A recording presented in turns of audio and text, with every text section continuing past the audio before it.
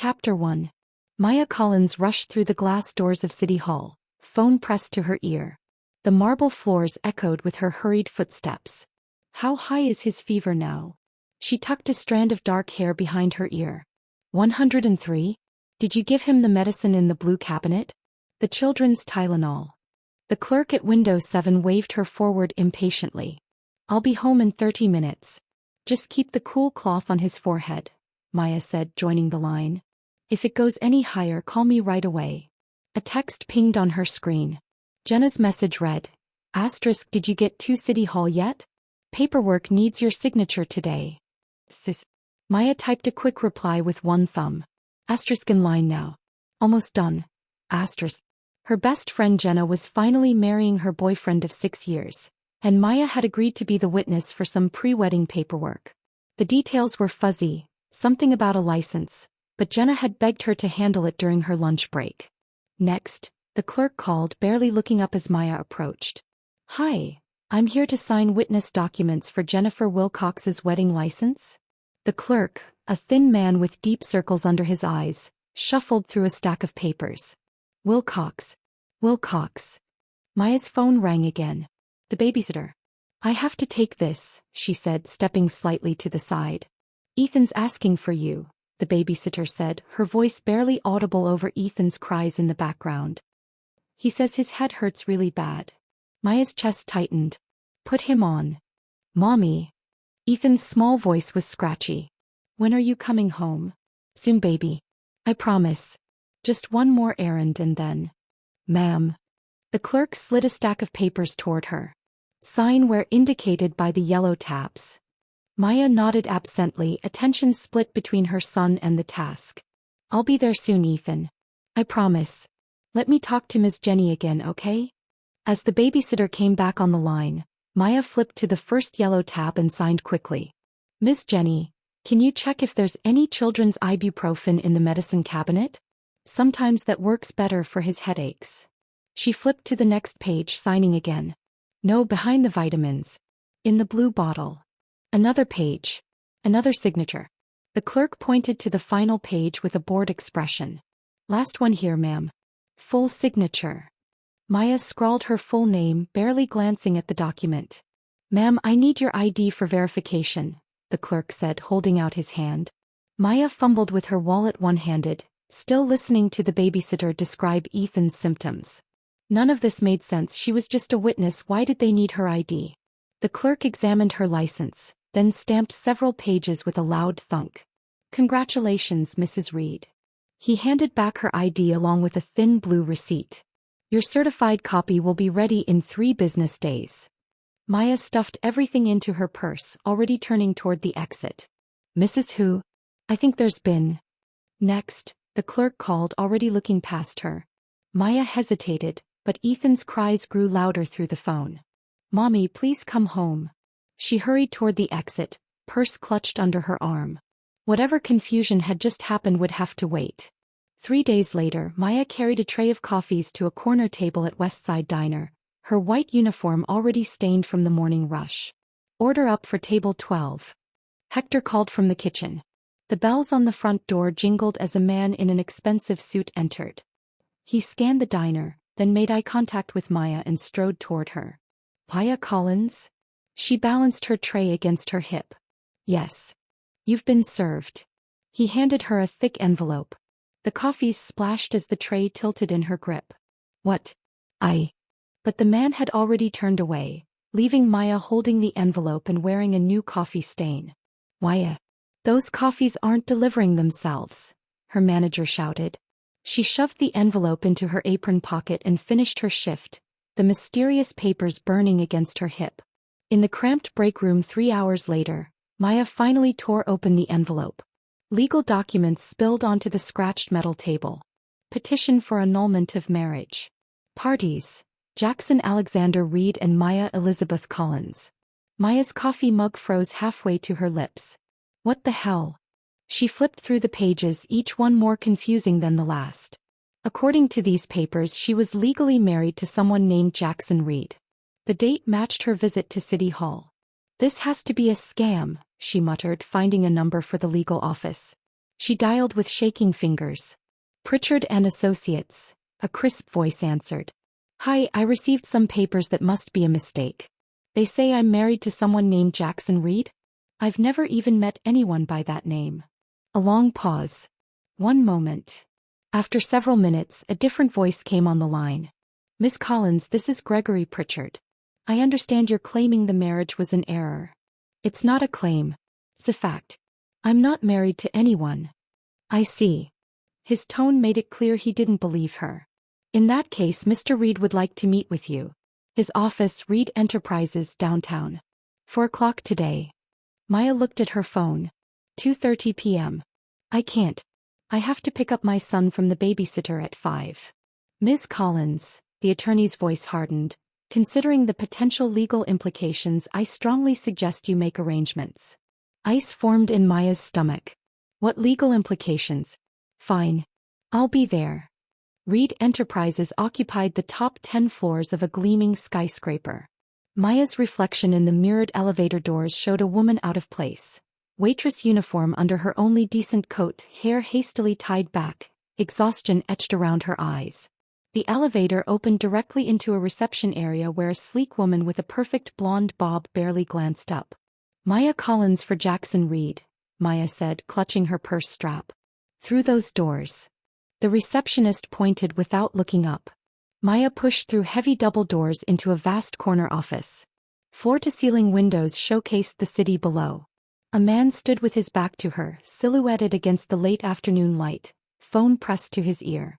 I don't care what the board thinks. Get it done. He ended the call and turned. Maya's breath caught. Jackson Reed was younger than she'd expected. Mid-30s with dark hair, sharp cheekbones, and the most intensely focused eyes she'd ever seen. His custom suit probably cost more than her annual rent. Those piercing eyes locked onto hers. So, he said, his voice dangerously soft, you're the woman who decided to marry me without my knowledge. Chapter 2. Excuse me. Maya blinked, her hands instinctively tightening around her purse strap. You think I planned this? Jackson Reed circled his enormous glass desk, moving with the easy confidence of a predator. An unknown woman somehow ends up with marriage documents bearing my name, on the exact day I filed paperwork for the Nakamura merger. His eyes narrowed. Coincidence seems unlikely. I was signing witness papers for my friend's wedding, Maya said. The clerk made a mistake. Jackson snorted. A clerk accidentally gave you marriage documents with my name already on them? That's your story. It's not a story. It's what happened. Maya pulled her phone from her purse. Look, I was on the phone with my son's babysitter. He was sick. I wasn't paying attention to. How convenient. Jackson leaned against his desk, arms crossed. Tell me, Miss Collins, did you research which wealthy bachelors had appointments at City Hall that day, or was I just a lucky selection? Heat rushed to Maya's face.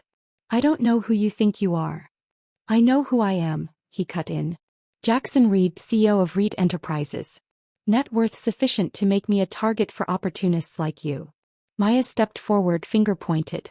I don't care if you're the King of England. I didn't marry you on purpose and I don't want your money. Just sign whatever papers you need to sign to fix this. A muscle in Jackson's jaw twitched. He pressed a button on his desk. Vanessa, bring in the file. The blonde receptionist entered moments later with a slim folder. Jackson took it without looking at her. That will be all. When the door closed, Jackson opened the folder and spread several papers across his desk. Maya Elizabeth Collins, he read. 32. Single mother to Ethan Collins, age 5. 2 jobs. Waitress at West Side Diner and weekend bookkeeper at Hartwell's Bookshop. Apartment in East Heights. No substantial assets.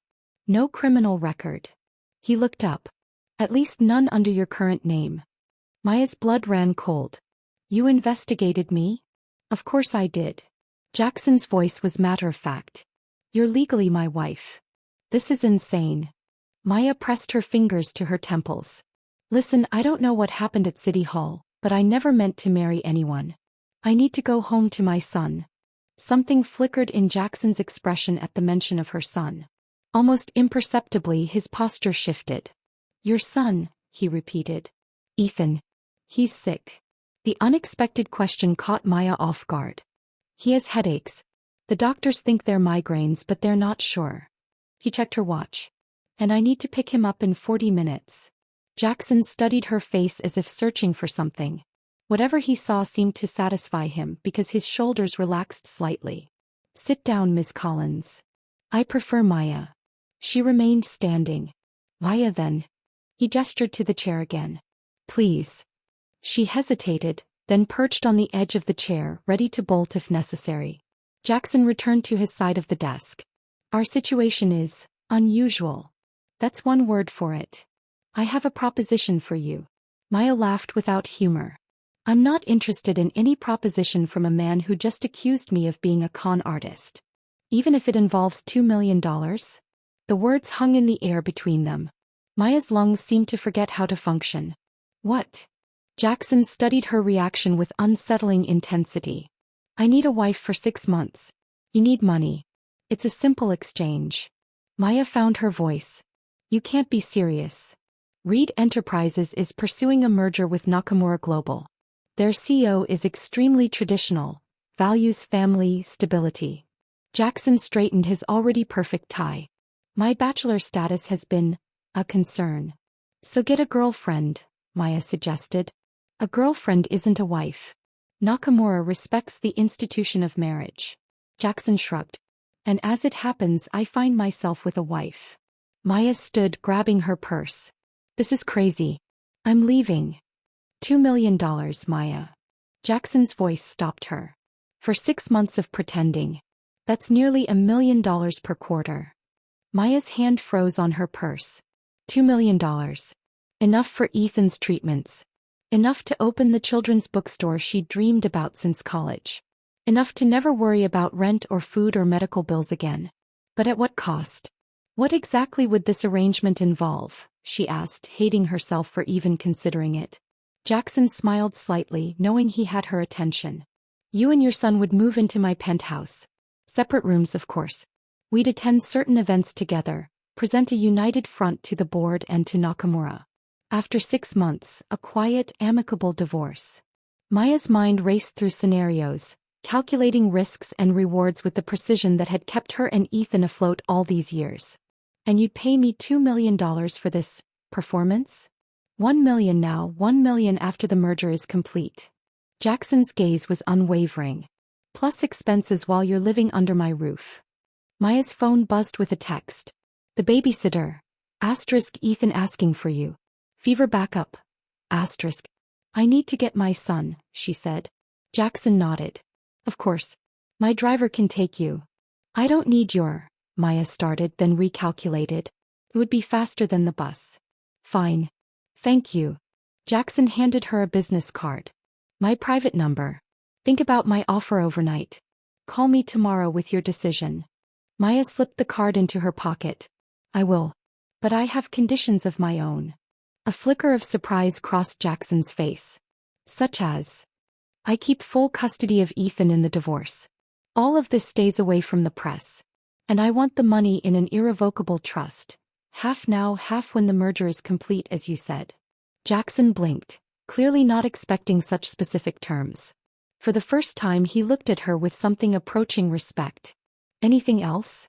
Maya met his gaze without flinching.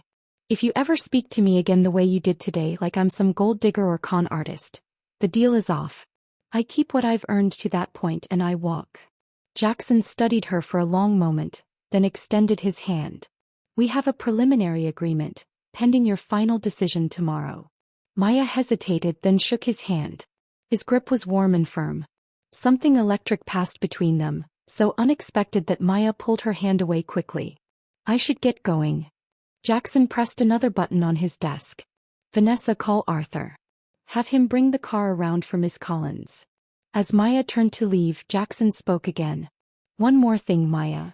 She looked back. Yes. Why were you so distracted at City Hall?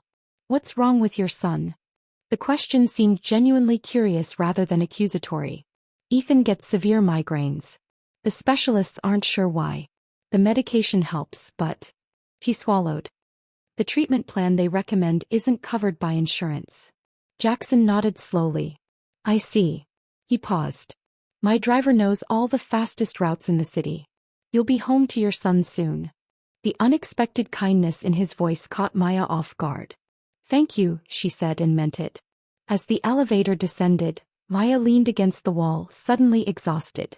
What had she just agreed to consider? Living with a stranger, pretending to be his wife for money? But $2 million. For Ethan it would be worth it. Wouldn't it? The sleek black car waited at the curb, the driver holding the door open.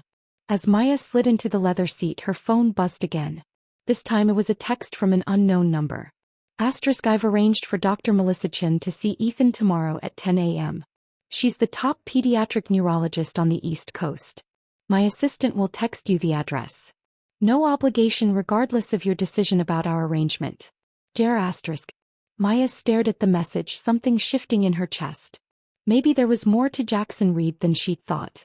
Or maybe he was just very, very good at getting what he wanted. Chapter 3. Dr. Melissa Chen's office looked more like an upscale hotel lobby than a medical facility.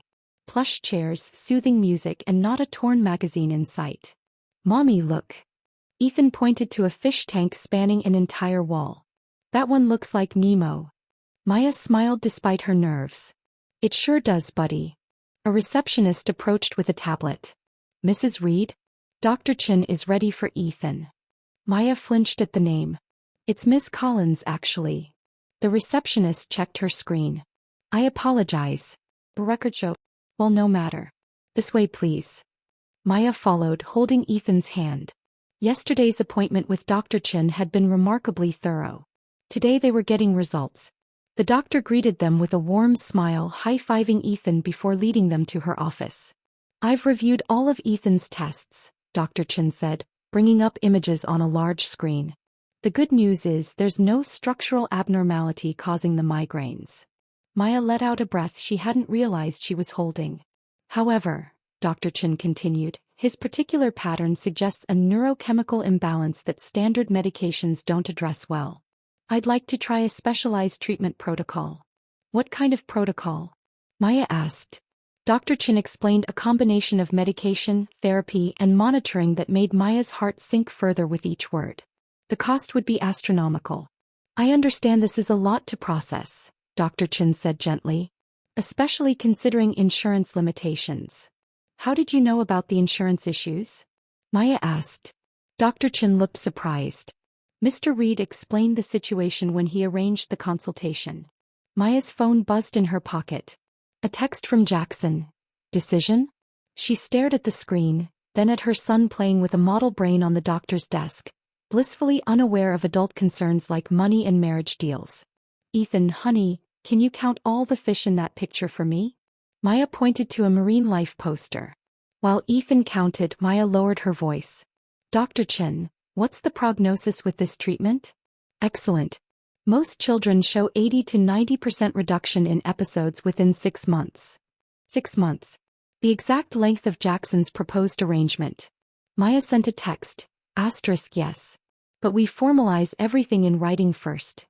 Asterisk. Jackson's reply came immediately. Asterisk my lawyers are drawing up papers now. Dinner tonight 7 p.m. to review details. I'll send Arthur. Asterisk. That evening, Maya tucked Ethan into bed at the babysitter's apartment. One more story, Mommy? Ethan pleaded, his blue eyes wide. Not tonight, buddy. She kissed his forehead. Mommy has a meeting. But I promise extra stories tomorrow. Is it about the doctor? Ethan asked. She was nice. She said my brain is super special. Maya's throat tightened. Yes, it's about that. I'm going to make sure you get the special medicine to help your head feel better. Like Superman? Ethan grinned. Getting his powers back? Exactly like that. She tucked the blanket around him. I love you to the moon. And back times infinity. Ethan finished their nightly ritual. Maya slipped out, giving last-minute instructions to the babysitter. Arthur waited by the car as promised. Good evening, Miss Collins, he said, opening the door. The drive to Jackson's building passed in silence. Maya rehearsed her conditions in her head, determined not to be intimidated by wealth or power. Jackson's penthouse occupied the top 2 floors of an exclusive building overlooking the park. The elevator opened directly into a foyer with marble floors and art that probably cost more than Maya's entire life. "Miss Collins." Jackson appeared in a doorway.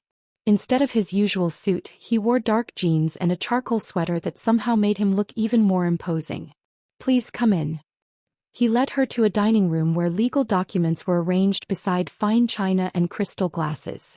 "Dinner will be served shortly," Jackson said. "I thought we might review the agreement first." Maya's stomach growled embarrassingly. Jackson's lips twitched. "Or perhaps food first?" "Food would be good," Maya admitted. A woman in a chef's coat appeared with plates of something that smelled divine. "Thank you, Maria," Jackson said. "We'll serve ourselves." When they were alone, Maya gestured to the elaborate setup. "Do you always eat like this?" "Like what?" "Like you're expecting a state dinner." Jackson glanced at the formal place settings as if seeing them for the first time. "Habit, I suppose. My grandfather believed proper dinners were a sign of civilization. My son believes dinosaur-shaped chicken nuggets are the height of culinary achievement," Maya countered. A genuine smile flickered across Jackson's face, transforming his features. A man of discerning taste. They ate in surprisingly comfortable silence for a few minutes. "These terms look comprehensive," Maya said, skimming the documents. "But I have several additions." Jackson set down his fork. "I assumed you would." Maya pulled a folded paper from her purse. "First, I want a separate agreement regarding Ethan. He's not part of this deal. His privacy is non-negotiable." "Agreed." "Second, I maintain my independence. I keep my bookkeeping job." Jackson frowned. "The waitressing job won't be necessary anymore." "I enjoy the bookkeeping," Maya explained. "It's just 3 hours on weekends and Hartwell's is important to me." Jackson studied her. "Fine. But you'll have a separate allowance for clothes, personal expenses." "Third," Maya continued, "we establish ground rules for public versus private behavior." "Meaning?" "Meaning I'm not playing wife behind closed doors." Maya met his gaze. "In public I'll be whatever you need for your business. In private we're essentially roommates." Jackson considered this. "Reasonable with one caveat. My housekeeper and staff will believe this is a real marriage. The fewer people who know the truth, the better." Maya nodded reluctantly. "Is there a script for how we met?" "My team suggests a coffee shop encounter 6 months ago, followed by a whirlwind romance. We kept it private until now due to my public profile and your desire to protect Ethan's privacy." "And the sudden City Hall wedding?" "Romantic impulse. We're both very busy, so when we found a free day we seized the moment." Maya snorted. "Because nothing says romance like City Hall on a Tuesday. You'd prefer a different story?" "No, that works." Maya pointed to a clause on page 3. "But this doesn't. I won't attend more than 2 events per week. I have a son to raise." Jackson uncapped an expensive-looking pen. Amended. 2 events maximum with at least 48 hours notice. They continued through the document, negotiating terms like seasoned diplomats. Maya surprised herself with her clarity and firmness. Jackson surprised her with his willingness to accommodate most of her requests. "Now the financial arrangements," Jackson said, sliding over a different document. "The first $1 million will be transferred tomorrow to this trust. The structure ensures it's yours regardless of how our arrangement ends, provided you don't violate the core terms." Maya's eyes widened at the legal language detailing the enormous sum. "And Dr. Chen's treatment protocol for Ethan?" "Already arranged. Your medical insurance will show full coverage for all treatments." Maya frowned. "How is that possible?" "I bought the insurance company." Jackson said it casually, as if purchasing multi-million-dollar corporations was as routine as buying milk. "Bought an entire company? For this?" Jackson shrugged. "It was undervalued. A good investment regardless." Maya shook her head in disbelief. "Do you always throw money around like this?" "Money is a tool, Maya. Nothing more." He refilled her water glass. "Now about living arrangements. You and Ethan will have the east wing of the penthouse. Complete privacy. The staff has been informed that my new wife and stepson will be moving in tomorrow." "That's very fast," Maya said. "The Nakamura dinner is Friday. We need time to establish a routine." Reality crashed over Maya. This was happening. She was agreeing to live with, To pretend to be married to a virtual stranger. What about Ethan? What do we tell him? Jackson considered the question. Children his age adapt quickly. We can tell him we're friends who will be living together for a while. And when he inevitably asks more questions, we'll handle them as they come. Jackson's tone softened slightly. I have no intention of confusing or upsetting your son, Maya. Maya studied him, searching for deception. Why are you really doing this, Jackson? Surely there are simpler ways to impress a business partner. Something flashed in his eyes, a vulnerability quickly masked. The Nakamura merger isn't just business. It's personal. How so? Jackson hesitated, then said, Nakamura Global was my father's white whale, the deal he chased his entire career and never landed. He died believing he'd failed. His jaw tightened. I won't make the same mistake. The admission surprised Maya. It was the first genuinely human thing she'd learned about him. And what about me? She asked quietly. Why choose someone you don't know? Someone you initially accused of being a con artist, rather than a woman from your social circle? Jackson's expression closed again. You're convenient. Already legally my wife. No romantic expectations or entanglements. The blunt assessment stung more than it should have. Right, Maya said, reaching for the pen. Convenience. She signed the documents with quick, decisive strokes. Jackson did the same. It's settled then, he said, gathering the papers. Arthur will help with the move tomorrow. Maya stood, suddenly eager to leave. I should get back to Ethan. Of course. At the elevator, Jackson handed her a small box. For appearances. Inside was a stunning diamond ring. I can't wear this, Maya protested. It's too much. It would be suspicious if my wife didn't have a proper ring. Jackson took it from the box and held it out. Consider it part of the costume. Reluctantly, Maya slipped it onto her finger. It fit perfectly. How did you know my size? Something unreadable crossed Jackson's face. Lucky guess. As the elevator doors closed, Maya caught Jackson staring at her with an intensity that made her shiver. There was more to this arrangement, and to Jackson Reed, than he was telling her. Much more. Chapter 4. Mommy, is this a castle? Ethan pressed his nose against the elevator glass as they ascended to Jackson's penthouse. Not exactly, buddy, Maya said, adjusting the strap of her worn duffel bag. It's just a very tall building. With a swimming pool and a movie room? Ethan bounced on his toes. That's definitely a castle. Maya smiled despite her nerves. They had agreed to tell Ethan a simplified version of the truth. Mr. Reed was a friend whose home they'd be sharing for a while. No mention of marriage or pretending. At 5, Ethan accepted this explanation with the easy adaptability of childhood. The elevator opened directly into the penthouse foyer. Jackson stood waiting, looking oddly uncertain. Welcome, he said, hands in his pockets. Ethan darted forward before Maya could stop him. Hi. I'm Ethan. I'm 5. He thrust out his hand the way Maya had taught him. Something shifted in Jackson's expression. He knelt to Ethan's level and shook the small hand solemnly. Oh, Ethan. I'm Jackson. Thank you for coming to stay in my home. Do you really have a movie room? Ethan asked, wide-eyed. I do. Jackson glanced at Maya before adding, would you like to see it? Yes. Ethan pumped his fist. Perhaps we should get settled first, Maya suggested, conscious of the few bags that contained their entire lives. I had the staff unpack the things Arthur brought over earlier, Jackson said. The rest can wait. He hesitated. Unless you'd prefer to organize everything now? Maya recognized the olive branch. A quick tour would be nice. Jackson led them through the penthouse, which was even more impressive in daylight. Floor-to-ceiling windows showcased panoramic city views. Modern furnishings in neutral tones created a sophisticated but oddly impersonal atmosphere. It's like a fancy hotel, Ethan whispered loudly to Maya. Jackson overheard. Is that good or bad? Ethan considered seriously. Good for visiting. Bad for living. Ethan.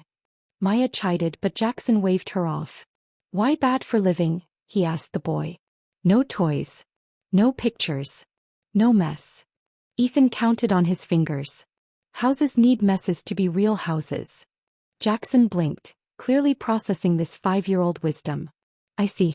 Well, perhaps you can help make this place more Real. Ethan beamed. I'm super good at making messes. Maya stifled a laugh at Jackson's momentarily alarmed expression. They continued the tour to the East Wing, their new living quarters. Maya gasped when Jackson opened the door to Ethan's room. Unlike the sterile modernity of the rest of the penthouse, this room looked like a child's fantasy. A loft bed shaped like a spaceship. Walls painted with galaxies. Bookshelves filled with children's titles. A desk with art supplies. When did you do this? Maya asked, stunned. Yesterday. Jackson's voice was carefully neutral. I had a designer create a space that might appeal to a 5-year-old boy. If it's not suitable. It's awesome. Ethan ran to the bed ladder. Mommy. I can sleep in space. Maya turned to Jackson, who was watching Ethan with an unreadable expression. Thank you, she said quietly. This is incredibly thoughtful. Something flickered in Jackson's eyes. It's nothing. Just making the arrangement more comfortable. Maya didn't believe him, but she let it go. Can I see my room? Jackson led her to a suite that would have been at home in a luxury resort. King bed, sitting area, walk-in closet, and a bathroom with a soaking tub that made Maya almost whimper with longing. The closet has been stocked with clothing that should fit, Jackson said, opening the double doors to reveal rows of designer items. If anything isn't to your taste, just let Vanessa know. Jackson, this is too much, Maya protested. It's necessary. We have the Nakamura dinner Friday. You'll need appropriate attire. Maya fingered a silk blouse that probably cost more than a month's rent. I feel like Julia Roberts in Pretty Woman. Jackson's lips twitched. Without the prostitution angle, I hope. The unexpected joke startled a laugh from Maya. Well, I am getting paid. Jackson's smile vanished. That's not the same thing. I know. I was just... Maya sighed. Never mind. An awkward silence fell between them. Dinner is at 7, Jackson finally said. The chef prepared a child-friendly menu option for Ethan. We usually eat earlier, around 5:30. I'll have the kitchen adjust.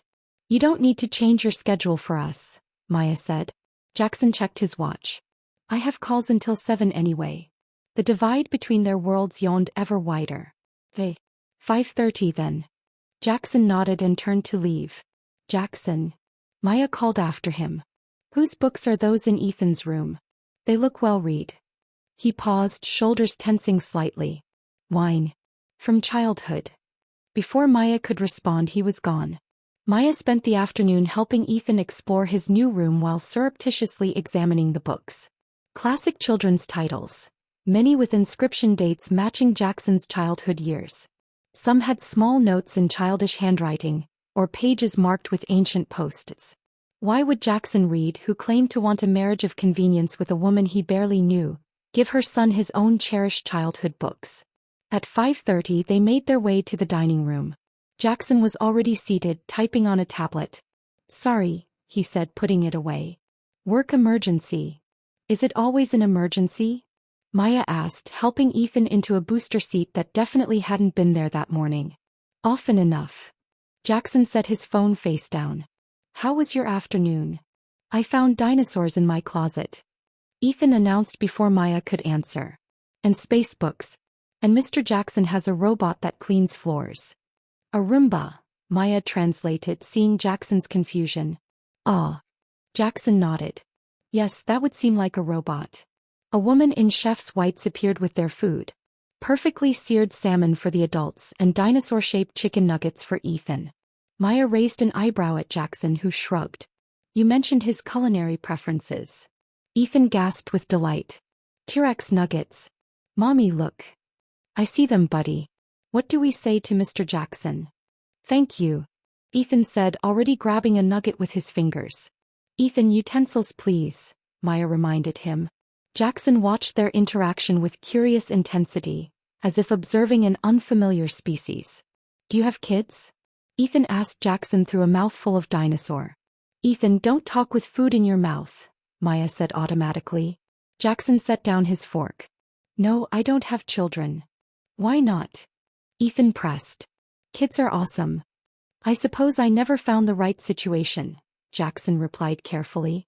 My daddy left when I was a baby, Ethan announced. Mommy says sometimes grown-ups make choices that aren't about us. Maya's cheeks burned. Ethan, that's private. It's fine, Jackson said, his voice oddly gentle. That must have been difficult for you both. Maya looked up, surprised by his perception. It was at first, she admitted. But we've been a team ever since, haven't we, buddy? Ethan nodded vigorously. The best team. And now Mr. Jackson is on our team too? Ethan asked. Maya and Jackson exchanged glances. For now, Jackson said. Yes. After dinner, Maya took Ethan for his bath while Jackson returned to work calls. Later, as she tucked Ethan into his spaceship bed, he asked the question she'd been dreading. Mommy, is Mr. Jackson going to be my new daddy? Maya's heart clenched. No, sweetie. Mr. Jackson is just a friend who's letting us stay in his home for a while. But you have a ring like Mrs. Rodriguez got when she married Mr. Rodriguez. Ethan pointed to the diamond glinting on Maya's finger. And you're sleeping here like Mrs. Rodriguez sleeps at Mr. Rodriguez's house.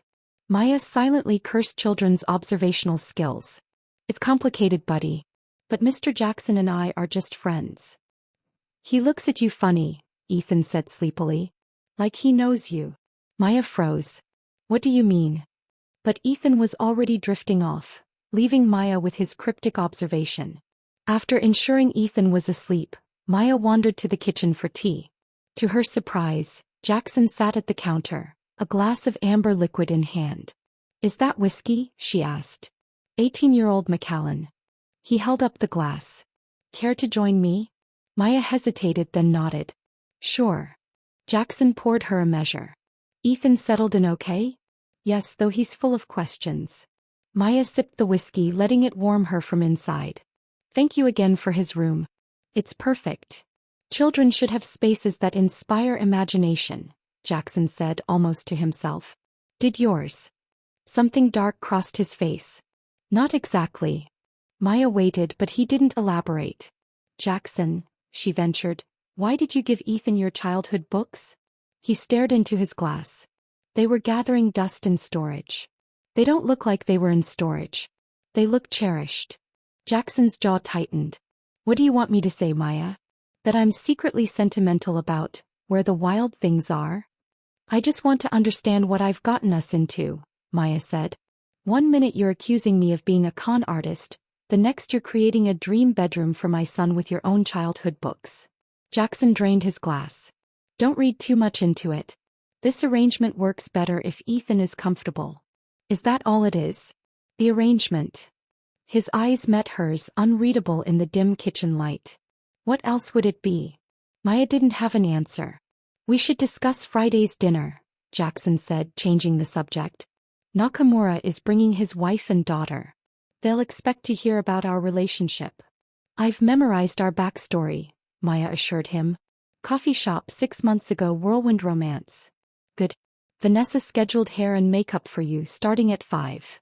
I can do my own hair and makeup, Maya protested. Not for this kind of event. Jackson's tone brooked no argument. The Nakamuras are extremely traditional. Everything must be perfect. Fine. Maya sipped her whiskey. Any other instructions for the little wife? Jackson's expression hardened. This isn't a joke, Maya.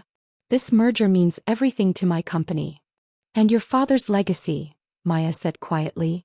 Something vulnerable flashed across Jackson's face before his mask slipped back into place. Yes. He stood abruptly. I have more work to finish. Good night. Maya watched him go, wondering about the man beneath the controlled exterior. What had made Jackson Reed so driven, so emotionally contained, yet capable of such thoughtfulness toward a child he barely knew? And why did she suddenly want to know everything about him? Later that night, while checking on Ethan, Maya noticed a light under Jackson's office door. She hesitated, then knocked softly. Come in, he called. Jackson sat at his desk, surrounded by documents. He looked up, surprise crossing his features. Everything okay? Yes, just checking if you needed anything before I turn in. Playing the dutiful wife already? His tone was light, but something in his eyes wasn't. Practicing my role, Maya replied with equal lightness. Jackson studied her for a moment. There is one thing. Yes. We should probably know basic details about each other. Favorite colors, foods. The usual. Maya leaned against the doorframe. 20 questions? Something like that. Okay, I'll start. What's your favorite color? Blue, Jackson said without hesitation. Yours? Green. Favorite food? Japanese. Specifically, a hole-in-the-wall sushi place in the East Village that doesn't take reservations. Maya smiled. That doesn't sound very Seal-like. I'm not always predictable, Jackson said. Your favorite food? Truthfully? Mac and cheese from a box. Maya laughed at his expression. Hey, single mom budget means comfort food is often processed food. I'll have the chef make you proper mac and cheese. Jackson made a note. You'll never go back to the box. Challenge accepted. Maya stepped further into the office. Dogs or cats? Dogs, Jackson said. Though I haven't had one since college. What kind? German Shepherd. Max. A genuine smile touched Jackson's lips. Best dog ever. We've always wanted a pet, Maya said. Our apartment didn't allow them. Jackson looked up sharply. Ethan wants a dog? More than anything. But it's a huge responsibility. Jackson nodded, making another note that Maya couldn't read. What are you writing? She asked. Nothing important. He closed the notebook. We should both get some rest. Big day Friday. Maya recognized the dismissal. Good night, Jackson. At her bedroom door, Maya paused, remembering Ethan's words. Asterisk, he looks at you funny. Like he knows you. Asterisk. What had her son seen that she hadn't? And why did she suddenly feel like she'd missed something crucial about Jackson Reed and this entire arrangement? Chapter 5. The doorbell rang just as Maya finished helping Ethan with his breakfast. 3 days into their new living arrangement, and she still couldn't find the cereal bowls without opening every cabinet. I'll get it, Jackson called from the hallway. Maya heard muffled voices, then a familiar laugh that made her freeze. Maya? You didn't tell me your sister was coming by. Maya dropped the spoon she was washing. Pie sister. She hurried to the foyer where Sophia Collins stood admiring an abstract painting, her sleek blonde hair and designer clothes making her look like she belonged in Jackson's world far more than Maya ever could. Surprise. Sophia air-kissed Maya's cheeks. I was in the neighborhood and thought I'd see your new situation. Her eyes slid to Jackson with undisguised interest. You could have called, Maya said. Where's the fun in that? Sophia's smile didn't reach her eyes.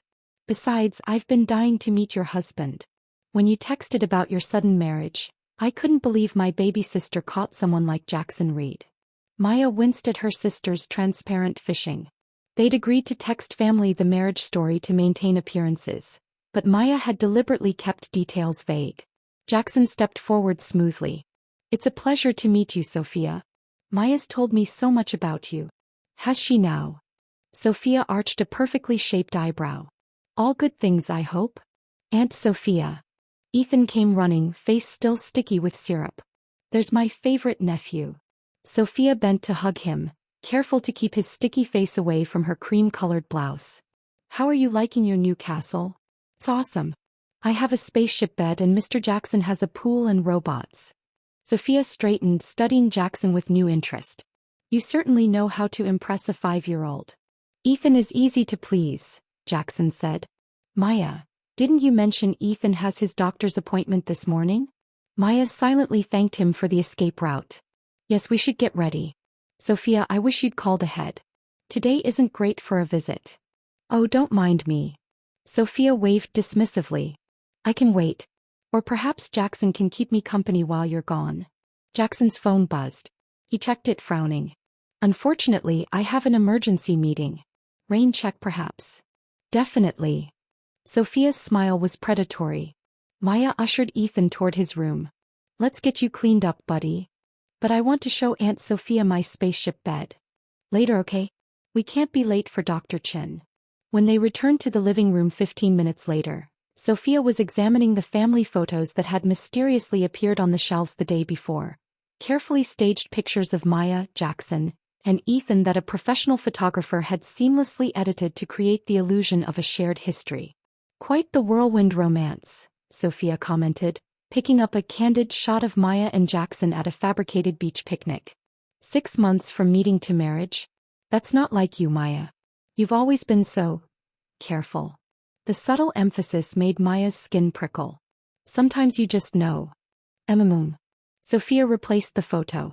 And to think after all those years of avoiding dating because of Ethan, you suddenly marry a billionaire. What amazing luck. Jackson stepped into the room before Maya could respond. Arthur is waiting to drive you to the appointment.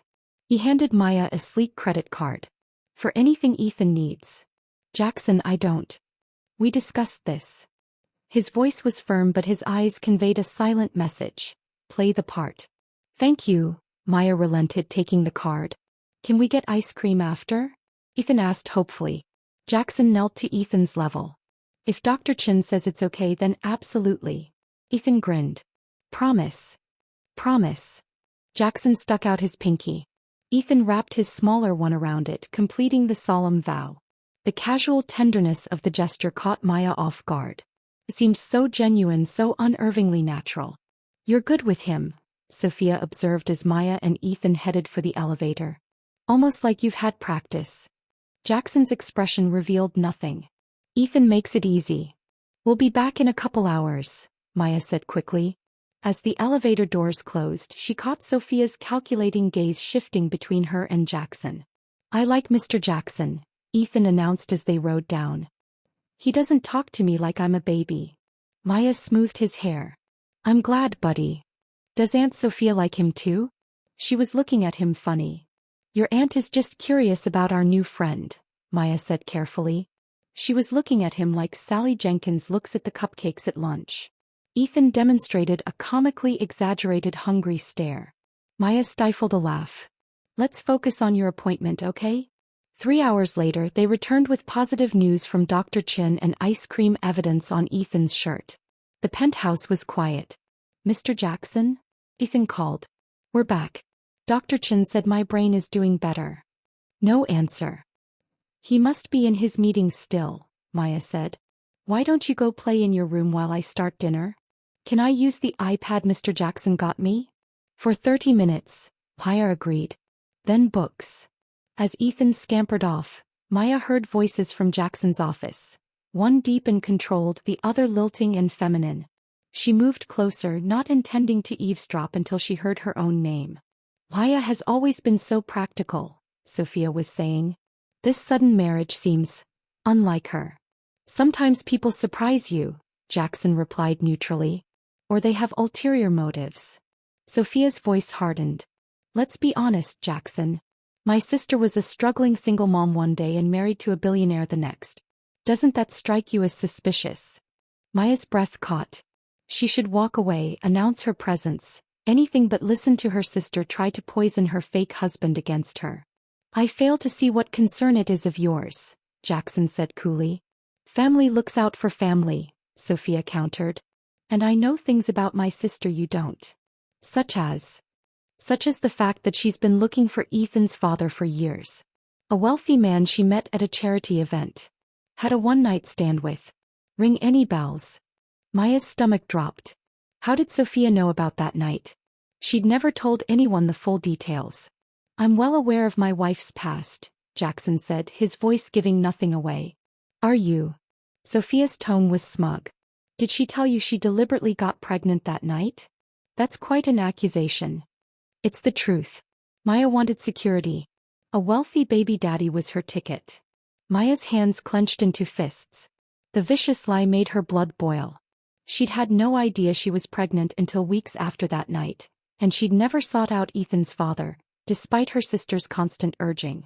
I think you should leave, Jackson said, his voice dangerously quiet. Just looking out for you, Sophia said sweetly. After all, it seems awfully convenient that she accidentally married you of all people. Almost like she knew exactly who you were. Maya couldn't take any more. She pushed open the office door. That's enough, Sophia. Her sister didn't even have the decency to look embarrassed. Maya, we were just catching up. No, you were spreading lies, Maya said, trembling with anger. Lies you know nothing about. Jackson watched the exchange with unreadable eyes. Don't be so sensitive. Sophia waved dismissively. I'm just making sure Jackson here knows what he's gotten himself into. I think it's time for you to go, Maya said firmly. Fine, fine. Sophia gathered her purse. But we should do lunch, Jackson. I have such interesting stories about my little sister. I'll see you out, Jackson said, his tone making it clear it wasn't an offer but a directive. When he returned minutes later, Maya was still standing in his office, arms wrapped around herself. I'm sorry about that, she said. My sister has always been difficult. Jackson studied her. She seems to have some interesting theories about us. Sophia loves drama. Maya tried to keep her voice steady. And she's always been jealous of my relationship with Ethan. She mentioned Ethan's father. Maya's heart stuttered. What did she say? That you've been looking for him. Jackson's gaze was penetrating. A wealthy man from a charity event. That's not exactly. Is it true? The simple question hung between them. Maya hesitated. Their arrangement was business, nothing more. Yet the intensity in Jackson's eyes made her feel like her answer mattered beyond the terms of their contract. No, she said finally. I haven't been looking for him. It was one night years ago. A mistake. Something flickered in Jackson's expression. Relief? Disappointment? I see. Maya needed to change the subject. How did your emergency meeting go? Fine. Jackson moved to his desk. The Nakamura dinner is tomorrow. Vanessa scheduled your final fitting for this evening. The abrupt shift threw Maya off balance. Jackson, about what Sophia said. It's none of my business, he cut her off. Our arrangement is professional. Your past is your own. The sudden distance stung. Right. Professional. Maya turned to leave, but Jackson called after her. Maya. She looked back. Yes. Why did you never look for him? Ethan's father. The question caught her off guard. I wanted Ethan to be wanted for himself, not out of obligation. And I was afraid. Of what? That he might try to take Ethan from me. Maya's voice dropped. Money and power can buy a lot of things, including custody. Jackson's expression darkened. No court would separate a child from a mother like you. The unexpected compliment warmed something in Maya's chest. Thank you for defending me to Sophia, she said. You didn't have to do that. We're in this together, aren't we? Jackson's voice softened. For better or worse? It was the closest they'd come to acknowledging the absurdity of their situation, and Maya couldn't help but smile. Literally, it seems. That evening, after Ethan was asleep, Maya decided to explore the penthouse. Jackson was working late and the vast space felt both empty and full of secrets. She wandered the west wing, which contained Jackson's private rooms. Her curiosity got the better of her when she noticed a door slightly ajar. Peeking in, she saw bookshelves lining the walls. A library. Maya slipped inside, running her fingers along leather-bound spines. Jackson Reed, it seemed, was a reader. A separate bookcase held children's books, more than had been placed in Ethan's room. Maya pulled one out, a worn copy of The Phantom Tollbooth. Inside the cover, childish handwriting spelled out, Property of J. Reed, age 8. Keep out. Maya smiled at the fierce warning. She could imagine a serious little boy writing it, perhaps already showing signs of the controlled man he would become. Replacing the book, she noticed a door at the back of the library. It was unlocked, opening to a small, windowless room. Maya fumbled for a light switch. Fluorescent lights flickered on, revealing walls covered with photographs, documents, and maps connected by colored strings, like something from a detective show. Maya stepped closer, her blood freezing as she recognized herself in dozens of pictures. Maya leaving her apartment building. Maya at the diner. Maya picking up Ethan from school. Some of the photos dated back 5 years. In the center of the display was a hospital photo of her holding newborn Ethan, exhausted but smiling. Next to it, a birth certificate with the father's name redacted. And beside that, a marriage license application with her signature, dated 5 years ago, months before their accidental City Hall encounter. Her legs weakened as the implications crashed over her. This wasn't random. None of this was random. A small red light blinked in the corner of the ceiling. Security camera. Maya stared directly into it, blood pounding in her ears as she realized that Jackson was watching her discovery in real time. The door behind her swung open. Maya turned slowly to face Jackson, whose expression confirmed everything. You knew, she whispered. All along you knew exactly who I was. Chapter 6. Maya backed away from Jackson, bumping into the wall of surveillance photos. What is this? Who are you really? Jackson's face revealed nothing as he stepped into the room. I think the better question is, who are you, Maya? Me. Her voice rose. I'm not the one with a creepy stalker room. Aren't you? Jackson moved to a section of the wall she hadn't noticed. Printouts of emails, bank records, and a timeline labeled MC Investigation. What are you talking about? Maya's hands trembled. Jackson pointed to a document. Your name wasn't always Maya Collins, was it? The accusation hit like a physical blow. How did you? The same way I know you've been following my career for years. Jackson tapped another photo. Maya in the background of a charity event where he was speaking. The same way I know you approached my assistant 6 months ago asking about my schedule. That's not. The same way I know you requested to work at City Hall the day of my appointment. His voice hardened. This wasn't an accident, Maya. You engineered it. Maya's mind reeled. Yes, she'd changed her name years ago, but not for the reasons he implied. And she'd never stalked him or planned their marriage. This was insane. You think I orchestrated our marriage? Maya laughed without humor. That's rich coming from the man with surveillance photos of me dating back 5 years. Something flashed in Jackson's eyes. Uncertainty? If not that, then what were you planning? I wasn't planning anything. Maya grabbed the charity event photo. I was catering this event. I talked to your assistant because I spilled wine on your speech notes and needed a replacement copy. Jackson's brow furrowed. And City Hall? I told you the truth. I was signing witness papers for Jenna's wedding. Their standoff was interrupted by Maya's phone ringing. She grabbed it, seeing the babysitter's name. Jenny? What's? Her face paled. How high? Did you give him? Okay, we're coming right now. She shoved her phone in her pocket. Ethan's fever is 104. He's asking for me. Jackson's demeanor changed instantly. I'll call Dr. Chin. There's no time for. She'll meet us at the emergency room. Jackson was already dialing. It's faster than waiting there. In the elevator, Maya's anger competed with fear for her son. This isn't over. Agreed. Jackson pressed the garage button. But Ethan comes first. His Mercedes screeched out of the garage, weaving through traffic with alarming precision. Maya gripped the door handle as Jackson took a corner at speed. Do you always drive like you're in a movie chase scene? Only in emergencies. Jackson handed her his phone. Text updates to this number. It's Dr. Chen's private line. Maya hesitated, then began typing symptoms as Jackson had instructed.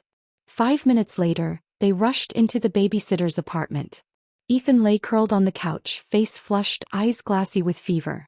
Mommy, he whimpered, reaching for her. I'm here, baby. Maya gathered him into her arms, feeling the heat radiating from his small body. Jackson knelt beside them, placing a cool hand on Ethan's forehead. Hey buddy. Not feeling so good, huh? Ethan shook his head weakly. We're going to see Dr. Chin, Jackson said. She's going to help your head feel better.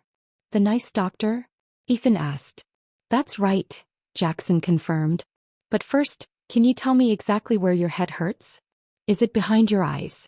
On one side. Maya watched in surprise as Jackson asked a series of specific questions about Ethan's symptoms, questions she'd heard neurologists ask during previous episodes. How do you know what to ask? She whispered as they carried Ethan to the car. Jackson's eyes met hers briefly. Research. At the hospital, Dr. Chin was waiting as promised. She guided them past the crowded emergency room directly to a treatment area. Classic migraine with fever, she confirmed after examining Ethan. I'm going to try a new medication combination we discussed. While a nurse started in 4, Dr. Chin pulled Maya and Jackson aside. This medication should break the cycle, she explained. But we need to identify his triggers.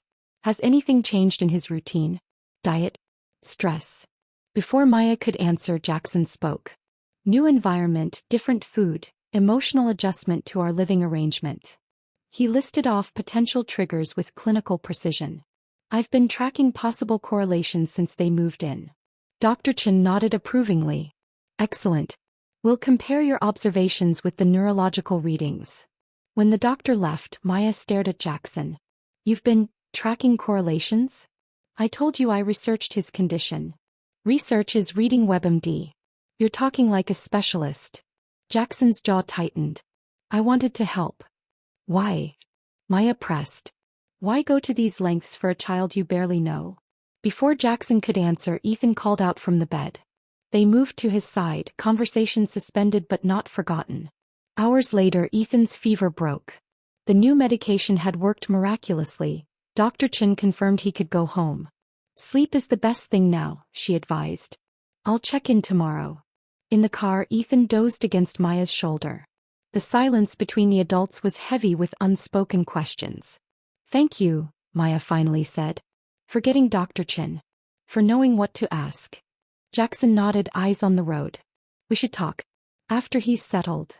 Back at the penthouse, they tucked Ethan into his spaceship bed. He fell asleep almost instantly, exhaustion claiming him.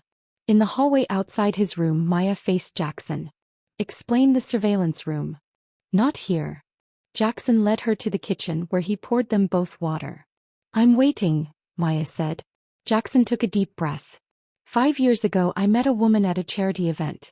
We spent one night together. The next morning, she was gone. Maya's heart pounded. What does that have to do with me? Everything. Jackson's eyes locked with hers. Because I think that woman was you. Before Maya could respond, her phone buzzed. A text from Sophia. * blind date arranged for tomorrow night. 8 p.m. at Lucien. He's very interested in meeting my suddenly rich sister. Don't tell the hubby. *. Jackson caught the flash of the screen. Your sister works quickly. It's nothing. Maya put her phone away. A blind date isn't nothing. His voice was carefully neutral. Not when we're supposed to be married. It's just Sophia being Sophia. Maya changed tactics. The Nakamura dinner is tomorrow night anyway. Actually, it's been moved to next week. Jackson watched her reaction. So you're free tomorrow evening, it seems. Maya considered her options. Going on Sophia's blind date could provide an escape from this increasingly complicated situation. But something about Jackson's story nagged at her. What if I want to go, she challenged. On a date with another man? While wearing my ring. Jackson's eyes darkened. That would violate our agreement. Our agreement is about appearances. In private. If word got back to Nakamura. It won't. Jackson studied her. Fine. Go. The easy capitulation surprised her. Really? With one condition. Jackson's voice was steel wrapped in silk. You take security with you. For appearances' sake. You mean a babysitter? I mean protection. He stepped closer. This arrangement means a lot of money is now associated with you. That attracts attention. Not all of it good. The logic was sound, but Maya sensed an ulterior motive. One security person. At a separate table. And they don't interfere. Agreed. Jackson extended his hand. Maya shook it, feeling as though she just moved a piece in a game whose rules she didn't fully understand. Now, she said, releasing his hand, let's get back to that surveillance room and your claim that we've met before. Jackson's phone rang. He checked the screen and frowned. Nakamura's office. I need to take this. As he stepped away to answer, Maya watched him, mind racing. If Jackson was telling the truth about their past encounter, it would explain the surveillance, his interest in Ethan, and the strange familiarity she'd felt since the beginning. But it didn't explain why he'd hidden it until now. Or why, despite everything, she felt drawn to him in ways that had nothing to do with their arrangement. The game had just become much more complicated. Chapter 7. Maya studied her reflection in the restaurant bathroom mirror, smoothing her black dress, one of the simpler pieces from her new wardrobe. She'd told herself this blind date was just reconnaissance, a chance to escape the penthouse and its mysteries.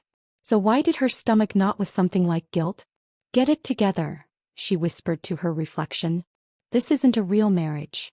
But Jackson's claim echoed in her mind. 5 years ago I met a woman at a charity event. We spent one night together. Could it be true? Had she really met Jackson before and somehow forgotten? Her phone buzzed with a text from the babysitter. Ethan asleep. No fever. Relief washed through her. After yesterday's scare, she'd almost cancelled the date. But Ethan had woken fever-free and energetic, insisting he felt super good, and that Jackson had promised to build a fort with him. The unexpected bonding had given Maya space to slip away. She returned to the table where her date waited, Vince Cruz, precisely as Sophia had described, handsome, charming, and watching Maya with keen interest. "Everything okay?" he asked as she sat down. "Fine.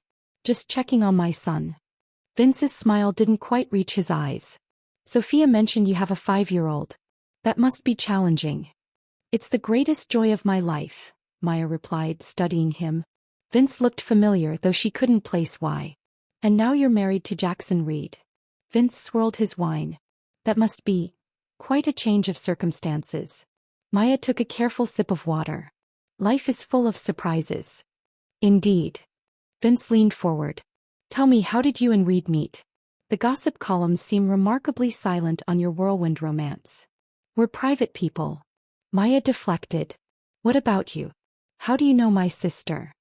"Mutual friends." Vince waved dismissively. "But you're much more interesting. A single mother one day, married to one of the city's wealthiest men the next. It's like a fairy tale." The hair on Maya's neck prickled. This didn't feel like normal date conversation. "What did you say you do for work?" she asked. "I run Cortez Industries." The way he watched for her reaction suggested the name should mean something. It clicked suddenly. The business magazines on Jackson's desk, the name on competitor analysis reports. "You're Jackson's rival," she said. Vince's smile widened. "So he mentions me?"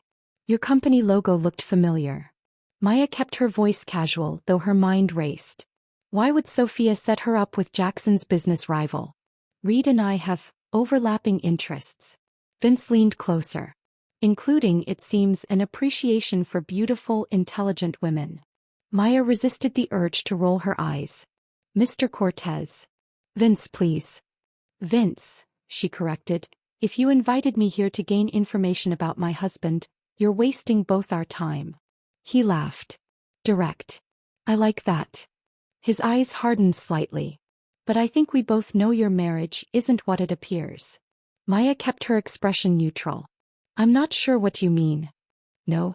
City Hall wedding, no announcement, no engagement." Vince ticked off points on his fingers. "And suddenly Reed has a perfect family right when Nakamura, who values traditional family structures above all else, is considering a merger?" "You seem very interested in my husband's business," Maya noted. "I'm interested in everything about Reed." Vince didn't bother hiding it anymore. "Including how his new wife might feel about his obsessive work habits. His past relationships. His plans for the Nakamura merger." Maya saw the game now. She took a deliberate sip of wine, mind working. "What's in it for me?" she asked, matching his calculating tone. Surprise flickered across Vince's face, quickly replaced by satisfaction. "Smart woman. What would you want?" "Information." Maya leaned forward. "About Jackson's past. Curious about your own husband?" Vince smirked. "Trouble in paradise already?" "Just filling in gaps." Maya shrugged. "Marriage can be surprising." "I'll bet." Vince pulled out his phone. Reed's last serious relationship was with Elise Warren, 3 years ago.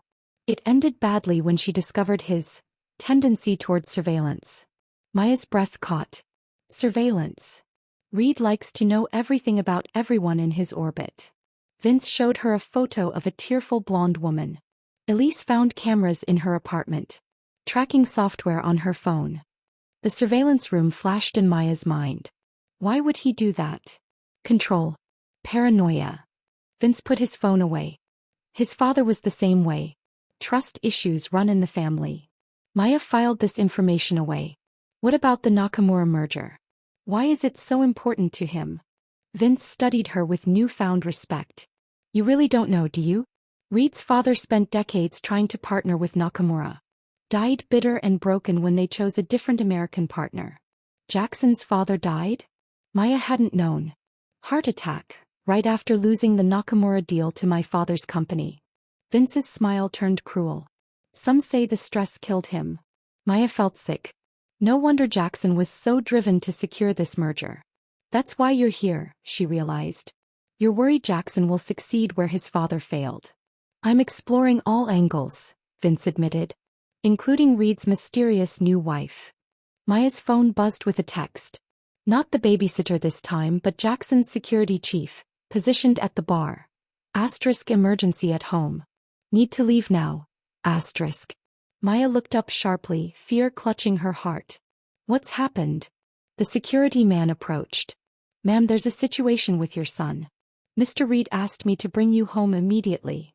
Vince watched the exchange with interest. Trouble. I have to go. Maya grabbed her purse. Pie son. Of course. Vince stood, handing her his card. Call me. We have more to discuss. In the car, Maya called Jackson, heart pounding. What's wrong with Ethan? Nothing. Jackson's voice was calm. He's fine. Sound asleep.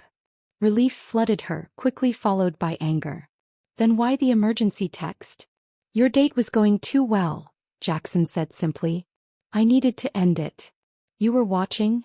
Maya's grip tightened on her phone. Of course I was watching. Cortez is my business rival. So you faked an emergency about my son? Maya's voice shook with fury. That's beyond manipulation, Jackson. That's cruel. Pause. You're right. I apologize. It was excessive. The unexpected admission deflated some of her anger. Why do you care who I have dinner with? This isn't a real marriage. Cortez isn't interested in you, Maya. He's using you to get to me. I know that, Maya snapped. I'm not an idiot. Another pause. You knew. Of course I knew.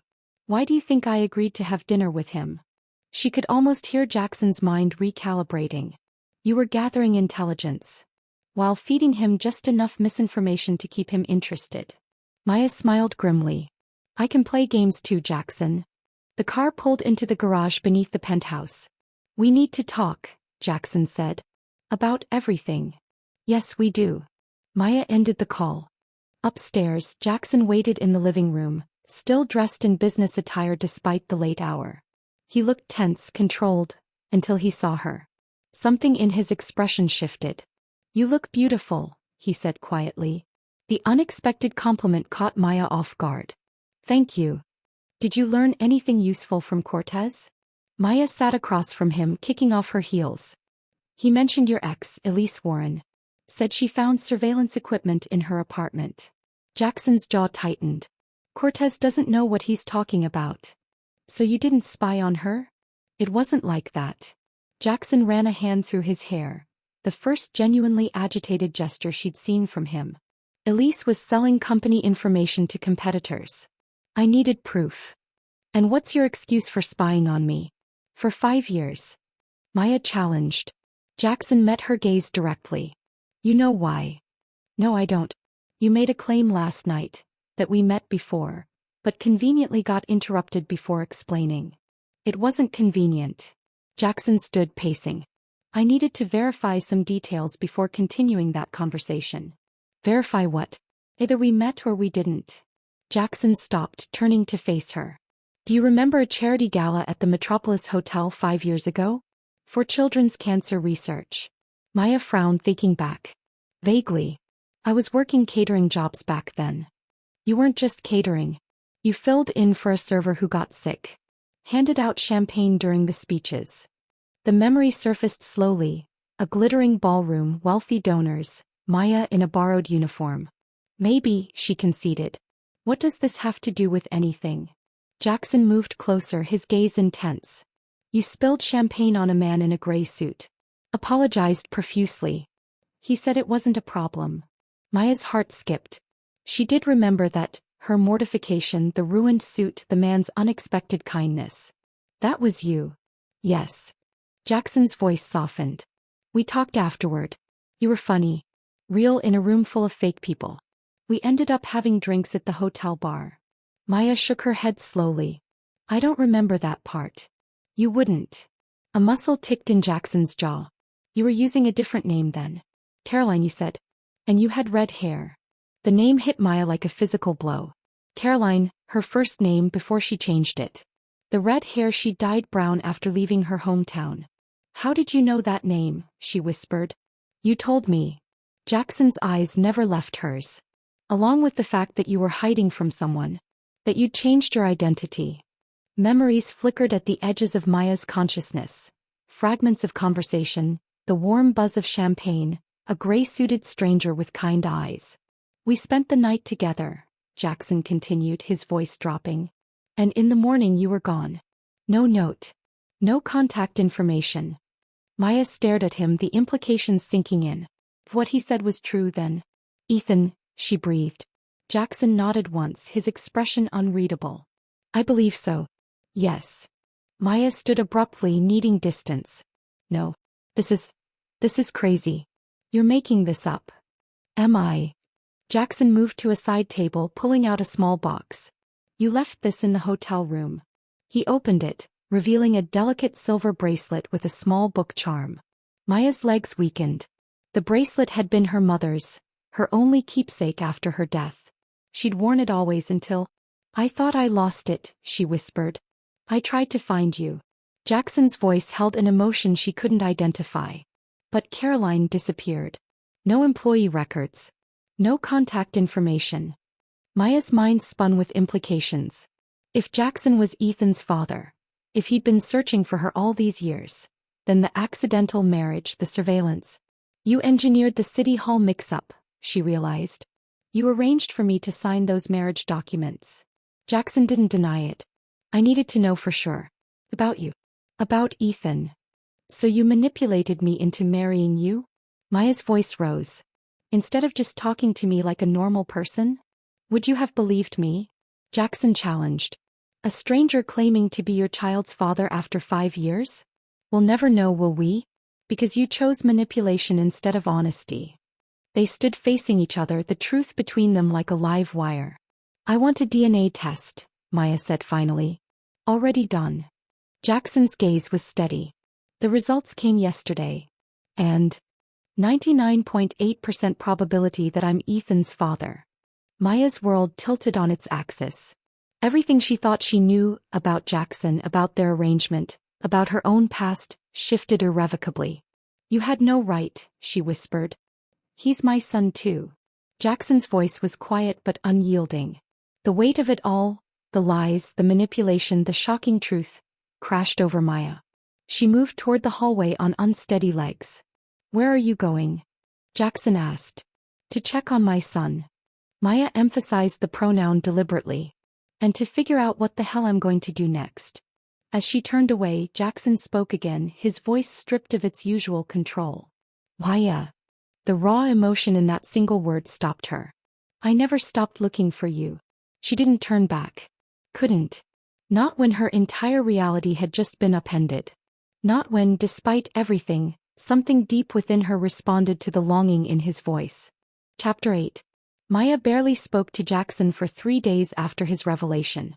She moved through the penthouse like a ghost, focusing solely on Ethan while avoiding the man who claimed to be his father. Jackson didn't push. He gave her space, retreating into work and late-night office hours. Their only interactions were brief, polite exchanges about household matters.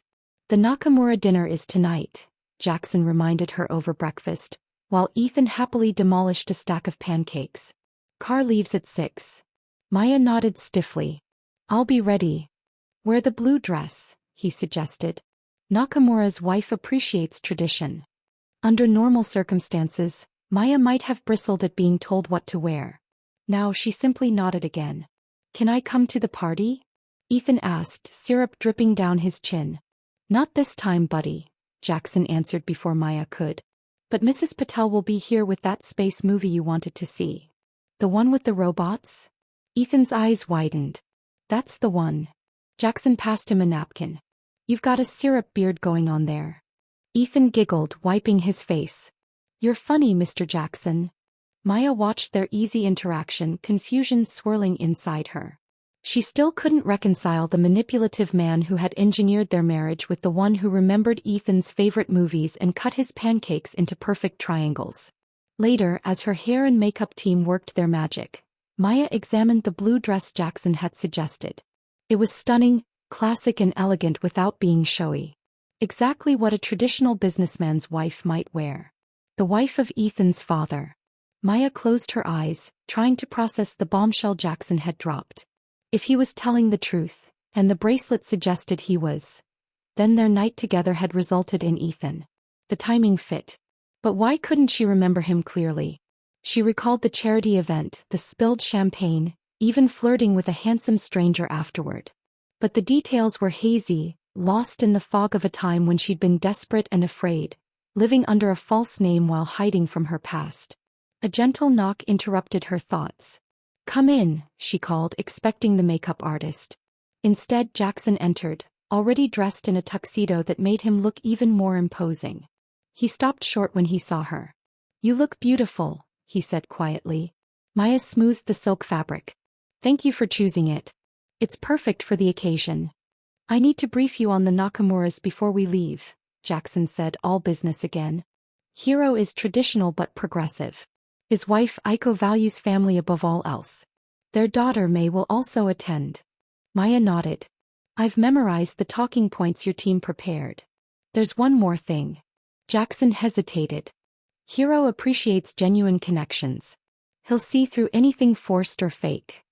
"So you're saying I should genuinely act like I'm in love with the man who manipulated me into marriage?" Maya arched an eyebrow. Jackson met her gaze steadily. "I'm saying we need to find some common ground tonight. For both our sakes. And Ethan's." The question slipped out before she could stop it. "Yes," Jackson admitted. "For Ethan's." A loaded silence fell between them. "I've scheduled the official paternity test," Jackson said finally. "As you requested." "Good." Maya turned back to the mirror, signaling the end of the conversation. Jackson lingered a moment longer. "Maya, at some point we need to talk about what happens next." "Let's get through tonight first," she said, not meeting his eyes. The Nakamura dinner was held in a private room at Koi, the city's most exclusive Japanese restaurant. As they entered, Maya plastered on her best smile, slipping her hand through Jackson's arm as they'd practiced. Hiro Nakamura was a small man with a commanding presence. His wife, Aiko, elegant in a traditional kimono, studied Maya with polite curiosity. "Reed-san," Hiro bowed slightly. "Thank you for joining us. And this must be your new bride." "Maya Reed," she introduced herself, using the surname that still felt foreign on her tongue. "It's a pleasure to meet you." "Such a lovely couple," Aiko commented. "How did you meet? We've heard so little about your romance." Jackson squeezed Maya's hand gently, a signal they'd agreed on for him to take the lead. "A charity event," he said, his voice warming. "Maya saved me from embarrassment after I spilled champagne all over myself." Maya stiffened slightly. He was telling their actual story, not the coffee shop narrative they'd rehearsed. "How charming," Aiko smiled. "And when did you know she was the one?" Jackson's gaze shifted to Maya's face. "That night. When she talked about her dreams of opening a children's bookstore. The way her eyes lit up." He paused. "I'd never met anyone so genuine." The raw emotion in his voice caught Maya off guard. This wasn't the practice script. "And you, Mrs. Reed?" Hiro asked. "What attracted you to your husband?" Maya found herself answering truthfully. "His kindness. Behind the businessman exterior, he showed me unexpected kindness when I needed it most." Jackson's fingers tightened around hers. From anyone watching, it would look like an affectionate squeeze. Maya knew it was surprise. The dinner progressed smoothly. Maya chatted with Aiko about children while Jackson and Hiro discussed business. To her surprise, she found herself enjoying the Nakamura's company, especially May, their daughter, who shared Maya's love of classic literature. "Your wife is delightful, Reed-san," Hiro commented as dessert was served. "A perfect balance to your intensity." "I'm a fortunate man," Jackson replied, his hand finding Maya's under the table. She allowed the contact, aware of their audience but also strangely comforted by the connection. As coffee was served, Jackson excused himself to take a call from the Tokyo office. Maya found herself momentarily alone with Hiro while Aiko and May examined the restaurant's koi pond. "You have a son, I understand?" Hiro asked. "Yes, Ethan. He's 5. Children are our greatest treasure." Hiro's eyes crinkled. "Reed-san speaks of him with great pride." Maya's surprise must have shown on her face. "You did not know?" Hiro seemed amused. "When we met last month he showed me pictures. Spoke of the boy's intelligence, his creativity. He said, he's exactly like his mother, sees the world differently." Maya's heart stuttered. "Last month? Before their marriage? Before Jackson had even confirmed his suspicions about Ethan? Reed-san has waited a long time to be a father, Hiro continued. His own father was complicated. Not a model to follow. I didn't realize you knew Jackson so well, Maya said carefully. Our families have history, Hiro nodded. His father pursued a partnership with my father for decades. Too aggressively, perhaps. After his father's death, Reed-san took a different approach. Patience. Respect. Values I appreciate. Maya absorbed this information, filing it away. Jackson doesn't speak much about his father. Not surprising. Hiro sipped his tea. Some wounds are best left undisturbed. Before Maya could ask more, Jackson returned. Apologies for the interruption, he said, resuming his seat. Not at all, Hiro waved dismissively. I was just telling your wife how long I've looked forward to meeting her and your son. Something flashed in Jackson's eyes, alarm? Before his expression smoothed. Maya and Ethan are my greatest priorities. As they should be. Hiro nodded approvingly. On the drive home, Maya stared out the window, processing the evening's revelations. You did well tonight, Jackson said, breaking the silence. Hiro was impressed. You told him about Ethan, Maya said. Before our arrangement. Before you even knew for sure he was yours. Jackson didn't deny it. I had my suspicions. Suspicions aren't certainty. Why would you claim a child you weren't sure was yours? His gaze remained fixed on the road. Because I hoped. The simple admission hung between them. Why? Maya pressed. Why hope for a child with a woman who disappeared? Jackson's hands tightened on the steering wheel. You weren't just any woman, Maya. You barely knew me. I knew enough. His voice roughened. One night was enough to know you were different. The raw honesty in his voice sent a shiver through Maya. Different how? Jackson pulled the car into the garage but didn't immediately get out. Real, he said finally. You were real in a world where everything else felt artificial. You talked about books and dreams and making a difference. Not connections or money or status. Maya remembered fragments of that conversation now. Her passion for children's literature. Her dream of a bookstore where kids from all backgrounds would feel welcomed. That doesn't explain 5 years of surveillance, she said, though her voice had lost some of its edge. After you disappeared, I tried conventional methods first, Jackson explained. Private investigators. Public record searches. Nothing. Caroline was a ghost. So you turned to less conventional methods. I had resources. I used them. Jackson turned to face her. I don't expect you to understand or forgive that. But I need you to know it wasn't about control or manipulation. Not initially. What changed? I found you, he said simply. Living as Maya Collins. With a son whose age matched our encounter perfectly. But I needed to be sure before approaching you. So you arranged our accidental marriage instead of just asking for a DNA test? Maya couldn't keep the incredulity from her voice. Jackson had the grace to look uncomfortable. It wasn't my finest moment. But after years of searching, finding you both. I didn't want to risk losing you again if the test was positive. So you trapped me instead. I created an opportunity, Jackson corrected. One that benefited us both. Maya shook her head. Your justifications don't make it right, Jackson. No, he agreed quietly. They don't. They entered the penthouse in silence. Mrs. Patel reported that Ethan had fallen asleep halfway through the movie. Maya checked on him, brushing his hair back from his forehead. With new eyes, she noted the shape of his jaw, the slight furrow between his brows as he dreamed, features that matched the man standing in the doorway watching them both. He has your eyes, Jackson said softly. That's what I noticed first in the photographs. Maya's throat tightened. I always thought they looked like my father's. Maybe both, Jackson suggested. They moved to the kitchen where Maya made tea, a habit when she needed to think. What happens now? She asked, finally addressing the question they'd been avoiding. That depends on what you want, Jackson replied, accepting the cup she offered. I want what's best for Ethan. As do I. Maya studied him over the rim of her cup. If the paternity test confirms you're his father, what are you expecting? Joint custody? Visitation? I was hoping for something more permanent, Jackson said carefully. Meaning? Meaning perhaps our arrangement doesn't need to be temporary. Maya stared at him. You want to stay married? For real? Is that so impossible to imagine? Jackson asked. We already live together. Ethan is adjusting well. The financial security allows you to pursue your bookstore dream.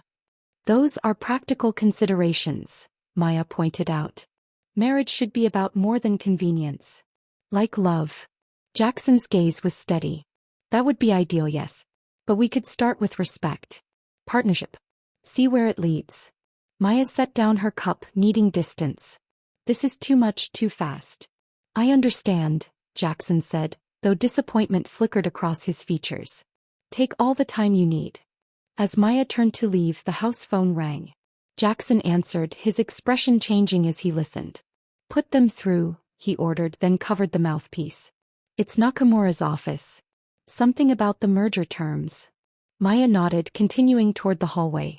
As she left, she heard Jackson say, that timeline doesn't work for me. I need to discuss this with. Then his voice dropped as he moved away, speaking rapidly in what sounded like Japanese. In her room, Maya opened her laptop, searching Jackson Reed father. Something she should have done days ago. Article after article detailed the strained relationship between Jackson and Alexander Reed, a notoriously ruthless businessman who had died of a heart attack 3 years earlier. One headline caught her eye: Reed Enterprise Air Breaks with Father's Methods. The article, dated shortly after Alexander's death, quoted Jackson. My father's approach to business and family was fundamentally flawed. I intend to forge a different path. Maya clicked through more articles, finding photographs of a stern-faced Alexander Reed at charity events, always alone, never with his son. The resemblance between them was striking, though Alexander's features held none of the occasional warmth she'd glimpsed in Jackson's. A soft knock interrupted her research. Come in, she called, closing the laptop. Jackson entered, looking troubled. That was Nakamura's assistant. Hiro wants to move up the merger timeline. Is that a problem? It creates complications, Jackson admitted. But that's not why I'm here. He hesitated. An attendee at tonight's dinner approached me as we were leaving. An elderly businessman named Walter Crane. What about him? He claims to recognize you from years ago. Jackson watched her carefully. Says you worked for a company called Meridian Partners under the name Caroline Wilson. Maya's blood ran cold. Her past, the one she'd spent years running from, suddenly threatening to surface. Did you tell him he was mistaken? She asked, fighting to keep her voice steady. I did. Jackson stepped closer. Maya, who is Caroline Wilson? And what happened at Meridian Partners that made you change your identity? Before she could answer, Jackson's phone buzzed. He checked it and frowned. It's Ethan. What? Maya was instantly alert. He just texted from the iPad. Jackson showed her the screen, a string of emojis followed by, when are you coming to say goodnight? He's supposed to be asleep, Maya said, rising. They found Ethan sitting up in bed, tablet in hand, looking pleased with himself. I texted Mr. Jackson, he announced proudly. All by myself. I see that, Maya said, taking the iPad. But it's way past bedtime, mister. I wanted to know if your party was fun, Ethan yawned. And if you danced like in the movies. Jackson knelt beside the bed. The party was very grown up and boring. No dancing. That's sad, Ethan declared. Parties should have dancing. Next time, Jackson promised. Now sleep time. Will you both tell me a story? Ethan asked hopefully. Maya and Jackson exchanged glances. One quick story, Maya agreed, sitting on one side of the bed while Jackson took the other. As they alternated lines of an improvised tale about a space explorer, Maya watched Jackson with new eyes, seeing both the calculating businessman who had orchestrated their marriage and the gentle man who seemed to genuinely care for her son. For their son, if the tests confirmed it. When Ethan finally drifted off, they tiptoed from the room.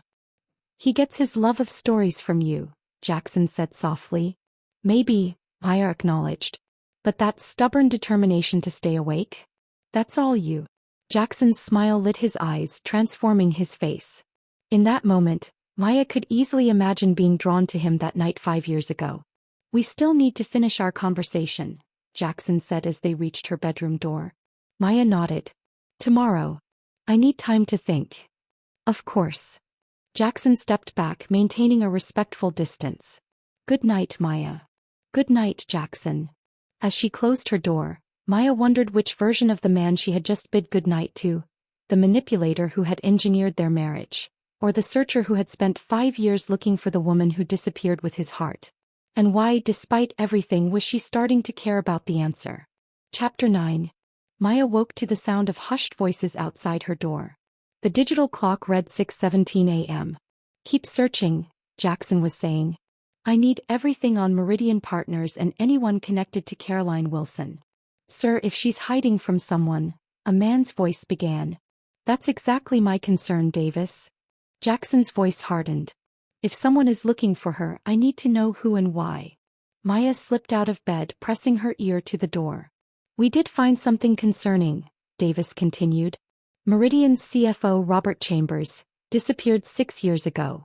Embezzlement allegations. The same month, Caroline Wilson vanished. Connection. Unclear, but they worked closely together. Find Chambers, Jackson ordered. And increase security on Maya and Ethan. No one gets near them without my authorization. Footsteps receded down the hallway. Maya sank onto the edge of her bed, heart pounding. It was happening again, her carefully constructed life unraveling. She hadn't thought about Robert Chambers in years. Hadn't allowed herself to. After showering and dressing, Maya found Jackson in the kitchen making coffee. Ethan was still asleep, giving them a rare moment alone. You're investigating me, she said without preamble. Jackson didn't bother denying it. I'm investigating who might be looking for you. Did it occur to you to just ask me? Would you have told me the truth? Jackson handed her a cup of coffee. About Caroline Wilson and Robert Chambers? Maya took the cup, buying time. That's complicated. Uncomplicate it. Jackson leaned against the counter. Maya, if you're in danger, if Ethan is in danger, I need to know. The genuine concern in his voice made her hesitate. I didn't steal anything, if that's what you're wondering. I never thought you did. Maya sipped her coffee, organizing her thoughts. I was Caroline Wilson. I worked as an executive assistant at Meridian Partners 6 years ago. Robert Chambers was the CFO, my boss. And? Jackson prompted when she fell silent. And I discovered he was embezzling funds. Millions. When I confronted him. Maya's hand trembled, sloshing coffee onto the counter. He didn't take it well. Jackson's expression darkened. Did he hurt you? He threatened to. Maya set down her cup. Said he'd make sure I'd never work again. That I'd be implicated if I went to the authorities. But you didn't believe him. Actually, I did. Robert was powerful, connected. But I couldn't ignore what I'd found. Maya met Jackson's gaze. So I gathered evidence. Built a case against him. What happened? The night before I planned to take everything to the board, someone broke into my apartment. Maya hugged herself, remembering. Trashed the place. Left a note saying, next time you're home. Jackson's jaw tightened. You ran. I took what I could carry and disappeared. Maya nodded. Changed my name, my appearance. Started over in a new city. And Chambers. Vanished a few days later. The embezzlement came to light anyway. Last I heard, police were looking for him. Jackson studied her. But he kept running. Even after he disappeared. He made other threats, Maya said quietly. Against my family. Friends. I couldn't risk it. And now someone from Meridian recognized you at the gala. Walter Crane was on Meridian's board, Maya confirmed. If he recognized me. He might tell others, Jackson finished her thought. Including people who could still be connected to Chambers. Maya nodded, the old fear crawling up her spine. Jackson pulled out his phone. I'm canceling my meetings today. We need a contingency plan. Jackson, you can't put your business on hold because of this. Watch me. His voice was steel. Nothing is more important than keeping you and Ethan safe. The intensity of his declaration caught Maya off guard. This isn't your problem to solve. It became my problem the moment you walked into my life. Jackson moved closer, his eyes never leaving hers. The moment I realized Ethan was my son. We don't know that for certain yet, Maya reminded him, though the protest sounded weak even to her ears. I do. Jackson's certainty was unshakable. And even if by some chance he weren't, I would still protect you both. Why? The question escaped before Maya could stop it. Something shifted in Jackson's expression, vulnerability breaking through his controlled exterior. Because I've spent 5 years searching for you, he said quietly. And I'm not losing you again. The raw emotion in his voice stole Maya's breath. Before she could respond, Ethan's voice called from the hallway. Mommy? Mr. Jackson? Are you making breakfast? They broke apart as Ethan bounded into the kitchen, sleep-rumpled and smiling. Pancakes? He asked hopefully. Coming right up, buddy, Jackson answered, his tone lightening instantly. While Jackson helped Ethan gather ingredients, Maya's phone buzzed with a text. Unknown number. Asterisk, I know who you are, Caroline. We should talk. For old time's sake. Our asterisk. Maya's phone clattered to the counter. Jackson looked up sharply, catching her expression. Ethan, why don't you get the chocolate chips from the pantry? He suggested calmly. Yes. Ethan pumped his fist, racing to the pantry. Jackson crossed to Maya, picking up her phone.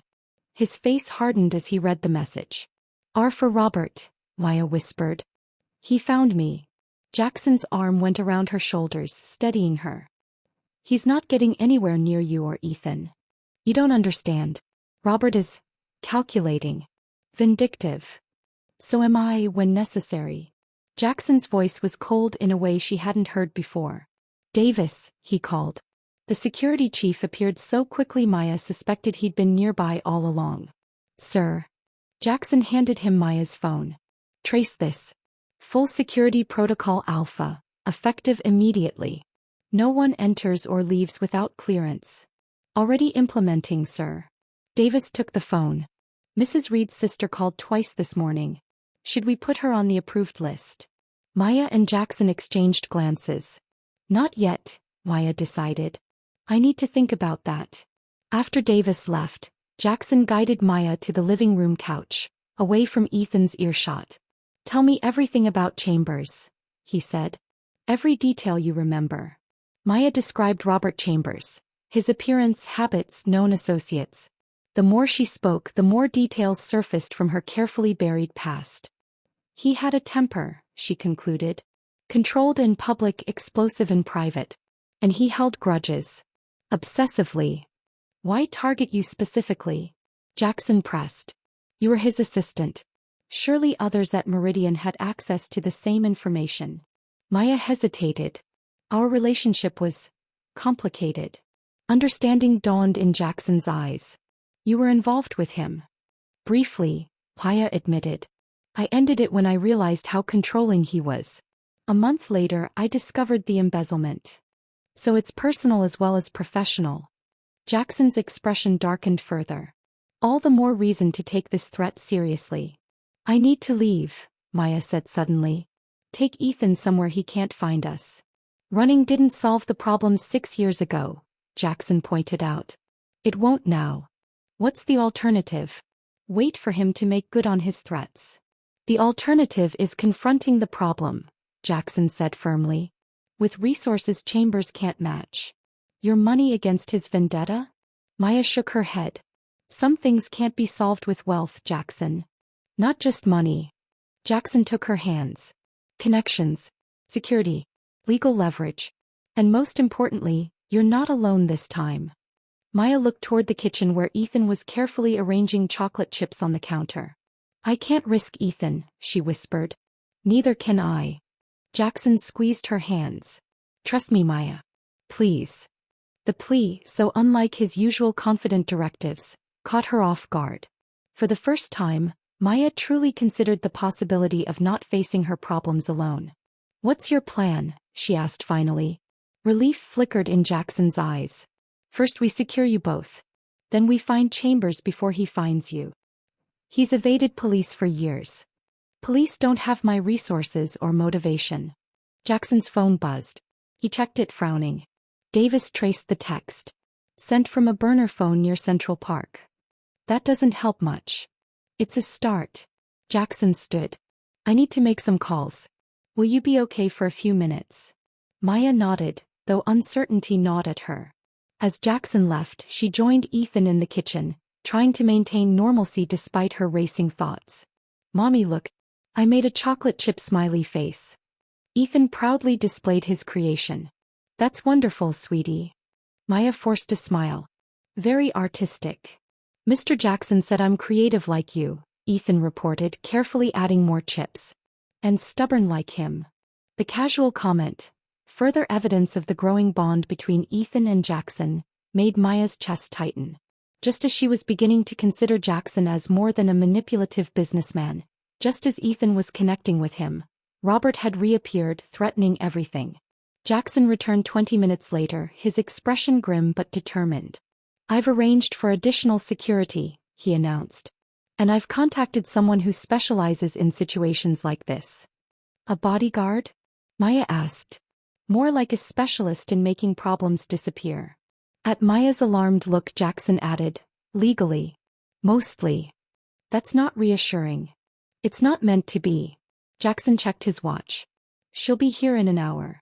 In the meantime, we need to move you and Ethan to a more secure location. We're leaving the penthouse? Temporarily. Jackson knelt beside Ethan. Hey buddy. How would you like to see where I grew up? It's like a castle in the countryside. Ethan's eyes widened. A real castle? Almost. It has towers and everything. Cool. Ethan grinned. Can we go now? After breakfast. Jackson ruffled his hair. Why don't you finish your chocolate chip masterpiece while I talk to your mom? Once Ethan was occupied again, Jackson led Maya to his office. You have a country estate? She asked. The Reed family compound. It's where I grew up. Jackson's expression suggested the memories weren't entirely pleasant. It's secure, isolated, and not connected to Maya Collins in any way. But surely connected to Jackson Reed. That's why we're taking precautions, Jackson explained. The helicopter will take us to a private airfield. From there, separate transport to the compound. You've done this before, Maya realized. My father had enemies, Jackson said simply. I learned early how to disappear when necessary. Maya studied him. There's a lot about you I still don't know. Likewise. Jackson held her gaze. But we have time to change that. If you want to. The tentative offer hung between them. Not just physical safety but the possibility of a deeper connection. One crisis at a time, Maya said softly. Jackson nodded, accepting her hesitation. Pack lightly. Davis will arrange for anything else you need. As Maya turned to leave, Jackson caught her hand. Maya. Whatever happens, whatever you learn about me or my past, know that my priority is keeping you and Ethan safe. The intensity in his voice, the barely restrained emotion, made Maya's breath catch. I believe you, she said, surprised to realize she meant it. In her room, Maya packed quickly, years of practice making the task efficient. As she gathered Ethan's favorite toys, her phone buzzed with another text.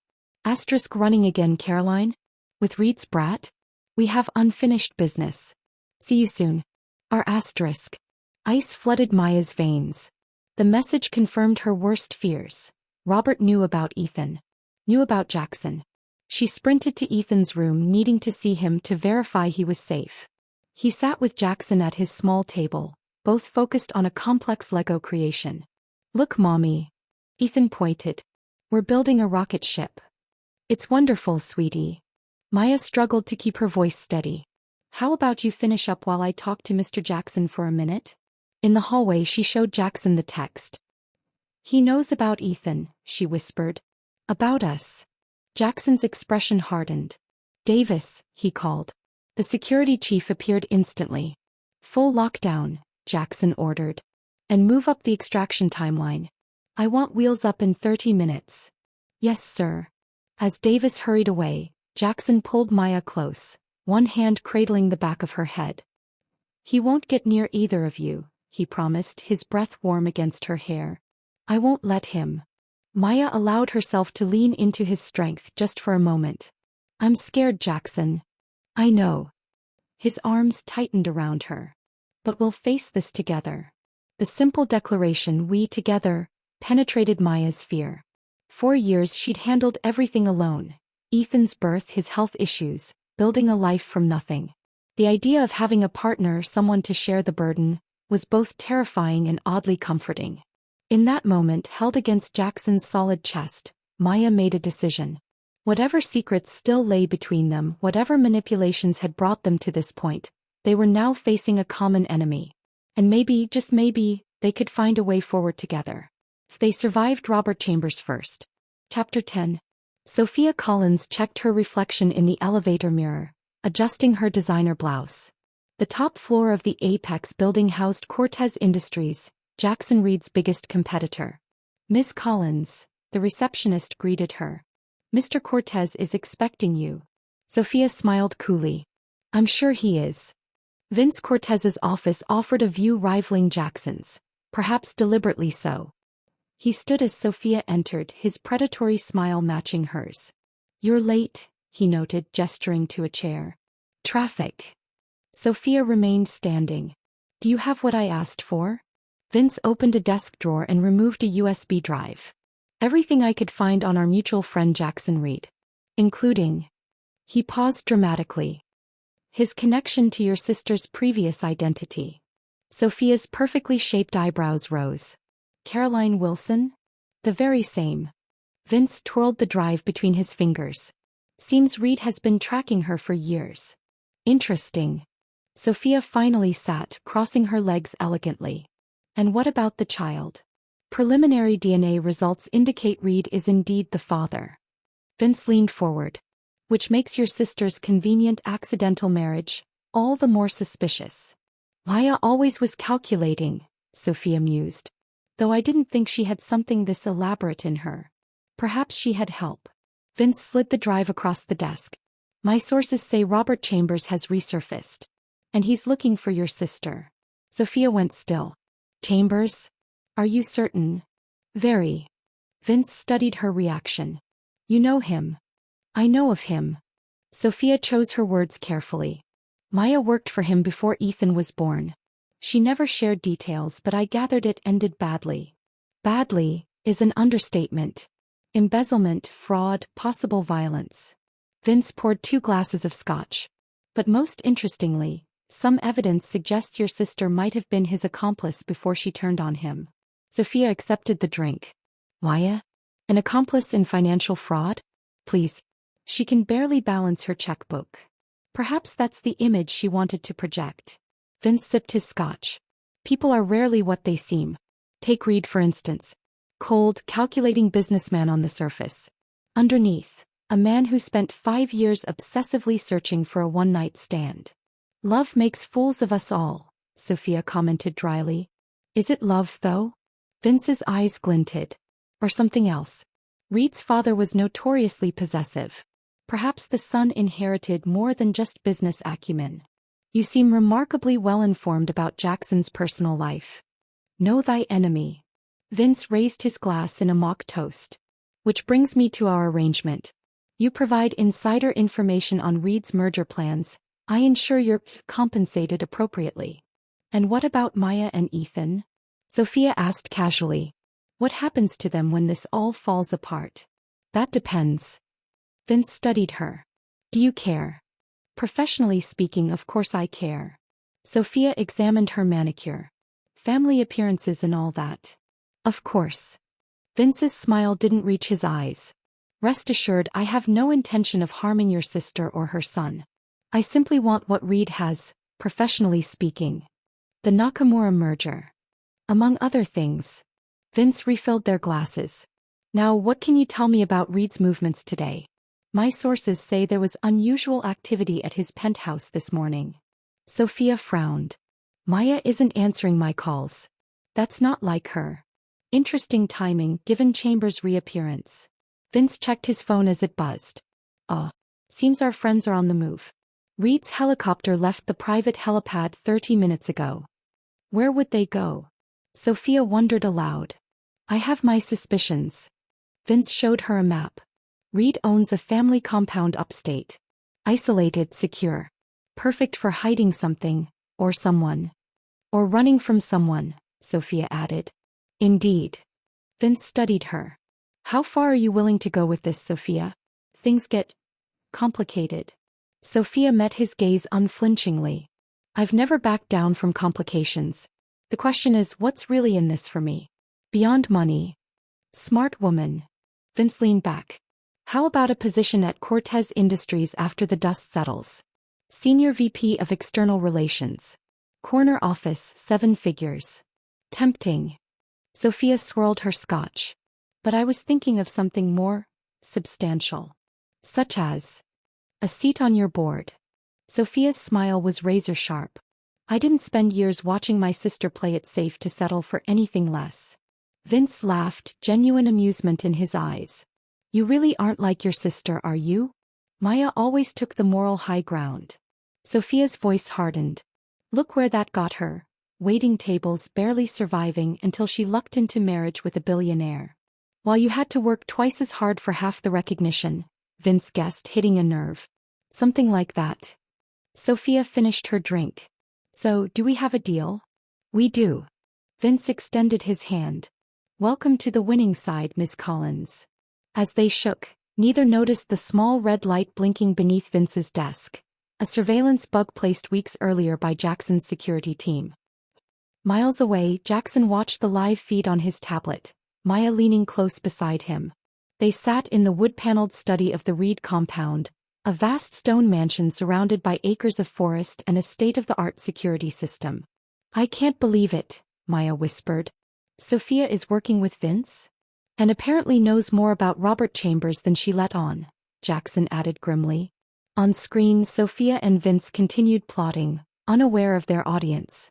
I always knew she resented me, Maya said, but this level of betrayal? Jackson squeezed her hand. At least we know where we stand. The study door opened as Davis entered with a tall, severe-looking woman. Sir, Miss Blackwood has arrived. Jackson stood. Thank you, Davis. Maya, this is Nora Blackwood, the specialist I mentioned. Nora's handshake was firm, her assessment of Maya clinical. Mrs. Reed. I understand you have a Robert Chambers problem. He's threatening my family, Maya confirmed. Show me everything, Nora requested, sitting at the desk. Jackson displayed the threatening texts, sharing Chambers' history and recent movements. Nora absorbed the information with professional detachment. Chambers is working with someone inside your organization, Mr. Reed, she concluded. These threats are too well-timed, too specific. Vince Cortez. Maya suggested. Possible but unlikely as a direct connection. Nora pulled up a file on her laptop. Chambers has been hiding in South America for years. Only returned to the States 3 weeks ago, according to my sources. Around when our marriage became public, Jackson noted.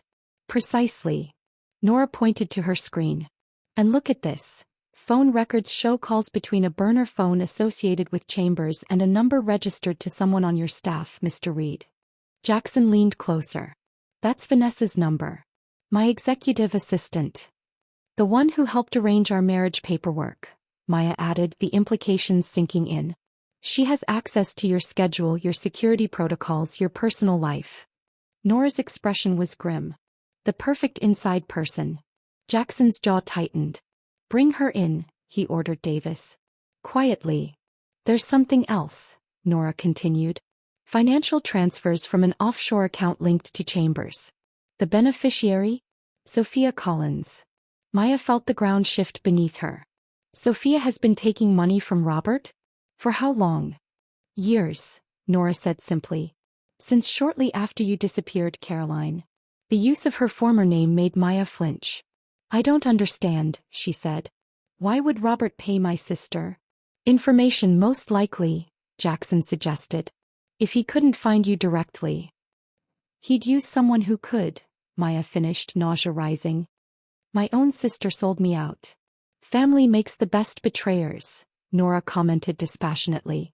They know your weaknesses. Jackson's hand found Maya's shoulder, steadying her. What do you recommend, Miss Blackwood? A trap, Nora said.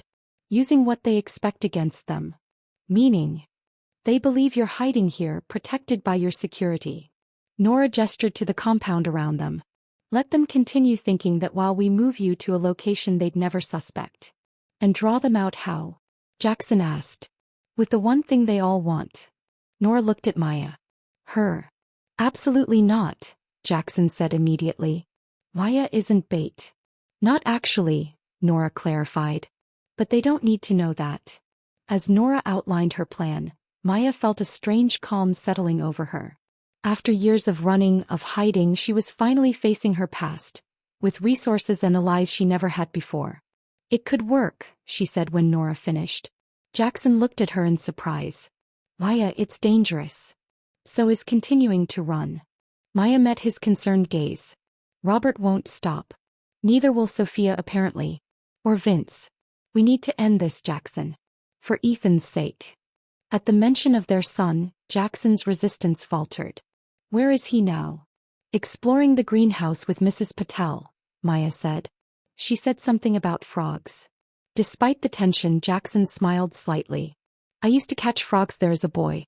Drove my father crazy, muddy footprints in his pristine house."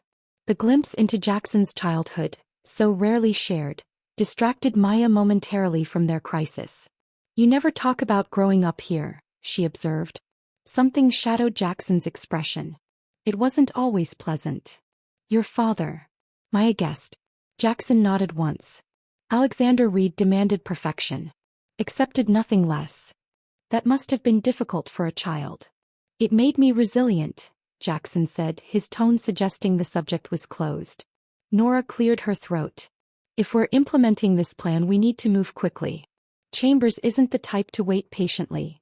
"Agreed." Jackson straightened. "Davis, arrange transport for Maya and Ethan to the secondary location. Ms. Blackwood, coordinate with security on the surveillance setup." As they left to execute their tasks, Maya and Jackson found themselves alone. "I still don't like using you as bait, even symbolically," Jackson admitted. "I know." Maya's hand found his. "But I trust you. And your team." The simple declaration, "I trust you," visibly affected Jackson. He lifted their joined hands, pressing a kiss to her knuckles. "I won't let anything happen to you or Ethan," he promised. "Whatever it takes." The intensity in his voice made Maya shiver. "This is about more than our arrangement now, isn't it?" Jackson's gaze was steady. "It always was, Maya. From the moment I found you again." Before she could respond, a commotion sounded from the hallway. Davis burst in, his usual composure shaken. "Sir, we have a problem." He held up his phone. "Vanessa's gone. And she took files from your private server." "What files?" Jackson demanded. "Everything on Mrs. Reed. Her past identities, Ethan's medical records, your DNA test results." Cold dread pooled in Maya's stomach. "She's working with Robert. And possibly Vince," Jackson added grimly. "The question is, what's their next move?" "Sir," Davis looked uncomfortable. "There's something else. We can't locate your son." "What?" Maya and Jackson spoke in unison. "Mrs. Patel said he was exploring the greenhouse, but when she went to find him for lunch." Davis hesitated. "He wasn't there." Terror seized Maya's heart. "Search the grounds. He could have wandered off." "Teams are already sweeping the property," Davis assured her.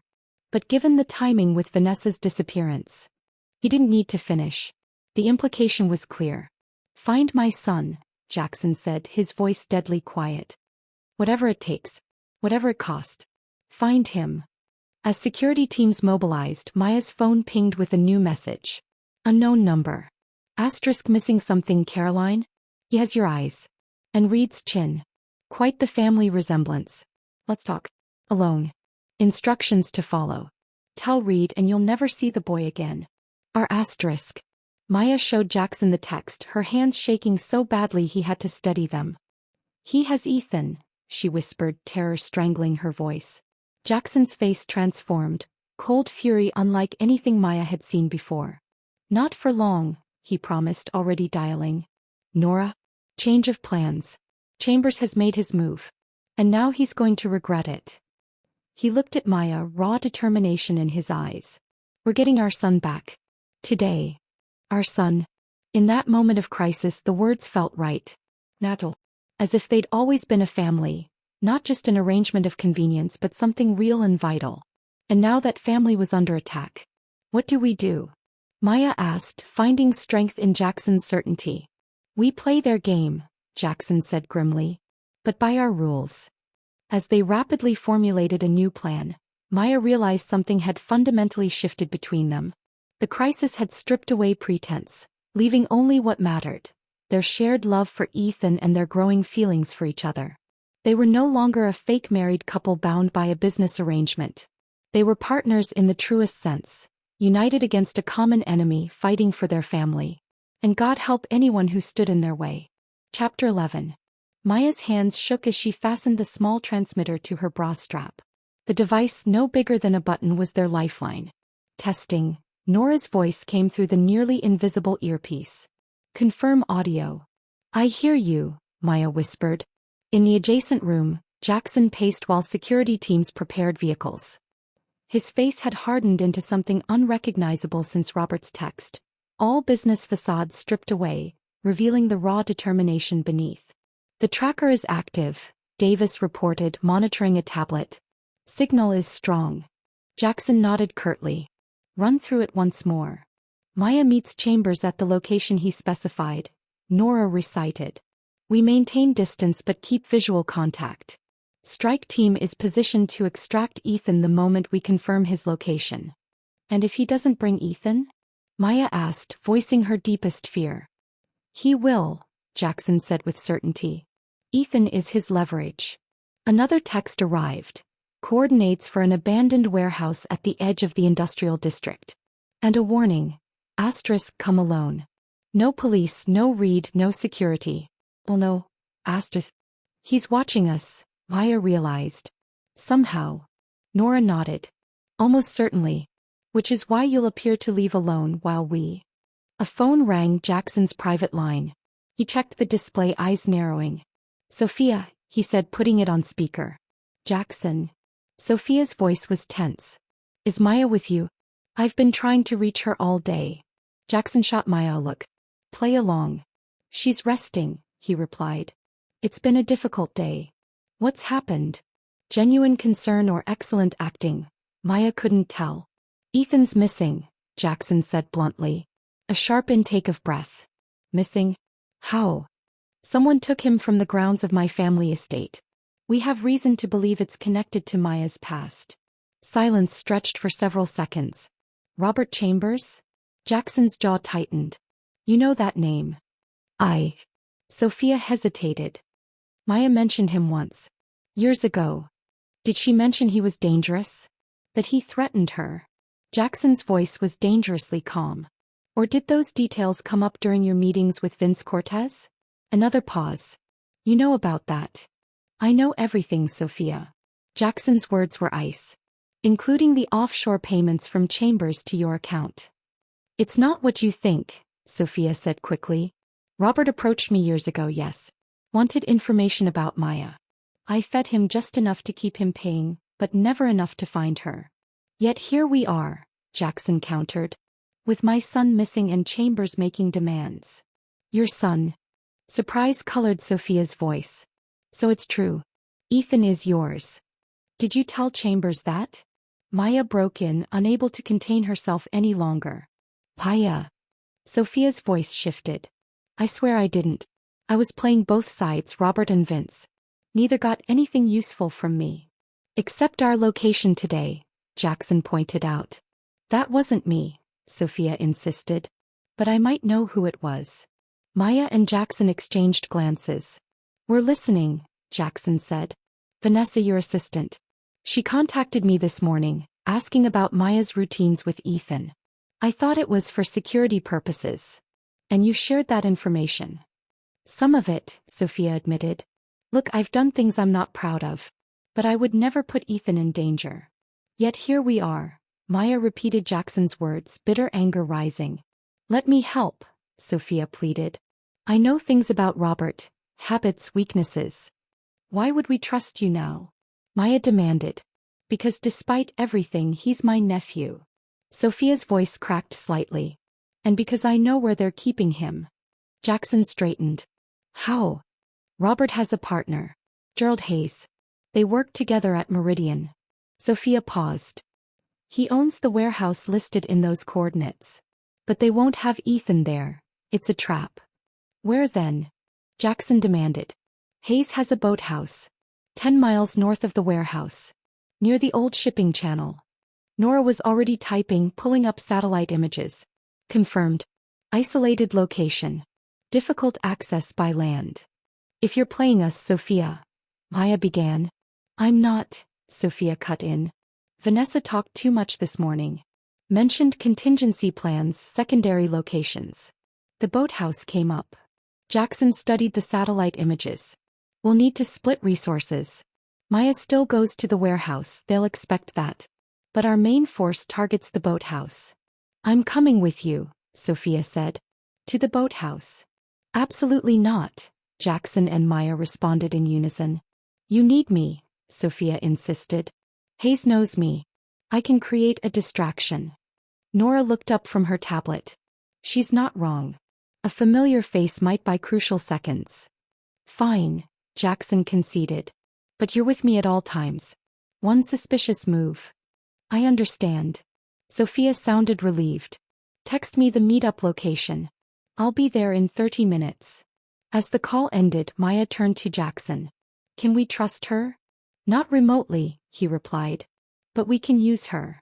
Maya nodded, the shared determination creating an unexpected intimacy between them. I should change, she said, glancing at her impractical outfit. Something darker. Less visible. Jackson caught her hand as she turned to leave. Maya. She paused. Yes. Whatever happens today.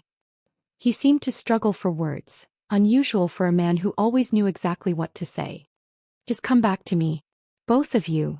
The raw emotion in his voice, stripped of pretense or calculation, made Maya's heart constrict. She squeezed his hand. We will, she promised. 90 minutes later, Maya approached the warehouse alone, heart hammering against her ribs. The spring evening was fading to dusk, long shadows stretching across cracked concrete.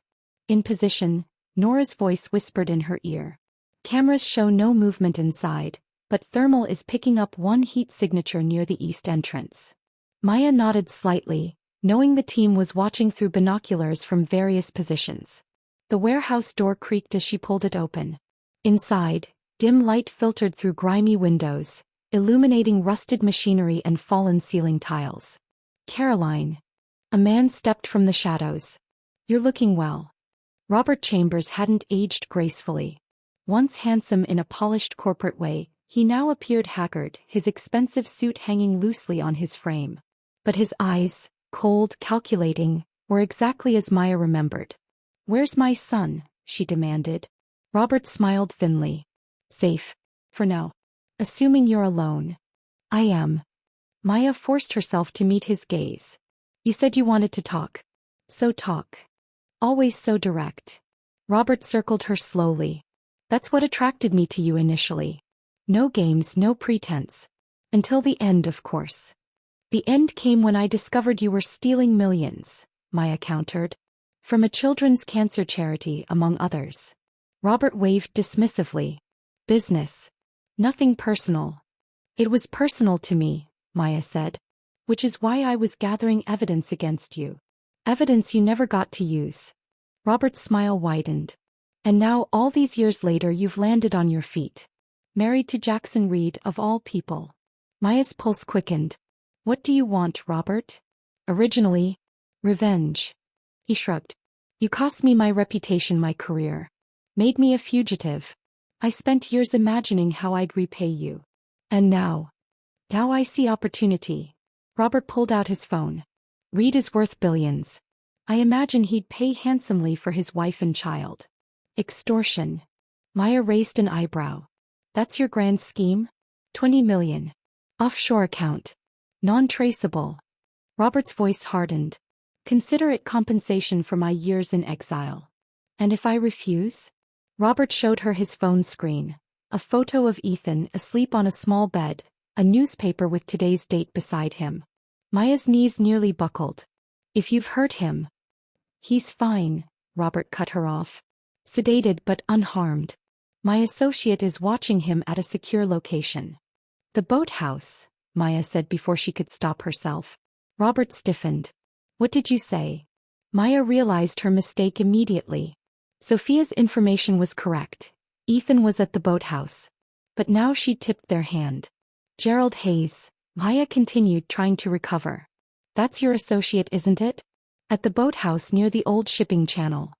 Robert's eyes narrowed. How do you know that? You're not the only one with sources, Robert. Maya forced confidence into her voice. Did you really think I wouldn't investigate after you threatened my family? A slow smile spread across Robert's face. You always were cleverer than I gave you credit for, Caroline. He tapped something on his phone. Unfortunately, you've just made a grave miscalculation. Meaning Hayes has standing orders. Robert's voice was chillingly calm. If anyone approaches the boathouse unexpectedly, he's to eliminate loose ends and disappear. Horror washed over Maya. No. You've just signed your son's death warrant, Caroline. Robert's smile never wavered. Unless what? Maya fought to keep panic from her voice. Unless we call Hayes right now and you convince him that Reed's security forces are not about to raid his location. Maya's mind raced. Jackson and his team would be approaching the boathouse already. If Hayes was trigger-happy. Give me the phone, she demanded. Robert held it just out of reach. Not so fast. First you tell Reed's people to stand down. I know they're listening. He gestured to her general vicinity. Transmitter. Standard procedure. Reed team, hold position, Maya said clearly, praying they would understand. Do not approach the boathouse. Hayes is on alert. Good girl, Robert praised condescendingly. Now call Hayes. He handed her the phone, already dialing. Hello. A gruff voice answered. Gerald, it's Caroline Wilson, Maya said, working to keep her voice steady. Robert said I should call you about the boy. Robert didn't mention any call. Hayes sounded suspicious. Put him on. Maya handed the phone to Robert, who stepped a few paces away to speak privately. She used the moment to whisper urgently to her hidden team. He's confirming Ethan's at the boathouse. Hayes is armed and jumpy. Tell Jackson to proceed with extreme caution. Copy that, Nora replied in her ear. Jackson's team is 2 minutes out. Robert returned, tucking the phone away. Hayes is standing by. No one approaches the boathouse until the money's transferred. I need proof Ethan's okay, Maya insisted. A video call. Now. Robert considered this, then nodded. Reasonable. He made the call, and moments later Hayes' face appeared on screen. He tilted the phone to show Ethan still sleeping on the small bed. Wake him up, Maya demanded. I need to hear his voice. That's not happening, Robert cut in. The sedative keeps him quiet and cooperative. You drugged a 5-year-old child? Maya's horror turned to rage. Focus, Caroline, Robert snapped. The money. Call Reed. Make the arrangements. Maya reached for her phone, mind racing. She needed to stall to give Jackson time to reach Ethan. He'll want to speak to you directly, she said. Terms, account information. Fine. Robert gestured impatiently. Make the call. Maya dialed Jackson's direct line, praying he'd understand her plan. Maya. Jackson answered immediately. Are you okay? I'm with Robert, she said carefully. He wants to discuss terms for Ethan's return. A brief pause. Put him on. Maya handed the phone to Robert, who began outlining his demands. While he was distracted, Nora's voice came through Maya's earpiece. Jackson's team has eyes on the boathouse. Hayes is alone with Ethan. Breaching in 30 seconds. Maya felt a surge of hope, quickly tempered by fear. Everything depended on perfect timing now. Reed agrees too easily, Robert was saying, suspicion creeping into his voice. What game is he playing? He wants his son back, Maya said simply. There's no game. Robert studied her face. His son. Understanding dawned in his eyes. So that's it. The great Jackson Reed tracked you down after all these years because you had his child. He laughed bitterly. And here I thought it was love. You wouldn't understand either concept, Maya retorted. Robert's hand shot out, gripping her arm painfully. Always so self-righteous. Did you tell Reed how you and I were together before you discovered the embezzlement? How enthusiastically you shared my bed while plotting against me? Maya wrenched her arm free. I told him everything, Robert. No more secrets, no more running. How touching. Robert's eyes hardened. Let's call Hayes again, shall we? I'm suddenly feeling less confident about our arrangement. As he pulled out his phone, Nora's urgent voice came through Maya's earpiece. Team is breaching now. Distract him. Without hesitation, Maya lunged forward, knocking the phone from Robert's hand. It skittered across the concrete floor. You little... Robert grabbed for her, but Maya was already moving, putting distance between them. It's over, Robert, she said, backing toward the door. They're getting Ethan right now. Rage contorted his features. You think I came alone? He reached inside his jacket, pulling out a gun. I planned for every contingency, Caroline. He aimed the weapon at her heart. If I can't have the money, I'll settle for watching Reed suffer the loss of his family. Before he could pull the trigger, the warehouse windows exploded inward. Black-clad figures rappelled down on cables, weapons trained on Robert. Drop the gun. Nora's voice echoed through the cavernous space. Yow. For one terrible moment, Robert's finger tightened on the trigger, his eyes locked with Maya's. Then, recognizing the futility of his position, he slowly lowered the weapon. Team 1 has secured the primary target, a voice reported in Maya's earpiece. Child is safe. Repeat, child is safe. Hayes is in custody. Relief flooded through Maya, her knees weakening. Ethan. Drowsy but unharmed, came the response. Mr. Reed is with him now. As security personnel secured Robert, Maya pulled out her phone with trembling hands. Jackson answered immediately. Maya. His voice was thick with emotion. He's okay. I've got him. Can I talk to him? She asked, tears spilling down her cheeks. A moment of rustling, then Ethan's sleepy voice came on the line. Mommy? Where are you? Mr. Jackson says you're coming to the boathouse. There's ducks here. A laugh bubbled through Maya's tears. I'll be there soon, baby. I love you so much. Love you too, Ethan yawned. Mr. Jackson's going to teach me to fish tomorrow. Can we stay here forever? We'll talk about it, Maya promised, catching Nora's signal that they needed to move. I'll see you very soon, okay? As she ended the call, Maya watched Robert being led away in handcuffs, his earlier confidence replaced by grim resignation. You won't get away with this, he called over his shoulder. I have evidence about Reed about you. Things the authorities would find very interesting. Save it for your lawyer, Chambers, Nora replied, guiding Maya toward the exit. Outside, the night air felt impossibly sweet. Maya took deep breaths, the reality of Ethan's safety washing over her in waves. Mrs. Reed. Davis approached, car keys in hand. I'll take you to the boathouse. Mrs. Reed. For the first time the name felt right. Not a convenient arrangement or a business transaction, but her identity, linked to the man who had moved heaven and earth to protect their son. As the car pulled away, Maya watched the warehouse recede in the side mirror, Robert's parting threat echoing in her mind. What evidence could he possibly have? And against Jackson? The questions could wait. For now, all that mattered was getting to Ethan and to Jackson. To her family. Chapter 12. The boathouse sat on stilts at the edge of the water, moonlight rippling across the lake's surface. Police vehicles lined the narrow access road, their lights painting the trees in flashes of red and blue. Maya barely waited for the car to stop before she was running, heart pounding in her ears. A security officer directed her to the wooden deck where Jackson stood, Ethan wrapped in a blanket in his arms. Mommy. Ethan wiggled free, launching himself at her. Maya caught him, breathing in his familiar scent now tinged with something medicinal. Baby, I missed you so much. I went on an adventure, Ethan announced, eyes still droopy from the sedative. The lady with the red hair said we were playing a game, but it wasn't fun. Red hair. Maya looked at Jackson over Ethan's head. Vanessa, Jackson confirmed grimly. We have her in custody. She's not being cooperative. Maya hugged Ethan tighter. What did they tell you, sweetie?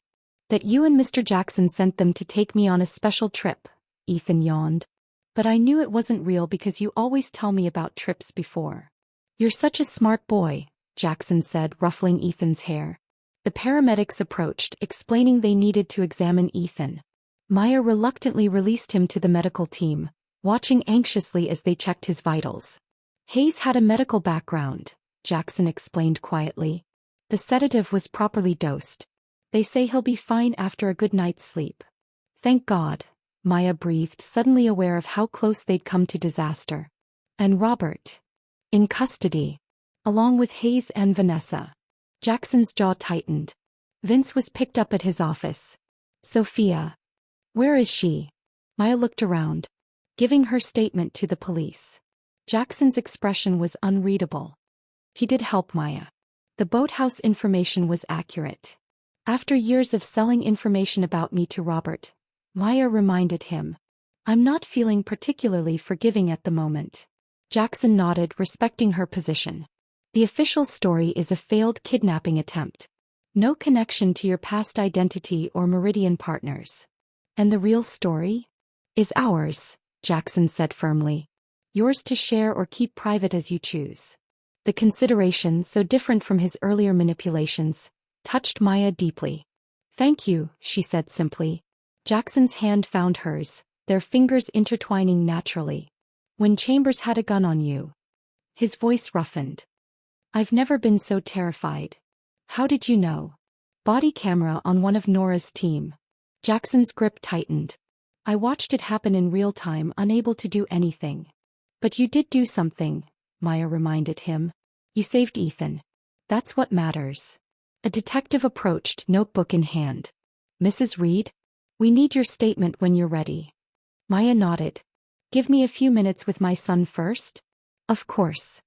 The detective retreated tactfully. The paramedics had finished their examination, confirming Ethan would be fine. He sat on a folding chair, wrapped in a blanket, fighting to keep his eyes open. Can we go home now? He asked as Maya crouched beside him.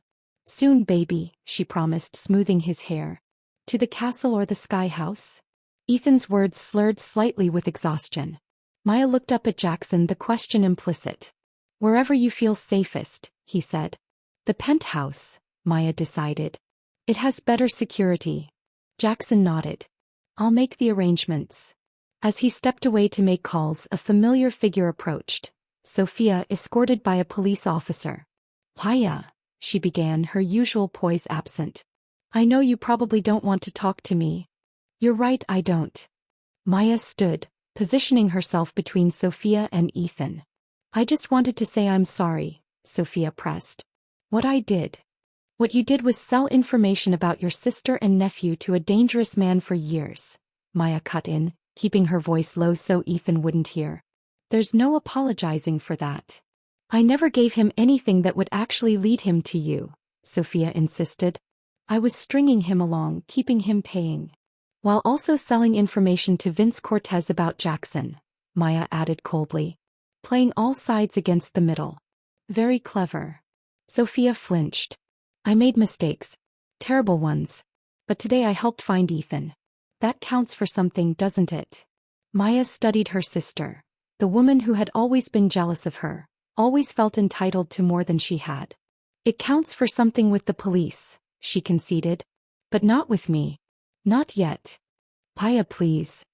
Give her time, Miss Collins, Jackson interrupted, returning to Maya's side. Some betrayals can't be forgiven in a day. Sophia's gaze shifted between them, noting their unified front. I understand, she said finally. For what it's worth, I am genuinely sorry. And... She hesitated. I hope you'll let me explain everything someday. There's more to the story than you know. Before Maya could respond, Sophia turned and walked back to the waiting police officer. What do you think she meant by that? Maya wondered. A manipulation tactic, Jackson suggested. Creating mystery to maintain a connection. Maybe, Maya agreed. Yet something in Sophia's demeanor had seemed genuinely distressed beyond the circumstances. The detective returned, and Maya gave her statement. A carefully edited version that protected Ethan from the truth while satisfying official requirements. An hour later they were in Jackson's helicopter, Ethan asleep across their laps. The city glittered below, a constellation of lights stretching to the horizon. He's completely out, Maya observed, stroking Ethan's hair. It's been quite a day, Jackson said, his voice low. In the helicopter's dim lighting, his profile looked tired but resolute. Maya studied him, seeing beyond the powerful businessman to the father who had moved mountains to protect his child. Thank you, she said simply. For everything you did today. Jackson met her gaze. I would do anything for him. For both of you. The declaration hung between them, weighted with meaning beyond the words themselves. Jackson, Maya began hesitantly. When Robert had that gun on me, I realized something. What? That despite how our relationship started, the manipulation, the arrangement, something real has grown between us. She took a deep breath. I care about you. More than I should, given the circumstances. Jackson's expression softened. The circumstances have changed, Maya. Have they? She needed certainty. What happens now? The merger with Nakamura is progressing. Our 6-month arrangement will end. What then? That depends, Jackson said carefully. On what you want. I want. Maya chose her words with care. I want Ethan to be happy and safe. I want a future where I'm not running from my past. And I want. Yes. Jackson prompted when she hesitated. I want to see if what's growing between us could be real, Maya admitted. But we'd need to start over. Honestly this time. No more secrets. No more secrets, Jackson agreed, his eyes never leaving hers. I'd like that. The simplicity of his response, devoid of business calculations or strategic advantage, convinced Maya of his sincerity. But first, she added, we need to deal with whatever evidence Robert claimed to have. About you. About us. Jackson's expression shifted subtly. Chambers was bluffing. Was he? Maya studied his reaction. You don't seem certain. Jackson sighed. There are aspects of my search for you that might not look entirely legal if scrutinized closely. Such as access to sealed records, surveillance, certain financial transactions to obtain information. The surveillance room, Maya remembered. How extensive was it, Jackson? Really? He hesitated, then decided on honesty. I had eyes on you for the last 3 years. Once I narrowed down your location, I wanted to be certain before approaching you. 3 years. Maya struggled to process this. You watched us for 3 years without saying anything? I needed to be sure, Jackson repeated. About you. About Ethan. Maya looked down at their sleeping son. And what about the marriage scheme? When did you decide on that approach? When I confirmed Ethan's schedule at City Hall that day, Jackson admitted. I saw an opportunity to create a situation that would give me legal standing while I determined the next steps. Legal standing, Maya repeated. You mean custody rights? If Ethan proved to be your son. Jackson nodded, not denying it. I didn't handle it well, Maya. I had spent so long searching, planning, calculating. I didn't consider there might be simpler approaches. Like just talking to me? Like just talking to you, he agreed, a rueful smile touching his lips. I'm not used to direct routes when indirect ones offer more control. That needs to change, Maya said firmly. If we're going to try this for real. It already has, Jackson promised. Today proved that. Maya considered this. Jackson had indeed shown a different side during the crisis. More open, more willing to trust others and share control. What about Robert's evidence? She circled back. Nora's team is searching his devices and properties, Jackson assured her. If there's anything concerning, we'll handle it. Legally, Maya emphasized. As legally as possible, Jackson qualified. Some situations require creative solutions. Maya was about to argue when her phone buzzed with a text from an unknown number.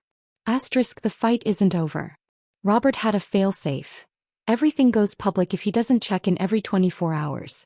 Including Jackson's surveillance, your past identities, and something about Reed Enterprises you should know. Meet tomorrow. Alone. Asterisk.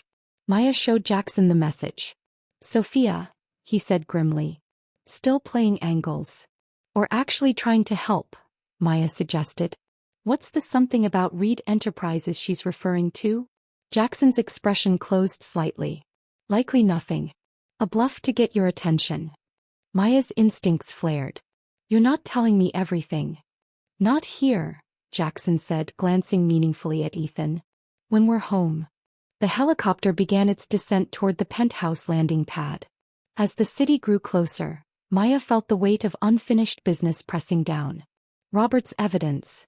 Sophia's cryptic warning. Jackson's remaining secrets. And her own decision about their future. As individuals and potentially as a family. In the sleeping child across their laps lay the most compelling reason to forge a path forward together.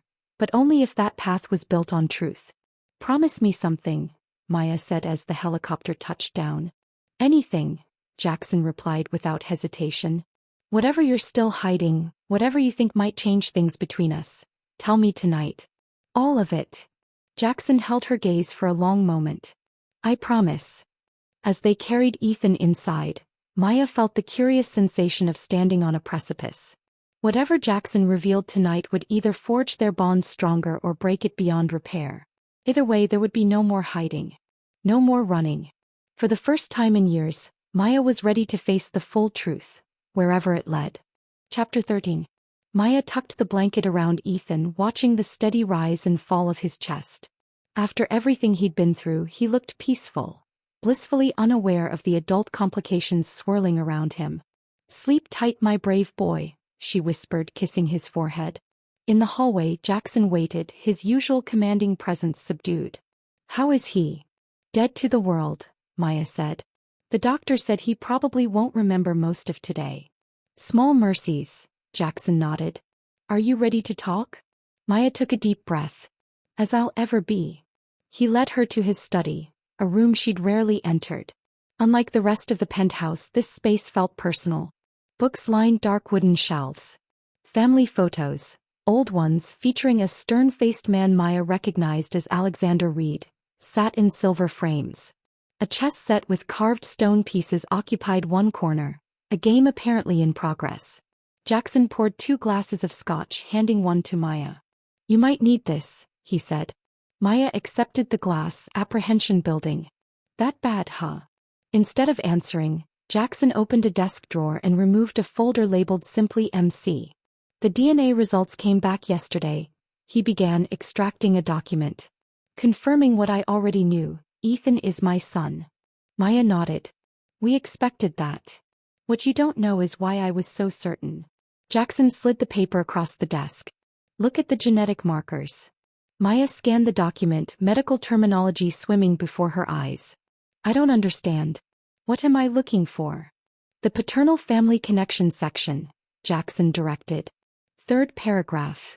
Maya found the passage and read aloud. Analysis indicates a high probability of shared genetic markers with samples from Reed Alexander, deceased, suggesting subject Collins Ethan is likely grandson too. She broke off, looking up sharply. You tested Ethan against your father's DNA? Why? Jackson's expression was carefully controlled. Because I was never the only possibility for Ethan's paternity, Maya. My father was. The words hit like a physical blow. Maya set down her glass with shaking hands. What are you saying? I'm saying Alexander Reed also attended that charity event 5 years ago. Jackson's voice was steady, though strain showed around his eyes. He was there representing Reed Enterprises. I was there as a last-minute replacement when another speaker canceled. No. Maya shook her head. The man I was with that night, he was kind, thoughtful. Nothing like what I've heard about your father. Alexander could be charming when it served his purposes, Jackson said grimly. And he had a pattern of pursuing younger women at events. But I remember, Maya stopped, fragments of that night surfacing. The champagne spill. Conversation at the bar. A hotel room. But the man's face remained frustratingly indistinct in her memory. You don't remember clearly, do you? Jackson guessed. The bartender said my father was buying you doubles while drinking singles himself. A tactic he'd employed before. Nausea rose in Maya's throat. Are you suggesting he deliberately got me drunk? I'm stating it as fact. Jackson's voice hardened. It was his modus operandi. Maya stood, needing distance. But you said we spent the night together. That I disappeared the next morning. You did, Jackson confirmed. After I found you. Found me. Jackson sighed deeply, running a hand through his hair. I should start at the beginning. That night, I gave my speech and was preparing to leave when I saw my father at the bar with a young woman. You. The way he was plying you with drinks. I'd seen it before. I intervened. The memory flickered at the edges of Maya's consciousness. An argument between 2 men. A younger one insisting she needed fresh air. The older one, angry but maintaining a public facade. You took me outside, she said slowly. Away from the bar. Jackson nodded. I suggested you go home but you were upset. Said you couldn't go back to your apartment because someone might be waiting there. Robert, Maya realized. I'd confronted him about the embezzlement that morning. He'd threatened me. You didn't give me details, just that you were afraid. Jackson's voice softened. I offered you my room for the night. Said I'd take a different hotel. But you didn't leave, Maya guessed. I was going to, Jackson clarified. But when I brought you upstairs you asked me to stay. Said you didn't want to be alone. Heat crept into Maya's cheeks as more memories surfaced. I kissed you. You did. A ghost of a smile touched Jackson's lips. Very insistently. And you stayed. I stayed, he confirmed. Though I was uncomfortably aware you'd been drinking. I tried to be a gentleman. Maya raised an eyebrow. Tried. We didn't sleep together in the biblical sense, Jackson clarified. But we talked for hours. You told me about your dreams for a children's bookstore. Your favorite authors. How you'd had to change your name because of a dangerous situation. The memories were clearing now. Not a physical encounter but an emotional one.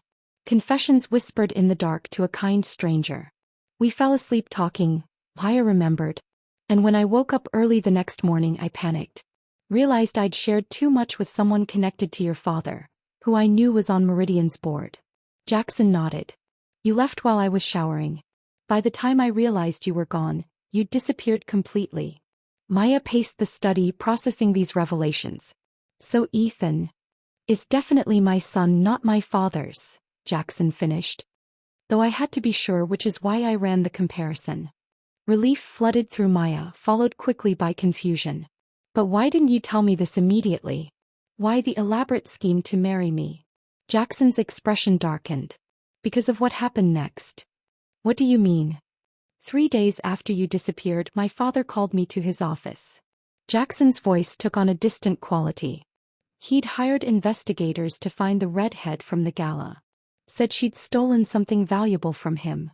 I didn't steal anything, Maya protested. I know that now, Jackson assured her. But at the time I only knew my father was obsessively searching for you. It raised questions. About what? About why Alexander Reed, a man who discarded women without a second thought, was so determined to find one who'd supposedly rejected him. Jackson's jaw tightened. It made no sense unless you had something he wanted. The Meridian evidence, Maya realized. He was on the board. If I had proof of embezzlement, it might have implicated him as well, Jackson finished. Or at minimum, shown negligence in his oversight duties. Maya stopped pacing, a terrible suspicion forming. Jackson, are you saying your father was involved in Robert's embezzlement scheme? Jackson met her gaze directly. That's exactly what I'm saying. The implications staggered Maya. So when I disappeared, both Robert and my father were looking for you. For different but related reasons. Jackson leaned forward. That's why I began my own search. Initially to warn you. Later, when I pieced together the timing and realized you might have been pregnant. You wanted to protect us from your father, Maya concluded. Among other reasons. Jackson's expression softened. I genuinely felt a connection that night, Maya. Finding you became important to me.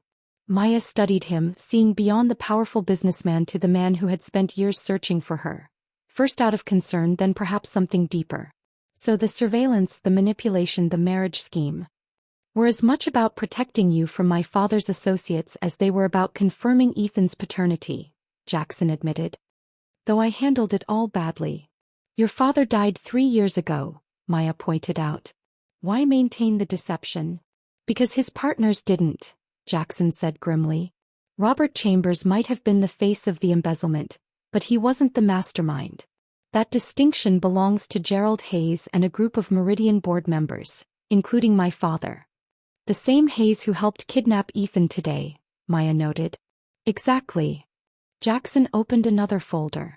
When my father died, I inherited not just his company but his enemies. His secrets. I've spent 3 years untangling his corrupt dealings, including the Meridian situation. Does Vince Cortez fit into this somehow?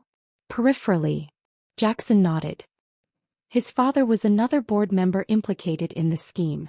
Vince has been trying to access my files on the matter, presumably to protect his family legacy. Maya sank back into her chair, mind whirling with connections. And Sophia? Where does she fit? Jackson hesitated. That's complicated. Uncomplicate it, Maya insisted, echoing his earlier words. Sophia approached me 6 months ago, Jackson admitted. Before our marriage. Before I'd confirmed who you were. She knew you were looking for me? Maya frowned. Not exactly. Jackson chose his words carefully. She knew someone was looking into Caroline Wilson's disappearance. Offered information for a price. She tried to sell information about me to you? Maya felt sick. Her own sister? Half-sister, Jackson corrected. According to her. Maya stared at him. What are you talking about? Sophia is my sister. Full sister. Not according to the DNA comparison I ran, Jackson said quietly, sliding another document forward. Sophia Collins shares mitochondrial DNA with you, indicating the same mother, but her paternal genetic markers are different. That's impossible, Maya protested. Our father was Thomas Collins. We grew up together. I'm just telling you what the science says. Jackson tapped the document. You and Sophia are maternal half-siblings only. Maya struggled to process this revelation. Does Sophia know this? She suspected, Jackson confirmed. It's why she agreed to DNA testing when I approached her about providing information on you. This is. Maya shook her head. This is too much. There's more, Jackson said gently. About her connection to Robert Chambers. Maya braced herself. Tell me. They were involved romantically before you worked at Meridian, Jackson explained. Sophia was the one who helped you get the job there. As his assistant, Maya remembered. She said she knew someone looking for administrative help. She deliberately placed you in his orbit, Jackson continued. Initially as part of some rivalry between you, but then you discovered the embezzlement. And became a threat to both of them, Maya concluded, pieces falling into place. So all these years when Sophia was supposedly stringing Robert along for money, she was actually his partner, Jackson confirmed. Helping him track you while maintaining plausible deniability. Until today, Maya noted, when she seemingly turned on him to help us find Ethan. Which raises the question of her true motives, Jackson said. Hence my skepticism about her text message. Maya stared into her untouched scotch, feeling as if the foundations of her life had shifted yet again. Nothing was as it seemed, not her marriage, not her sister, not even her own memories. Why tell me all this now? She asked finally. You could have kept it hidden. Because you deserve the truth, Jackson said simply. All of it. However painful. Even if it changes how I feel about you. About us. Even then. Jackson's gaze was steady. I've made many mistakes, Maya. Keeping more secrets would only compound them. The honesty in his voice, the vulnerability beneath his usual controlled exterior, touched something deep within Maya.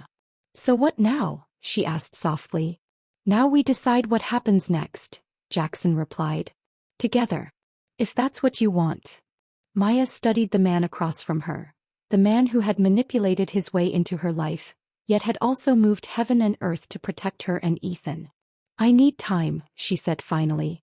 To process all this. Of course. Jackson nodded, though disappointment flickered in his eyes. Not time away, Maya clarified. Just time to adjust to these revelations. To figure out who we are to each other beyond the arrangements and schemes. Relief crossed Jackson's features. Take all the time you need. Maya stood suddenly exhausted. I should check on Ethan.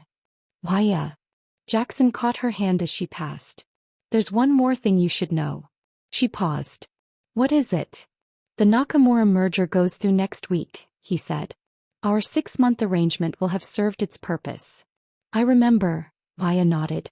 The terms of our agreement state that afterward, you receive the second payment and we proceed with a quiet divorce. Jackson's thumb traced circles on her palm. Is that still what you want? The question hung between them, weighted with possibility. Ask me again tomorrow, Maya said softly. After I've had time to think. Jackson released her hand. I'll be here. I know you will, Maya replied and was surprised to realize she meant it. As she left the study, Maya felt both burdened and lightened by the truth. The past 6 years suddenly made sense. Her sister's resentment, Robert's obsessive pursuit, even Jackson's elaborate scheme to bring her into his life. Yet questions remained. What evidence did Robert still have that could damage them? What was Sophia's endgame? And most importantly, what did Maya herself want for her future and Ethan's? She checked on her son once more, watching his peaceful slumber. Whatever happened next, one thing was certain. She would no longer be running from her past. For the first time in years, Maya felt ready to stand her ground. Not alone, but with someone fighting beside her. Someone who, despite his flaws and manipulations, had proven when it mattered most that he would do anything to protect what he loved. The question now was whether that was enough to build a future on. Chapter 14. Maya woke to Ethan's small hand patting her cheek. "Mommy, I'm hungry," he announced, seemingly fully recovered from yesterday's ordeal. "Good morning to you too, buddy." Maya smiled, checking the time, 6:17 a.m. She pulled him close, breathing in his familiar scent. "How are you feeling?" "Good." Ethan bounced on the bed. "I had weird dreams about boats and medicine, but Mr. Jackson said that was because of the sleepy medicine the bad people gave me." Maya's heart clenched. Mr. Jackson explained what happened? "He said some bad people took me because they wanted money, but you and him rescued me like superheroes." Ethan's eyes shone. "Was it like in the movies?" "Not exactly," Maya stroked his hair. "But we did come get you, and the bad people are with the police now." "So they can't come back?" "They can't come back," Maya assured him, hugging him tightly. Ethan wiggled free. "Can we have pancakes? Mr. Jackson promised to teach me chess today." "Did he now?" Maya raised an eyebrow. "When did this happen?" "He came to check on me when I woke up super early," Ethan explained. He said he couldn't sleep either. The thought of Jackson sitting with Ethan in the pre-dawn hours, keeping their son's worries at bay, warmed something inside Maya. "Pancakes it is," she agreed. "Go brush your teeth first." As Ethan scampered off, Maya checked her phone. 3 new texts. One from Jackson, one from Nora, and one from Sophia. Jackson's was simple. *, take all the time you need. We're safe here. Let me know when you're ready to talk. *. Nora's was more concerning. * Chambers failsafe confirmed. Digital package set for auto-release at 4 p.m. today unless deactivation code entered. Working on intercept. Advise caution with S.C. And Sophia's sent just minutes ago. * Need to see you. It's about the evidence package. Ace told me everything. Your window to stop this is closing. Meet me at Hartwell's at 10 a.m. Please, Maya. Hartwell's, the bookshop where Maya worked weekends. A place Sophia knew had meaning to her. Maya considered her options. Jackson would advise against meeting Sophia, especially alone. But if her sister truly had information about Robert's failsafe. I'll meet you. 10 a.m. sharp. Come alone. Maya typed, then hesitated before hitting send. After yesterday's revelations about Sophia's true relationship with Robert, trusting her seemed foolish. Yet ignoring her might be worse. Maya added, this is your last chance, Sophia. Don't waste it. Then pressed send. In the kitchen she found Jackson and Ethan already making pancake batter, flour dusting both their shirts. Good morning, Jackson greeted her, something cautious in his expression. Morning, Maya replied, pouring herself coffee. I hear someone promised chess lessons today. If that's okay, Jackson glanced at her, gauging her mood after last night's revelations. Of course it's okay, Maya assured him, their eyes meeting in silent communication over Ethan's head. We're good. For now. Jackson nodded almost imperceptibly, relief crossing his features. Pancakes first, then chess, he told Ethan. Every great strategist needs proper fuel. Can I be black or white? Ethan asked, carefully measuring chocolate chips. Traditionally, white moves first, Jackson explained. But we can switch if you prefer. I want to be black, Ethan decided. Like Batman. Jackson laughed. A genuine, unguarded sound that transformed his usually serious face. Maya watched them together, seeing the resemblance that now seemed obvious. The same determined set to their jaws, the same precise way they measured ingredients, the same crease between their brows when concentrating. I have to go out later, she announced casually. Just for an hour or two. Jackson looked up sharply. Where? Hartwell's, Maya said, meeting his gaze steadily. Sophia texted. Says she has information about Robert's failsafe. Jackson's expression darkened. It's a trap. Probably, Paya agreed. But if there's a chance she knows something useful. Let me send someone with you, Jackson interrupted. Davis or one of Nora's people. Sophia will spot them immediately, Maya pointed out. This needs to be handled delicately. What's a failsafe? Ethan asked, looking between them curiously. Nothing you need to worry about, buddy, Jackson assured him. Adult business stuff. Boring, Ethan decided, returning to his pancake preparations. When he was distracted, Jackson moved closer to Maya. I don't like this, he said quietly. Neither do I, Maya admitted. But we're running out of time. Nora confirmed the package releases at 4 p.m. unless it's deactivated. All the more reason not to trust Sophia, Jackson argued. She's been playing both sides for years. Which is exactly why she might have valuable information, Maya countered. Hartwell's is public. Safe. I'll be careful. Jackson studied her, concern evident in his eyes. Promise me you'll keep your phone on. The moment anything seems off. I'll call, Maya finished. I promise. He still didn't look convinced but nodded reluctantly. 4 p.m. doesn't give us much time. Then let's enjoy breakfast, Maya suggested. And worry about the rest afterward. The meal passed in surprising normality, Ethan chattering about the chess pieces Jackson had shown him earlier. Maya found herself relaxing despite the looming threat, drawn into their easy interaction. This, she realized, was what family felt like. Not perfect or without complications but present. Connected. Something worth fighting for. By 9:30 Maya was dressed and ready to leave.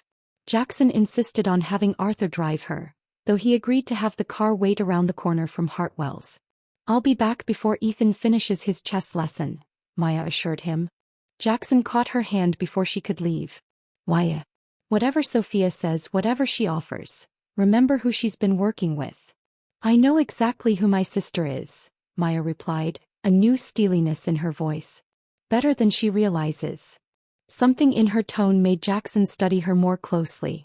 You have a plan. It wasn't a question. Let's just say I've learned from the best. Maya gave him a small smile. Strategic thinking runs in Ethan's family apparently. Understanding dawned in Jackson's eyes. Be careful, he said simply. Always. Hartwell's books occupied the corner of a tree-lined street in the historic district. A 3-story Victorian converted to a bookshop with creaking wooden floors and floor-to-ceiling shelves. Maya had worked weekends there for 3 years, finding peace among the stacks that had nothing to do with the modest paycheck. As she pushed open the familiar door, the bell tinkling above, Mr. Hartwell looked up from the register. Maya. The elderly proprietor beamed. Didn't expect you today. Just meeting someone, Mr. H., she explained. Is the reading nook available? All yours, he waved her back. Coffee's fresh too. Maya poured herself a cup from the ancient percolator and settled in the shop's rear corner, a secluded area with worn leather armchairs and a small table. From here she could see both the front door and the back exit while remaining partially hidden by bookshelves. At precisely 10 a.m. the bell jingled and Sophia entered. She wore dark sunglasses and a silk scarf covering her distinctive blonde hair, an attempt at disguise that would have amused Maya under different circumstances. Mr. Hartwell pointed toward the reading nook. Sophia made her way through the stacks, removing her sunglasses as she approached. Maya, she said, visibly relieved. Thank you for coming. Sit. Maya gestured to the chair opposite. You have 15 minutes. Sophia sat, her usual poise absent. Dark circles shadowed her eyes, her normally perfect makeup applied hastily. I know you have every reason to hate me, she began. 14 minutes, Maya replied coldly. Sophia sighed. Fine. Direct approach. Robert has a digital evidence package set to release automatically at 4 p.m. today. It contains everything: your history as Caroline Wilson, Jackson's surveillance operation, financial records from Meridian linking Alexander Reed to the embezzlement, and... She hesitated.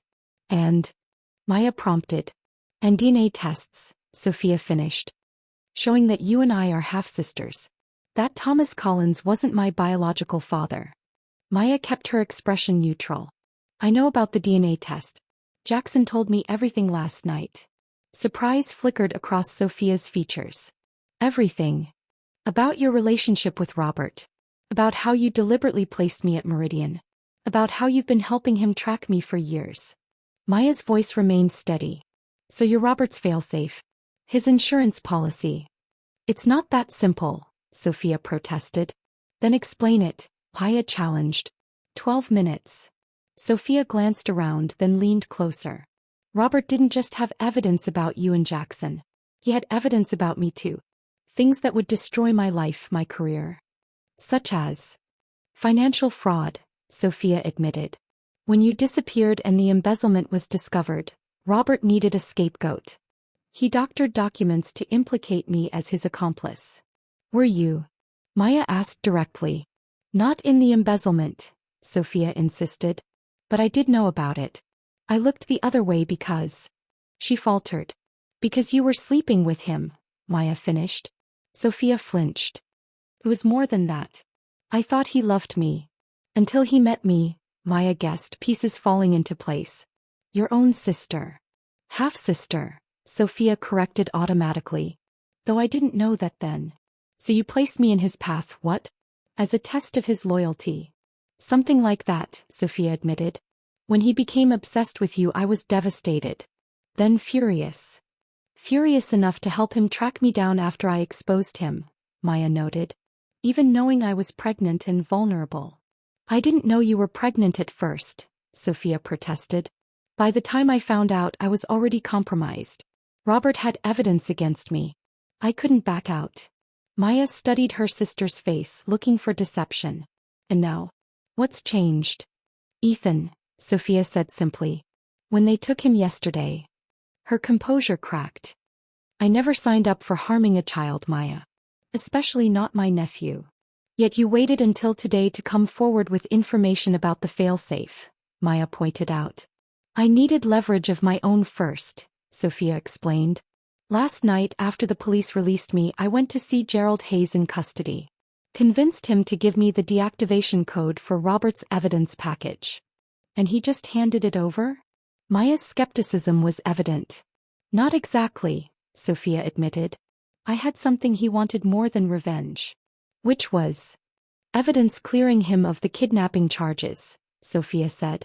Security footage showing he was coerced by Robert. That I'd edited before giving it to the police. Maya's estimation of her sister's cunning rose. So you traded evidence for the deactivation code? Yes. Sophia reached into her purse, removing a folded paper. It's here. Along with instructions for accessing Robert's server. Maya didn't take the paper immediately. Why not give this to Jackson directly? Why the secrecy? Sophia hesitated. Because there's another component to the package you don't know about. Something that would destroy any chance of happiness you might have with Jackson. What is it? Maya asked, suddenly wary. Evidence that he knew about the embezzlement scheme, Sophia said quietly. That he was investigating it independently before you and Robert met. That finding you wasn't just about connection or protecting you from his father. It was about securing evidence he thought you had. The accusation hung in the air between them. Maya absorbed it, analyzing it against everything she knew about Jackson. You're lying, she decided finally. I wish I were, Sophia countered. But Robert showed me the evidence himself. Emails between Jackson and a private investigator dating back 6 years. He was tracking the embezzlement before you entered the picture. That doesn't mean his feelings weren't genuine, Maya argued, though doubt crept in. Maybe not, Sophia acknowledged. But it does mean he wasn't completely honest about his motives for finding you. For marrying you. Maya thought of Jackson's face last night as he revealed truth after truth. How open he'd seemed, how vulnerable. Had it been another performance? 5 minutes left, she said, pushing aside her confusion. What do you want in exchange for the deactivation code? A fresh start, Sophia said simply. Immunity from prosecution. A chance to rebuild some kind of relationship with you and Ethan. That's asking a lot, Maya observed. I know. Sophia placed the paper on the table between them. But I'm giving you the chance to decide what happens next. What information becomes public? Who gets hurt? Maya picked up the paper, scanning the alphanumeric code and server address. Robert will come after you for this, she noted. I'm prepared, Sophia assured her. I have my own insurance policies now. Maya stood, tucking the paper into her pocket. I need to verify this. Of course, Sophia nodded. But Maya, you have less than 6 hours. Don't waste time fighting with Jackson about what's in that evidence package. Just use the code and be done with it. I'll handle Jackson, Maya said firmly. And Sophia, thank you for this. But it doesn't erase the past 6 years. I know, Sophia acknowledged. But maybe it's a start. As Maya left the bookshop, her phone buzzed with a text from Jackson. Updates? She hesitated, then typed. Asterisk, have the deactivation code. Heading back now. Need to talk privately. Asterisk. His response came immediately. Asterisk, Ethan's with Mrs. Patel learning chess notation. Study when you arrive. Asterisk. Perfect, she replied, then called Arthur to bring the car around. During the drive back, Maya examined the deactivation instructions more carefully. If Sophia was telling the truth, the code would prevent the evidence from becoming public, protecting both her and Jackson from scandal. But what about the alleged evidence against Jackson? Was Sophia manipulating her yet again, driving a wedge between them? Or had Jackson kept one final secret? Maya thought back to his demeanor that morning. The genuine warmth with Ethan, the concern for her safety, the respect for her decision to meet Sophia alone. None of it felt calculated or false. Yet she'd been fooled by appearances before. When she arrived at the penthouse, security escorted her directly to Jackson's study. He looked up from his computer as she entered, relief evident in his features. You're back, he said, rising. What happened? Maya closed the door behind her. Sophia gave me the deactivation code for Robert's failsafe, she said, removing the paper from her pocket. Along with some interesting information. Jackson's gaze sharpened. What kind of information?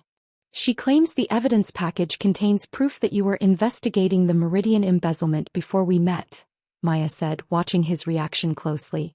That finding me wasn't just about connection or concern, but about securing evidence against your father and his associates. Jackson went very still. What did you tell her? That I didn't believe her, Maya replied. Was I wrong? For a long moment Jackson said nothing. Then with a deep sigh he gestured to the chair across from him. Sit down, Maya, he said quietly. There's one more piece to this story. Chapter 15. Maya sat heart-pounding. I'm listening. Jackson leaned against his desk, arms crossed. Sophia wasn't entirely wrong, he admitted. I was investigating the Meridian embezzlement before we met. Why? The single word held all her questions. Because I suspected my father was involved, Jackson said simply. I'd been tracking Alexander's questionable business dealings for years. Meridian Partners was one of several companies where I'd found financial irregularities. You were investigating your own father? Maya tried to reconcile this with everything she knew about Jackson. Alexander Reed was brilliant, charismatic, and completely amoral, Jackson explained, his voice hardening. He built Reed Enterprises through methods that were often legal but rarely ethical. I spent my childhood watching him destroy people who crossed him. Including your mother? Maya guessed. Pain flickered across Jackson's features. She left when I was 8. Couldn't bear his infidelities, his obsession with power. He made sure she got nothing in the divorce, not even partial custody. The admission explained so much about Jackson. His controlled exterior, his strategic approach to problems, his fierce protectiveness toward Ethan. I'm sorry, Maya said softly. Jackson nodded once, acknowledging her sympathy. By the time I met you at that charity event, I'd compiled significant evidence of Alexander's involvement in multiple financial schemes, including Meridian. What I lacked was insider testimony. Which is where I came in, Maya concluded. Not intentionally, Jackson clarified. When I saw my father targeting you at the bar, my only thought was to intervene. I recognized his pattern. He'd done it before with vulnerable young women. But then we talked, Maya remembered. And I mentioned working at Meridian. And being afraid to return to your apartment, Jackson added. When you mentioned your boss, without naming him, I suspected a connection to the embezzlement I was investigating. So you offered me your hotel room. To give you safe haven, Jackson confirmed. My motives weren't entirely pure. I hoped you might share information about Meridian. But I never expected the connection we formed, Maya finished. Exactly. Jackson's expression softened. You were so passionate about books, about the future you imagined. So different from the calculating people in my world. Maya absorbed this, feeling her way through the implications. So when I disappeared the next morning, I was devastated, Jackson admitted. Both personally and professionally. You represented both a genuine connection and potentially valuable testimony. Which is why you searched so thoroughly, Maya realized. A dual purpose. Initially, yes, Jackson acknowledged. But the longer I searched, the more personal it became. Especially after I uncovered your name change and suspected you might have been pregnant. Maya stood, needing to move. Why didn't you tell me this part last night? You shared everything else. Because I was afraid, Jackson said simply. Afraid it would confirm your worst suspicions, that I'd manipulated you from the beginning. That my interest was never genuine. Was it? Maya challenged. Genuine.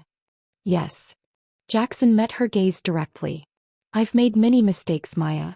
Used questionable methods. But my feelings for you and for Ethan are real. Have been from the start.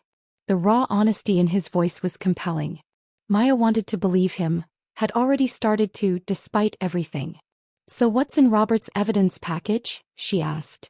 What is he threatening to release? Emails between me and my investigator, Jackson confirmed. Communications that could be interpreted as me pursuing you for information rather than protection. Financial records showing I continued my father's association with Nakamura while investigating him privately. Making you look duplicitous, Maya understood. Undermining the merger.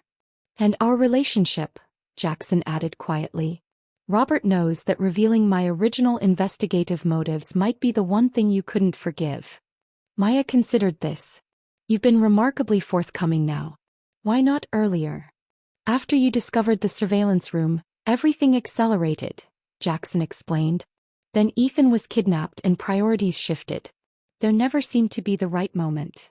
Until now, with hours before Robert's evidence goes public. I would have told you regardless, Jackson insisted. But yes, the timeline forced my hand. Maya studied him, searching for deception and finding only weariness and resignation.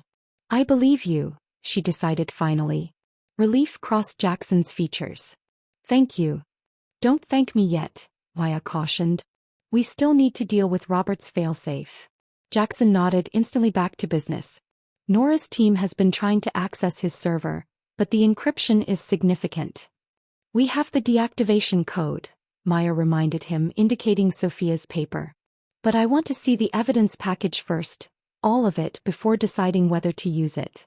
That's risky, Jackson warned. Accessing the files might trigger release protocols.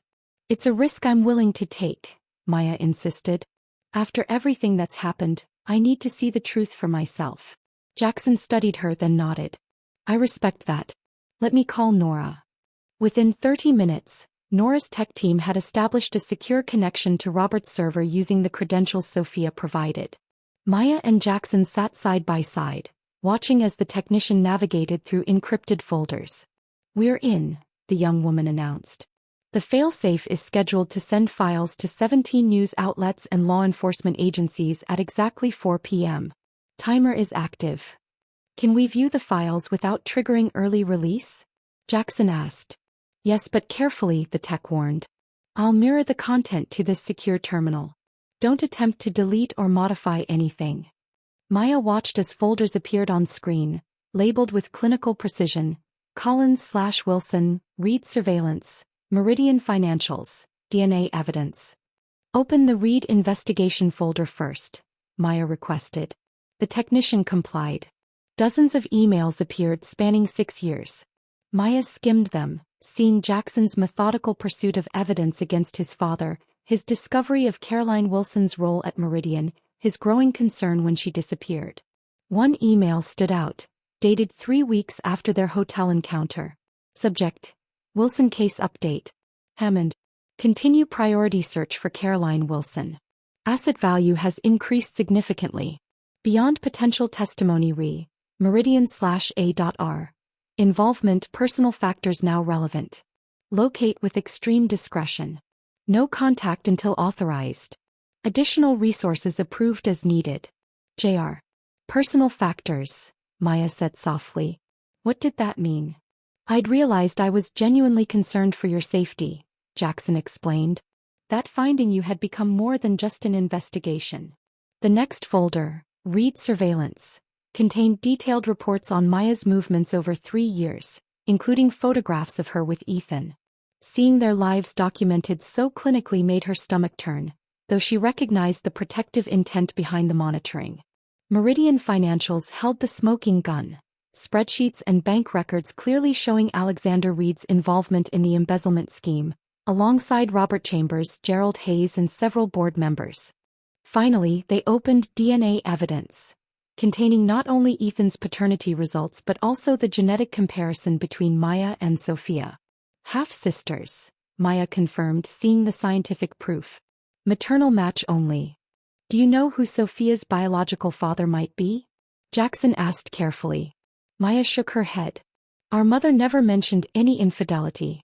She and my father seemed happy until her death when we were teenagers.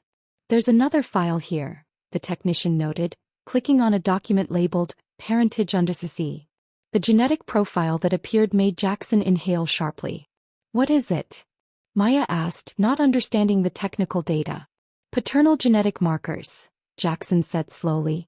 Matching the Reed family line. Meaning Sophia Collins is my half-sister, Jackson said, disbelief evident in his voice. Alexander Reed was her biological father. The revelation landed like a thunderbolt. That's impossible, Maya protested. Sophia is 5 years older than me. Your father couldn't have. Alexander was a serial philanderer, Jackson cut in, mind working rapidly. The timing would have been during his first marriage before I was born. If this is true, Maya said, struggling to process the implications, it means Sophia is both my half-sister and yours. And Ethan's aunt through both sides. It explains why she inserted herself into our lives so persistently, Jackson realized. She must have discovered the connection somehow. Or Robert told her, Maya suggested. As leverage. It certainly explains her complex loyalty to him despite his manipulation. The technician cleared her throat. I don't mean to interrupt, but we have less than 2 hours before the failsafe activates. Do you want to use the deactivation code? Maya and Jackson exchanged glances.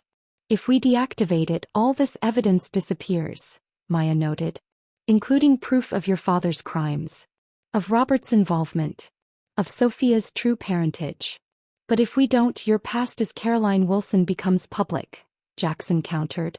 As does my surveillance operation. Our private lives become tabloid fodder. And Ethan gets caught in the crossfire, Maya added, the most important consideration. Jackson rubbed his temples, thinking. There must be a third option. Wait, Maya said suddenly. Can we download copies of specific files before deactivating the failsafe? The technician looked uncertain. Possibly, but it's risky. Any manipulation could trigger immediate release. What if we don't manipulate the files themselves? Jackson suggested, catching Maya's line of thinking. Just capture what we're viewing?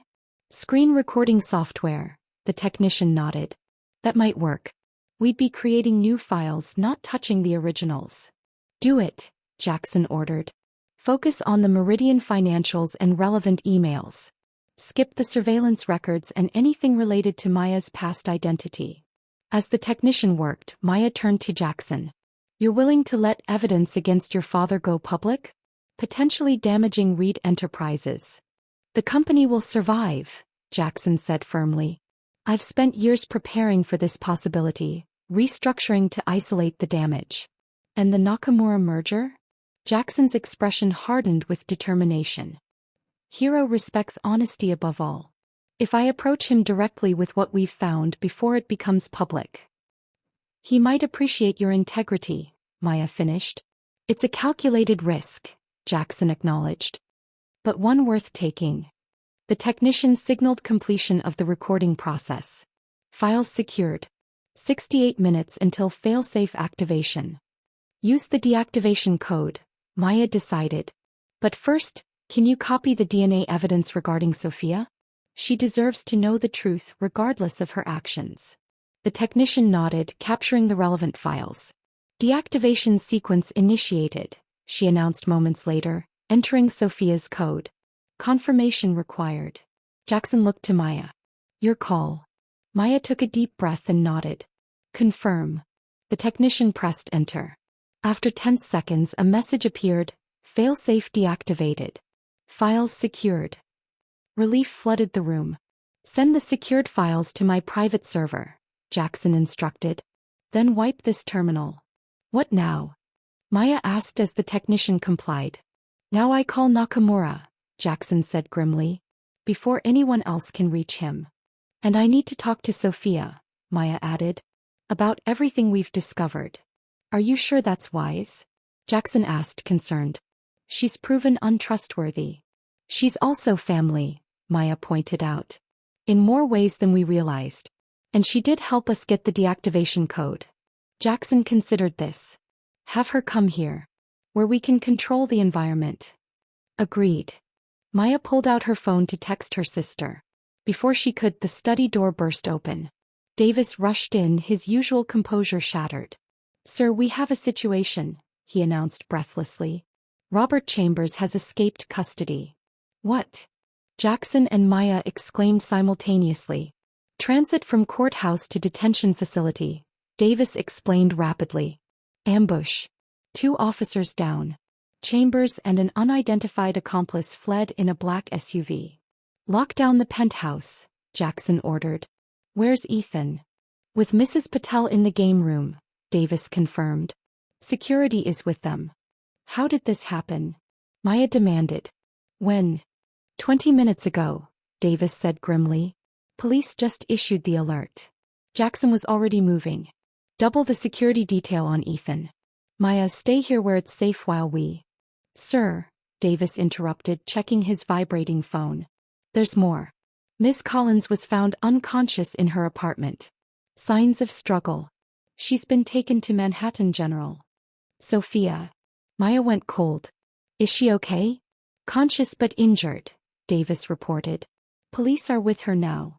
This is coordinated, Jackson realized. Chambers escapes, Sophia is attacked. It's not coincidence. The deactivation, Maya whispered. Robert somehow knows we used it.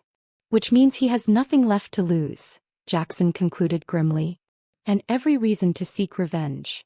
Maya's phone rang, unknown number. She and Jackson exchanged glances before she answered on speaker. Hello. Hello, Caroline. Robert's voice was chillingly calm. Or Maya. Or whatever you're calling yourself these days.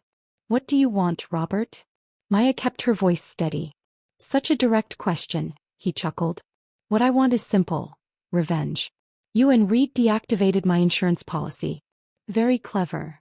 Leave us alone, Chambers, Jackson cut in. It's over. The evidence is secure. Nothing is ever truly secure, Reed, Robert countered. As your sister discovered this morning. Sophia isn't, Maya began, then stopped herself. What did you do to her? Just a warning, Robert said dismissively. She betrayed me. Actions have consequences. What do you want? Jackson demanded.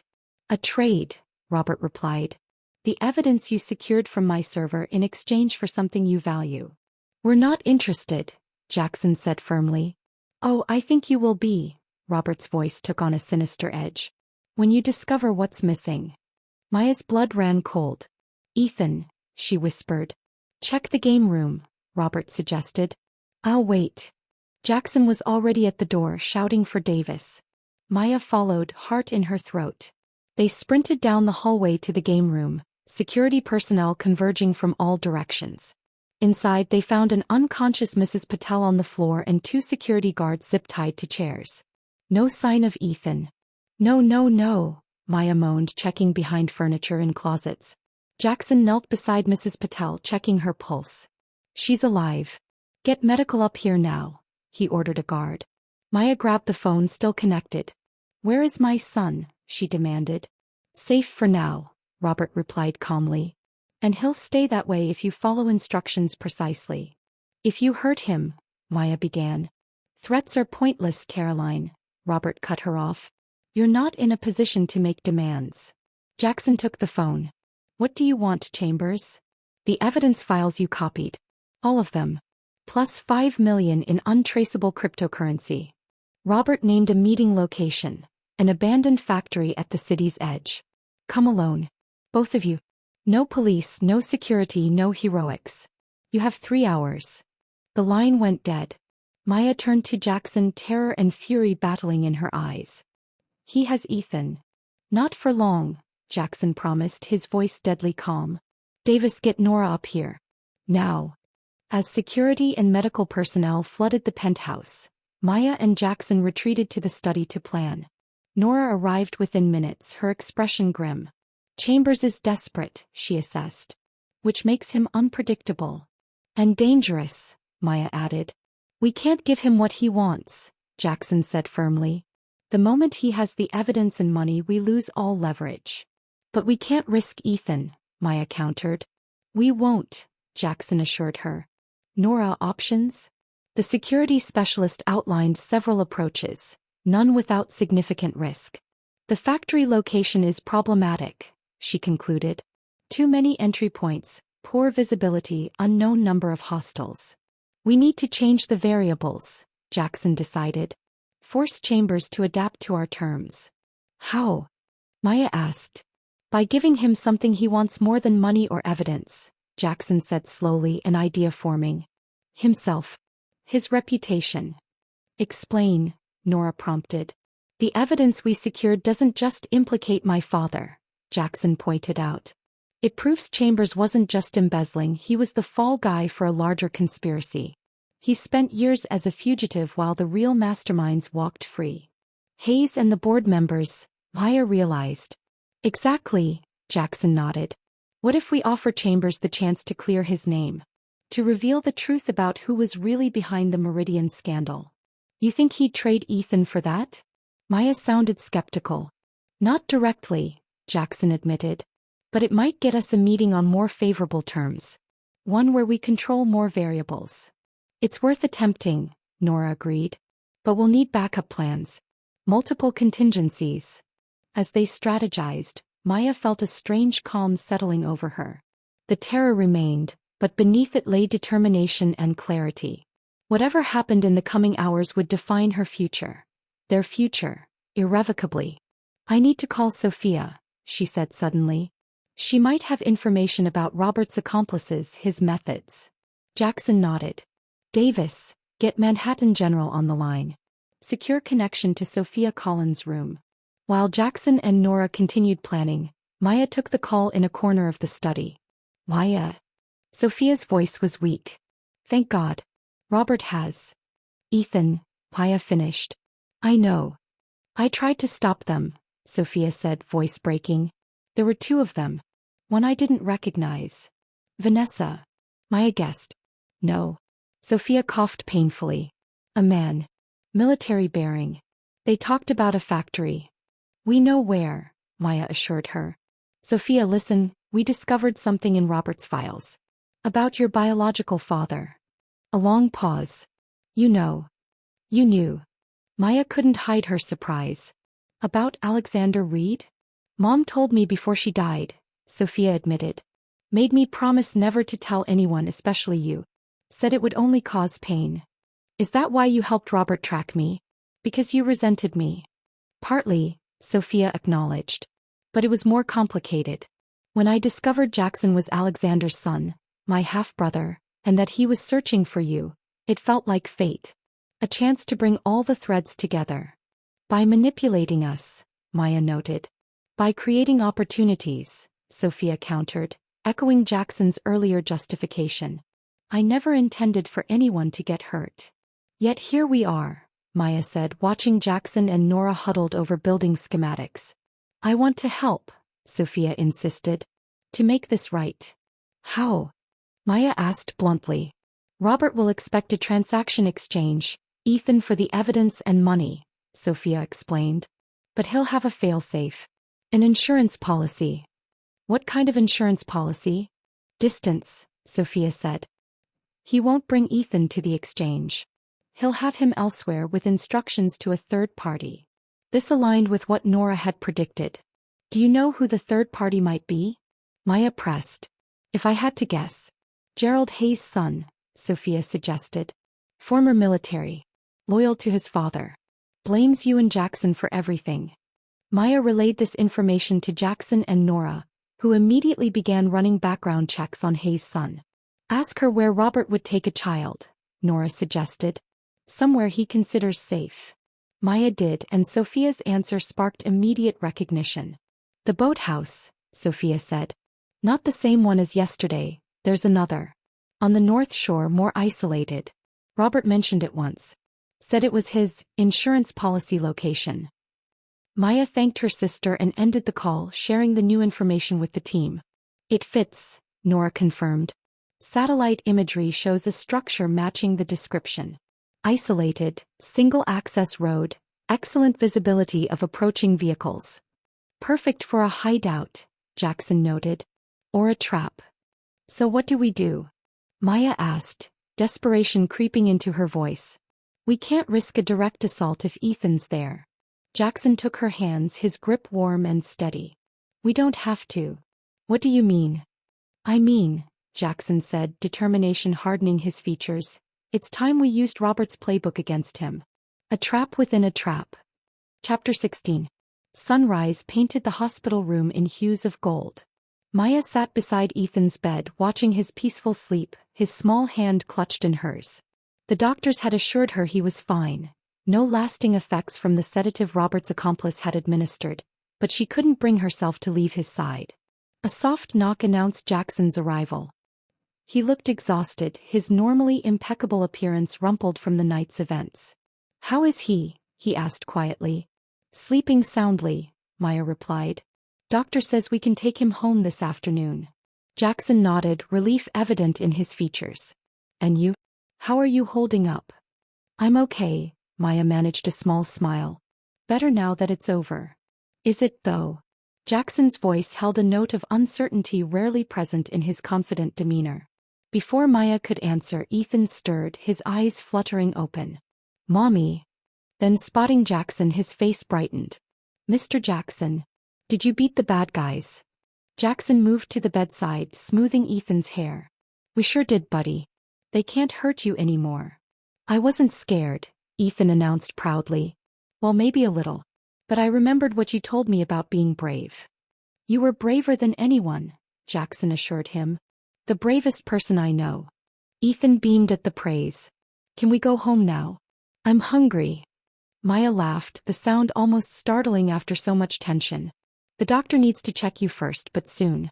I promise. I brought something for you, Jackson said, producing a small package from his pocket. To pass the time. Ethan unwrapped it eagerly, revealing a travel chess set. Awesome. Can we play now? One quick game, Jackson agreed, setting up the pieces. Maya watched them, her heart full. Last night's terror felt distant now, though its shadow lingered. The rescue operation had succeeded, against all odds and predictions. Ethan was safe.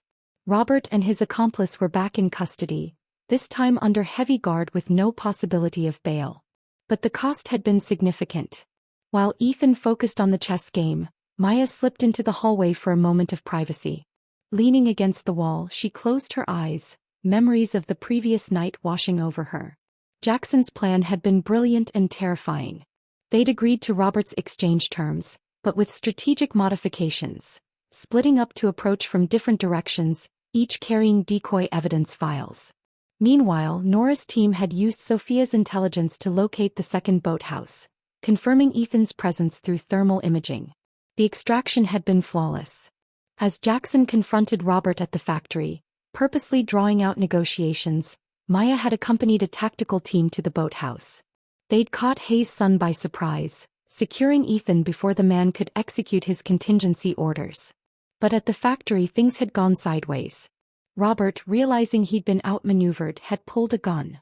In the ensuing struggle, Jackson had been shot. The bullet had grazed his shoulder, painful but not life-threatening. Yet in that moment when Maya received the call that Jackson was injured, she'd understood with crystal clarity what he meant to her.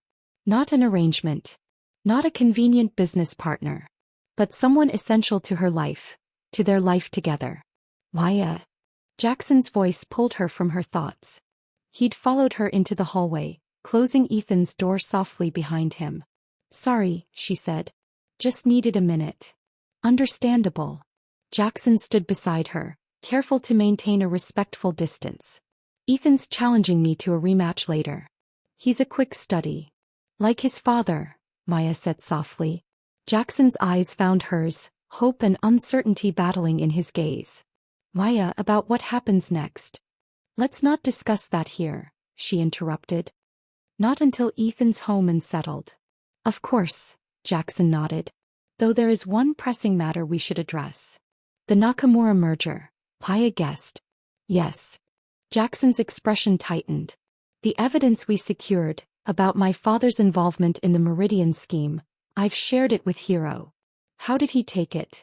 Better than expected, Jackson admitted. He appreciated my honesty. But there are conditions for the merger to proceed. What kind of conditions? Complete transparency about Reed Enterprises' past, Jackson explained. Full audits of all operations. And... He hesitated. And... Maya prompted. And my resignation as CO, Jackson finished. At least temporarily, while external governance is implemented. Maya stared at him. You agreed to that? I did. But the company is your life, Maya protested. Your legacy. Jackson's gaze was steady. Some things are more important than legacy. The simple declaration, so at odds with his earlier fixation on the merger, took Maya's breath away. The board will vote on the terms next week, Jackson continued. I've recommended acceptance. What will you do? Maya asked, genuinely curious how this driven man might redefine himself. That depends, Jackson said carefully, on several factors. Including what you decide about our arrangement. Before Maya could respond, a nurse approached to check on Ethan. They returned to the room the moment suspended between them. Hours later, after final medical clearance, they brought Ethan home to the penthouse. The boy marveled at the enhanced security now visible throughout the building. Additional guards, new scanners, reinforced doors. It's like a superhero base, he declared, examining the fingerprint reader that had been installed on the elevator. Something like that, Jackson smiled, catching Maya's eye over Ethan's head. The evening passed in surprising normalcy. Dinner, a movie of Ethan's choosing, then bedtime stories. It was only after Ethan finally succumbed to sleep, exhausted from his ordeal, that Maya and Jackson found themselves alone in the living room. He seems remarkably resilient, Jackson observed, pouring them each a glass of wine. Children often are, Maya replied, accepting the glass. More so than adults sometimes. Indeed. Jackson sat across from her, his injured shoulder carefully positioned. How are you really? Processing, Maya admitted. It's been quite a week. Jackson's laugh held little humor. Quite a 6 months, I'd say. The reference to their arrangement's time frame hung between them. By the original terms, their agreement would end after the Nakamura merger closed. Now just days away. Jackson, Maya began, setting down her wine. I've been thinking about our situation. As have I, he said cautiously. Our arrangement has served its purpose, Maya said. The merger is proceeding, albeit with modifications. Ethan is safe. The immediate threats have been neutralized. Jackson's expression remained carefully neutral. That's accurate. By the terms of our agreement, we should now proceed with a quiet divorce, Maya continued. You pay the second installment, we go our separate ways. If that's what you want, Jackson said softly. What I want, Maya met his gaze directly, is to tear up our original agreement entirely. Jackson went very still. I see. No, I don't think you do, Maya smiled slightly. I want to start over, Jackson. Not as a business arrangement or a marriage of convenience, but as two people who have been through fire together and emerged stronger. Hope flickered in Jackson's eyes. What exactly are you proposing? A genuine relationship, Maya said simply. One built on honesty, not manipulation. On partnership, not power dynamics. You'd consider that? After everything.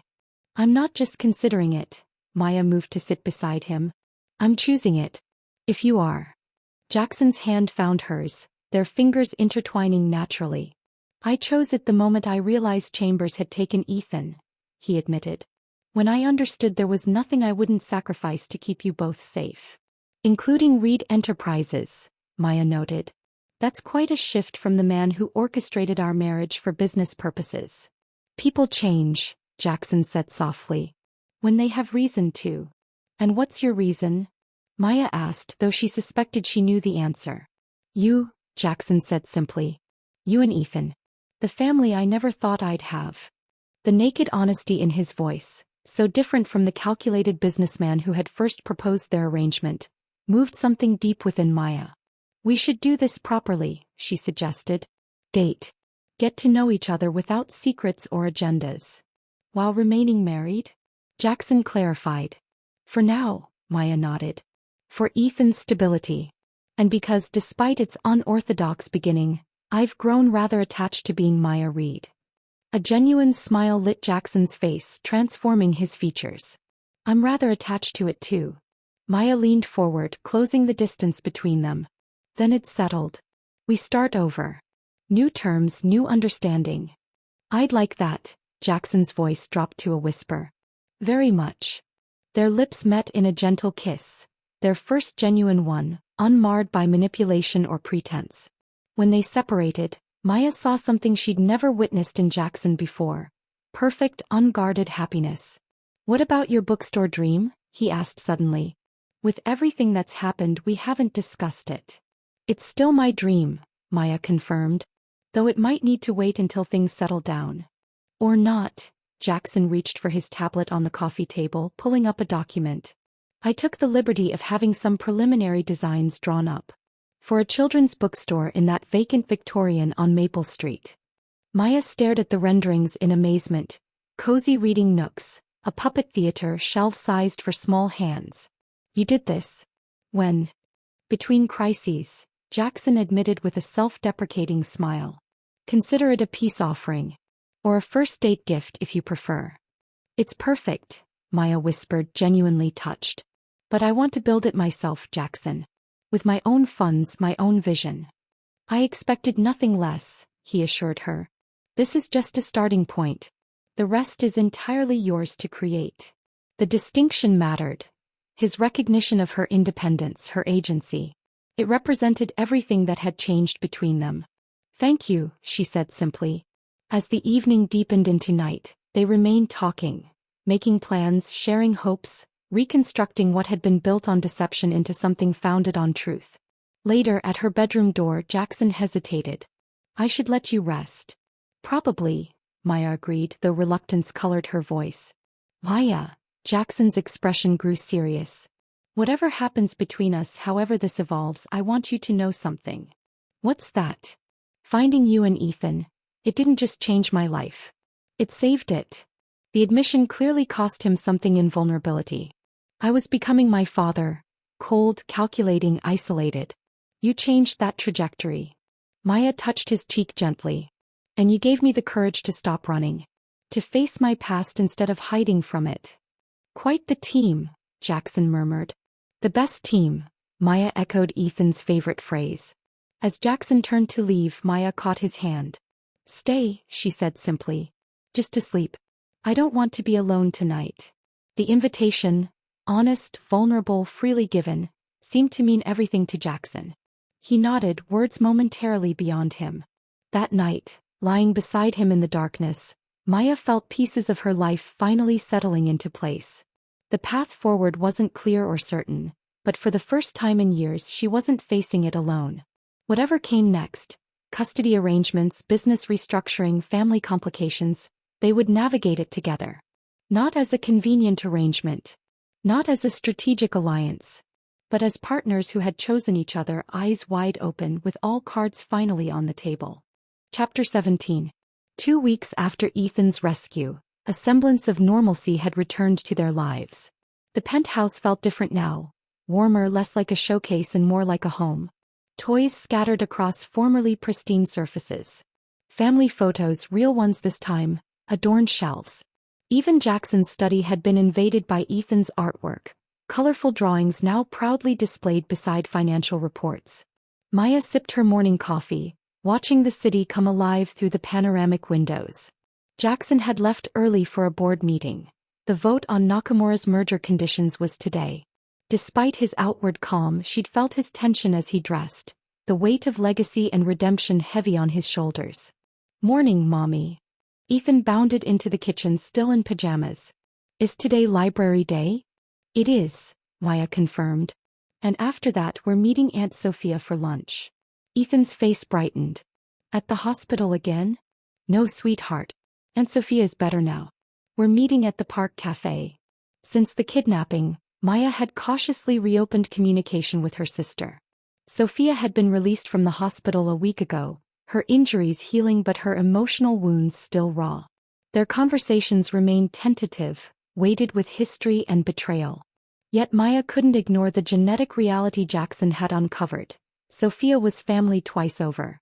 Half-sister to Maya through their mother, half-sister to Jackson through Alexander Reed. Which made her doubly Ethan's aunt. Family was complicated, but it was still family. As Maya helped Ethan prepare for their day, her phone chimed with a text from Jackson. "Board in session. Decision expected by noon. Will update when I know more." She replied with a simple heart emoji, their new shorthand for support without pressure. The last 2 weeks had transformed their relationship in unexpected ways. True to their agreement, they were dating, properly this time. Dinners out while Mrs. Patel watched Ethan. Long conversations without strategic agendas. Even a Broadway show where Jackson had surprised her by knowing all the words to the classic songs. It felt like courtship, ironically the phase they'd skipped in their unusual relationship progression. After dropping Ethan at his twice-weekly library program, a children's literature club he adored, Maya had 2 hours to herself. She'd planned to visit the vacant Victorian on Maple Street, the potential site for her bookstore, but fate had other plans. "Maya Collins Reed," a familiar voice called as she exited the library. "Just the woman I was hoping to find." Vince Cortez stood beside a sleek black car, his usual predatory smile firmly in place. Maya tensed. "Mr. Cortez, you're out on bail, I see." "All charges dropped, actually," Vince corrected smoothly. "Insufficient evidence linking me to Chambers' schemes. Perks of excellent legal representation." "What do you want?" Maya asked directly, maintaining distance between them. "Just conversation," Vince gestured to his car. "A brief chat about mutual interests." "We have no mutual interests," Maya replied coldly. "Don't we?" Vince raised an eyebrow. "Your husband's company is facing significant restructuring today. His career hangs in the balance. I'd say that concerns you directly." Maya studied him, weighing options. 10 minutes. In public. That cafe across the street. "Perfect," Vince agreed, seeming pleased she'd accepted it all. Seated in the busy cafe, Maya kept her phone visible on the table. A silent signal she was prepared to call for help if needed. "How's your sister recovering?" Vince asked, stirring his espresso. "She'll be fine," Maya said neutrally. "Though I'm sure you know that already." "Sophia and I have parted ways professionally," Vince admitted. "Her priorities have shifted since the incident." "Funny how nearly dying changes one's perspective," Maya noted dryly. Vince chuckled. "Indeed. Speaking of changing perspectives, how's domestic life with Reed? Adjusting to his imminent career change?" "If you're fishing for inside information about the board meeting, you're wasting your time," Maya said firmly. "Not fishing," Vince corrected. "Offering alternatives." "What kind of alternatives?" Vince leaned forward. "Reed's board will vote to accept Nakamura's terms this morning. Jackson will step down as CEO during the 18-month oversight period. His reputation, despite his sacrifices, will be permanently tarnished." The details were accurate enough to concern Maya. "Your point?" "My point is that you and your son don't need to go down with a sinking ship," Vince said bluntly. "Particularly when you have other options." "Such as?" "Complete financial independence," Vince replied. "A generous settlement from Reed, which my lawyers can ensure is maximized, plus backing for that children's bookstore you've always wanted." Maya set down her coffee cup carefully. "You're suggesting I leave Jackson? Now when he's facing his greatest professional challenge?" I'm suggesting you consider your son's future, Vince countered. And your own. Reed's complicated history, the surveillance, the manipulation, his father's crimes. Do you really want that legacy for Ethan? The question struck uncomfortably close to concerns Maya had wrestled with herself. You and Ethan could have a fresh start, Vince continued, sensing her hesitation. The bookstore of your dreams. A normal life, away from Reed's scandals and corporate politics. What's your angle? Maya asked directly. You're not offering this out of kindness. Vince smiled thinly. Let's just say Reed's personal distraction during this transitional period would benefit certain market competitors. Including Cortez Industries, Maya concluded. Business is business, Vince shrugged unapologetically. But the offer stands regardless of my motives. Complete financial security for you and Ethan. No strings attached. There are always strings, Maya countered. Fewer than you might think. Vince slid a business card across the table. My lawyer's contact information. He's prepared a preliminary settlement proposal. Review it. Consider your options. Maya reluctantly took the card. Why would you think I'd even consider this? Because I've done my homework, Maya, Vince replied. You've spent your entire life prioritizing security and stability. First when you fled from Chambers, then when you raised Ethan alone. The arrangement with Reed began as exactly that, a security measure. Why wouldn't you consider a better offer? The assessment was uncomfortably accurate. Her entire relationship with Jackson had indeed begun as a security calculation, protection and resources in exchange for a temporary marriage. But it had become something else entirely. Thanks for the coffee, Maya said, rising. But I need to go.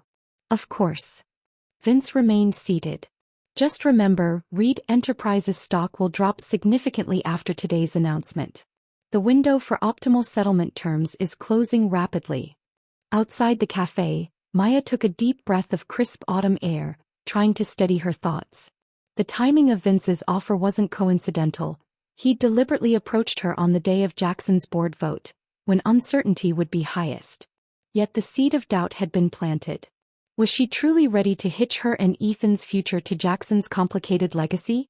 The man who had surveilled her for years before engineering their marriage?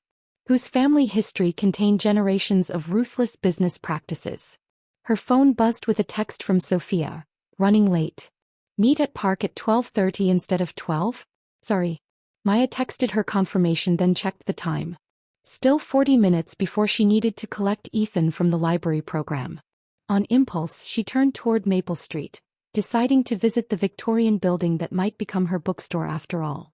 The three-story structure stood on a tree-lined corner, its gingerbread trim and turret giving it storybook charm.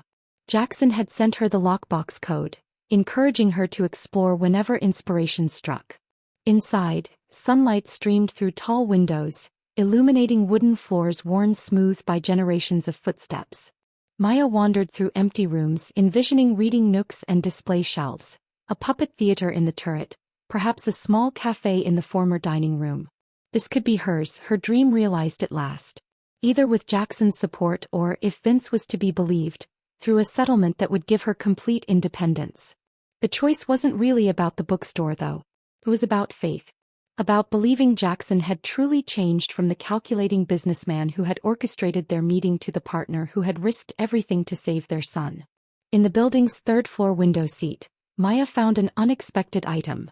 A leather portfolio with her name written in Jackson's distinctive handwriting. Opening it revealed architectural renderings of the bookstore, but unlike the preliminary designs he'd shown her weeks ago, these were extraordinarily detailed.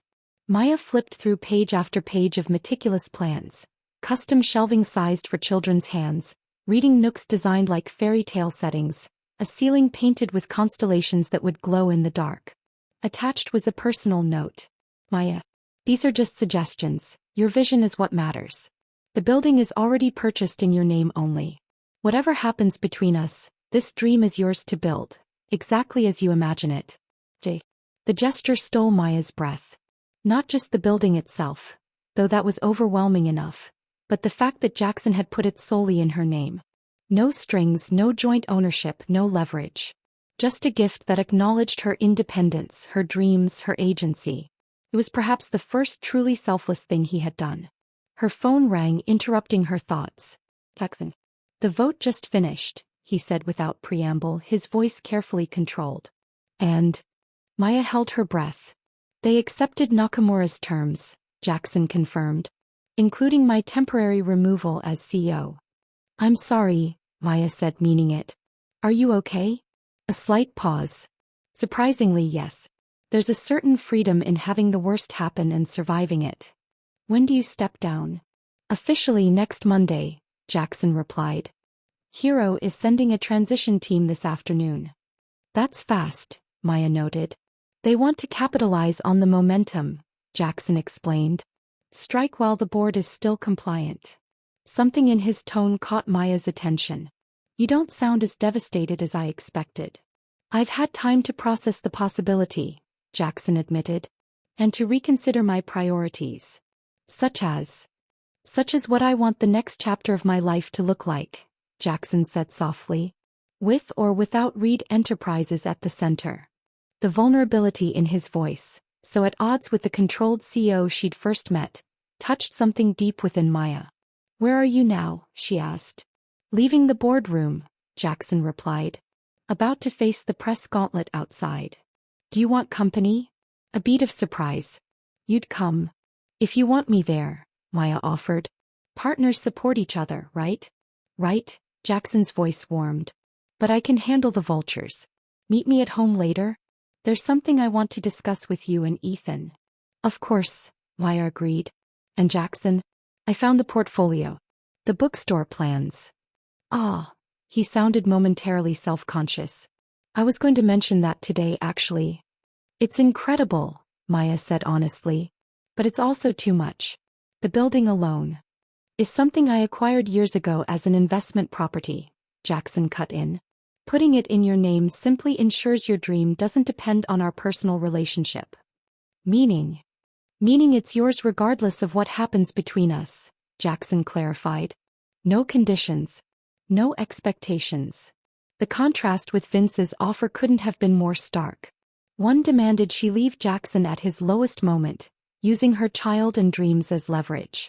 The other ensured her independence and dreams were secure, whatever she decided about their relationship. Thank you, Maya said, emotion thick in her voice. That means more than you know. I have to go, Jackson said reluctantly. Cameras approaching. See you at home. We'll be there, Maya promised. After ending the call, she stood in the sunlit room that might become her bookstore, Vince's business card still in her pocket. The choice before her wasn't really a choice at all, she realized. One path led backward, to calculations of security and advantage, to treating relationships as transactions. The other led forward, to partnership founded on mutual respect, to building something genuine from imperfect beginnings. Maya took out Vince's card and deliberately tore it to pieces, letting the fragments flutter to the floor like confetti. Later, after collecting Ethan and meeting Sophia for a cautiously cordial lunch, Maya returned to the penthouse. She found Jackson in the living room, tie loosened, jacket discarded, playing an elaborate game of checkers with Ethan on the floor. Mommy, Ethan called. Mr. Jackson is teaching me a super secret move. Is he now? Maya smiled, catching Jackson's eye over their son's head. King me, Ethan exclaimed, reaching the opposite side of the board. Well done, Jackson praised, adding the second checker. You're a natural strategist. Like you? Ethan asked proudly. Like both of us, Jackson corrected, nodding toward Maya. Your mom is the best strategist I know. She sees 3 moves ahead of everyone else. The compliment, genuine respect rather than condescension, warmed Maya as she joined them on the floor. How was the press conference? She asked quietly while Ethan deliberated his next move.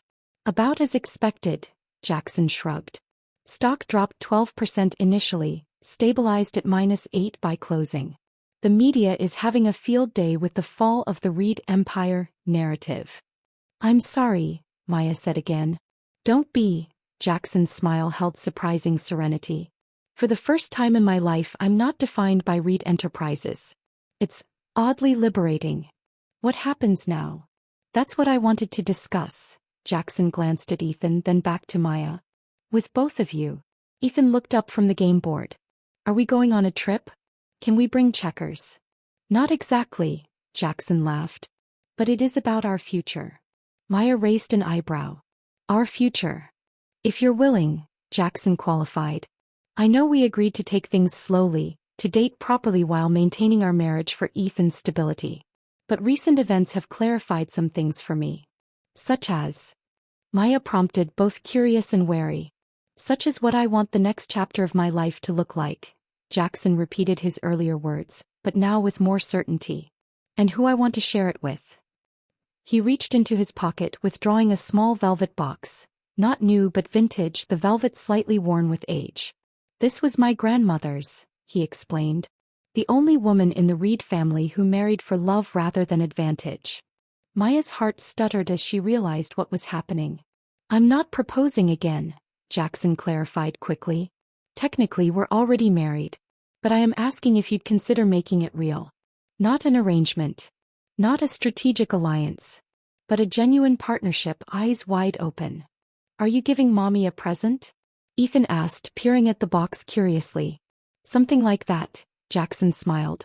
It's a ring that shows how much I care about your mom. And about you. Cool. Ethan approved. Can I see? Jackson opened the box, revealing not an ostentatious diamond as Maya might have expected, but a delicate emerald set in vintage gold filigree. Green, Maya whispered. My favorite color. I remembered, Jackson said softly. From our 20 questions that first week. The thoughtfulness of the gesture, choosing something that reflected her preference rather than making a statement of wealth, touched Maya deeply. It's pretty, Ethan decided. Like your eyes, Mommy. The wisdom of children, Jackson smiled. I couldn't have said it better myself. He turned his attention fully to Maya. You don't have to answer now. Take all the time you need to. Yes, Maya interrupted, surprising herself with the certainty in her voice. Yes. Jackson repeated, looking uncharacteristically uncertain. Yes, Maya confirmed. I choose you, Jackson. The real you, not the CEO, not the strategist, not the Reed legacy. Just you. The joy that transformed Jackson's features was answer enough that she'd made the right choice. As he slipped the ring onto her finger, replacing the ostentatious diamond he'd given her at the beginning of their arrangement, Maya felt pieces of her fractured life finally aligning. Does this mean you're really my dad now? Ethan asked Jackson directly, with a child's unerring aim for the heart of the matter. Jackson looked to Maya, silently asking permission. She nodded, emotion making speech difficult. If that's something you'd want, Ethan, Jackson said carefully. I'd be honored to be your dad. Not just legally but in all the ways that matter. Ethan considered this seriously. Would I call you Dad instead of Mr. Jackson? If you'd like to, Jackson replied, his voice uncharacteristically unsteady. I think I would like to, Ethan decided. But maybe not right away. Is that okay? That's perfectly okay, Jackson assured him. We have all the time in the world. As Ethan returned to the checkers game, satisfied with this resolution, Maya leaned against Jackson's shoulder. The emerald ring caught the afternoon light, casting small green reflections across the floor. Vince approached me today, she said quietly. Offered me a settlement if I'd leave you. Financial security, backing for the bookstore. The works. Jackson tensed slightly beside her. What did you tell him? Nothing, Maya replied. But I tore up his lawyer's card at the bookstore. Right after I found your gift. It wasn't meant as persuasion, Jackson clarified quickly. The timing was coincidental. I know, Maya assured him. That's why it worked. Jackson's arm slipped around her waist, drawing her closer. I meant what I said before. Whatever happens between us, that building is yours. Your dream doesn't depend on our relationship. I appreciate that, Maya said honestly. But I'm not interested in building dreams alone anymore. Not when there's a better alternative. Building them together, Maya said simply. And as Ethan crowed in triumph over capturing another of Jackson's checkers, Maya felt the rightness of her choice settle into her bones. The path forward wasn't perfect or without complications. There would be adjustments, challenges, perhaps even setbacks. But for the first time in her life, she wasn't choosing based on fear or security or advantage. She was choosing love. Messy, complicated, beautiful love. For herself, for her son, for the family they were building from such unlikely beginnings. Chapter 18. The morning news played on mute in Jackson's study, business channels showing split screens of his press conference from the previous day alongside plunging Reed Enterprises stock charts. The newly engaged couple barely noticed, focused instead on the documents spread across the desk. Robert's legal team is pushing for a plea deal, Nora reported via video call. Haste 2. They're claiming diminished responsibility, coercion, the works. Of course they are, Jackson's voice was cold. And the prosecutor? Receptive, Nora admitted reluctantly. The evidence package we secured is technically inadmissible since we obtained it through unorthodox channels. Maya leaned forward. So they might get away with everything? The embezzlement, the kidnapping. The kidnapping charges are solid, Nora assured her. Multiple witnesses, physical evidence. But the financial crimes from 6 years ago? Those are shakier without admissible documentation. Jackson's jaw tightened. Unacceptable. There's more, Nora continued. Vince Cortez has filed for emergency consideration to acquire controlling interest in Reed Enterprises while it's in transition. He's leveraging the stock drop to make a hostile play. The board would never approve, Jackson protested. With Nakamura's oversight team coming in? They might not have a choice, Nora countered. The deal you agreed to left several vulnerabilities. Maya watched Jackson absorb this news, seeing the strategic mind behind his calm exterior recalibrating, assessing options. And Sophia? She asked. Any updates there? Meeting with prosecutors today, Nora confirmed. Likely negotiating her own immunity deal in exchange for testimony. Jackson caught Maya's eye. We can't let this happen. Not just for justice but for Ethan's future safety. If they walk away now, they might come back later, Maya finished, understanding immediately. We need a more permanent solution. Exactly, Jackson nodded. And I think I know how to get it. He reached into his desk drawer, removing a small external hard drive. What's that? Maya asked. Insurance, Jackson said simply. Something I've been building for years. Ever since I first suspected my father's involvement in the Meridian scheme. He connected the drive to his computer, entering a complex password. Files appeared on screen, hundreds of them meticulously organized. Evidence, Jackson explained. Not just copies of what was in Robert's failsafe, but additional documentation. Banking records. Offshore accounts. Communications between all parties involved. How did you get all this? Maya asked, amazed at the depth of information. My father wasn't as careful as he thought. Jackson's smile held no warmth. He kept records of everything, leverage over his associates. When he died, I found his private archives. And you've been sitting on this for years? Maya looked incredulous. Waiting for the right moment, Jackson confirmed. Or rather, hoping I'd never need to use it. This changes everything, Nora said, examining the files Jackson shared to her screen. This material is fully admissible. It came directly from Alexander Reed's records, which you legally inherited. Exactly, Jackson nodded. No questionable hacking or surveillance involved. So we can stop the plea deals, Maya realized. Force full prosecution. We can, Jackson agreed. But there's a cost. What kind of cost? Maya asked. Once this evidence becomes public, Reed Enterprises' reputation takes another hit, Jackson explained. My father's crimes become headline news again. The stock drops further, making it even more vulnerable to Vince's takeover, Maya understood. A calculated sacrifice, Jackson acknowledged. Justice for Ethan's safety at the cost of my family legacy. Maya placed her hand over his.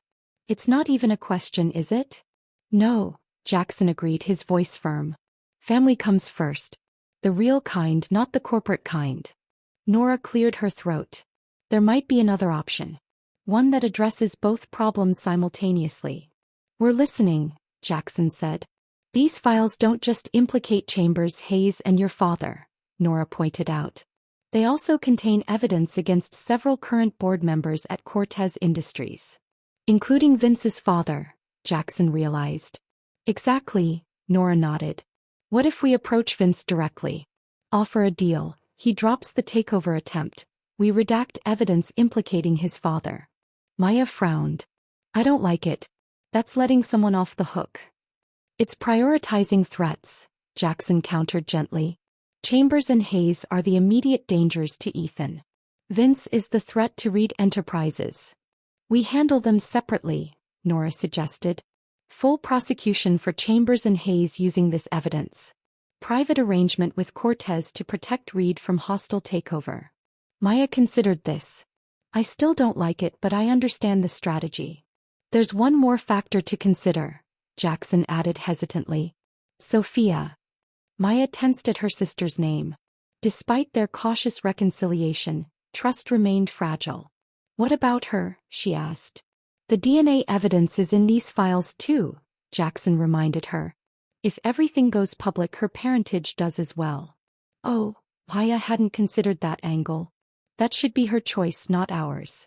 Agreed, Jackson nodded. We need to talk to her before making any decisions. An hour later, Sophia arrived at the penthouse, surprise evident on her face when security escorted her to Jackson's study rather than the living room. What's going on? She asked, noting the serious expressions. Is Ethan okay? He's fine, Maya assured her. At a playdate with school friends. This is about Robert's case. And yours. Sophia's posture stiffened. I've been cooperating with prosecutors. We know, Jackson said, gesturing for her to sit. That's partly why we asked you here. He explained their situation concisely. The potential plea deals, Vince's takeover attempt, and the evidence they possessed that could change everything. Including documentation of your true parentage, he concluded. Sophia went very still. You'd use that against me? No, Maya said firmly. That's your personal information. Your choice whether it becomes public. We're giving you options, Jackson clarified. Work with us to ensure Chambers and Hayes face full consequences, and we'll redact anything regarding your biological father. Or, Sophia raised an eyebrow. Or proceed with your immunity deal, Jackson said evenly. But understand we'll be releasing all evidence to ensure justice is served. Whatever that entails. Sophia looked between them, calculation evident in her expression. What exactly are you proposing? A united front, Maya said simply. Family for real this time.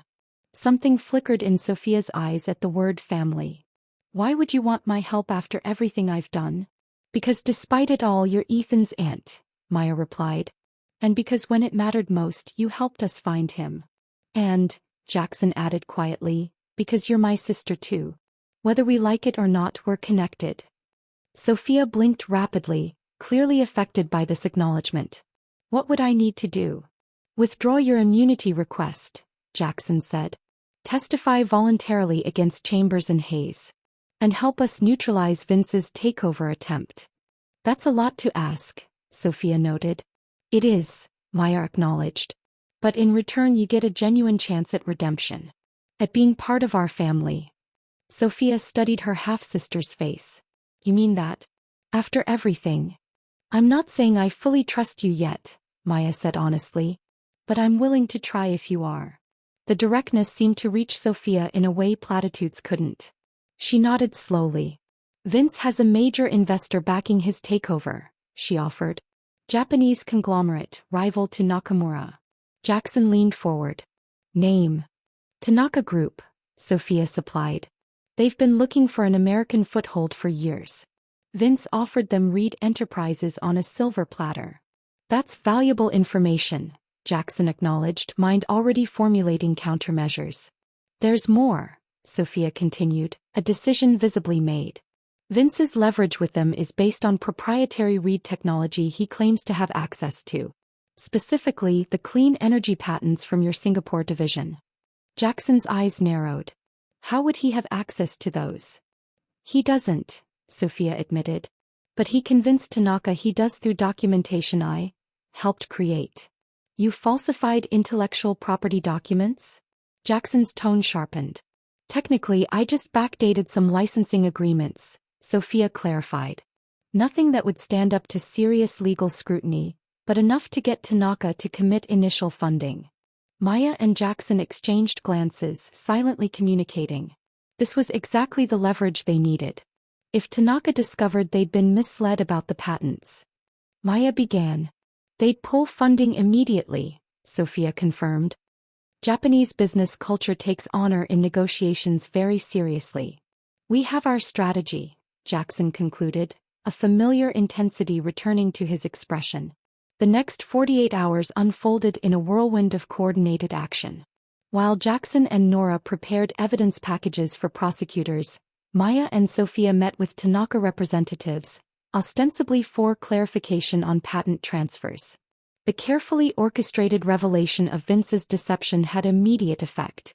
Tanaka withdrew financial backing for the takeover bid, their apologies to Jackson profuse and formal. Simultaneously, prosecutors received comprehensive evidence against Chambers and Hayes, effectively ending plea deal negotiations.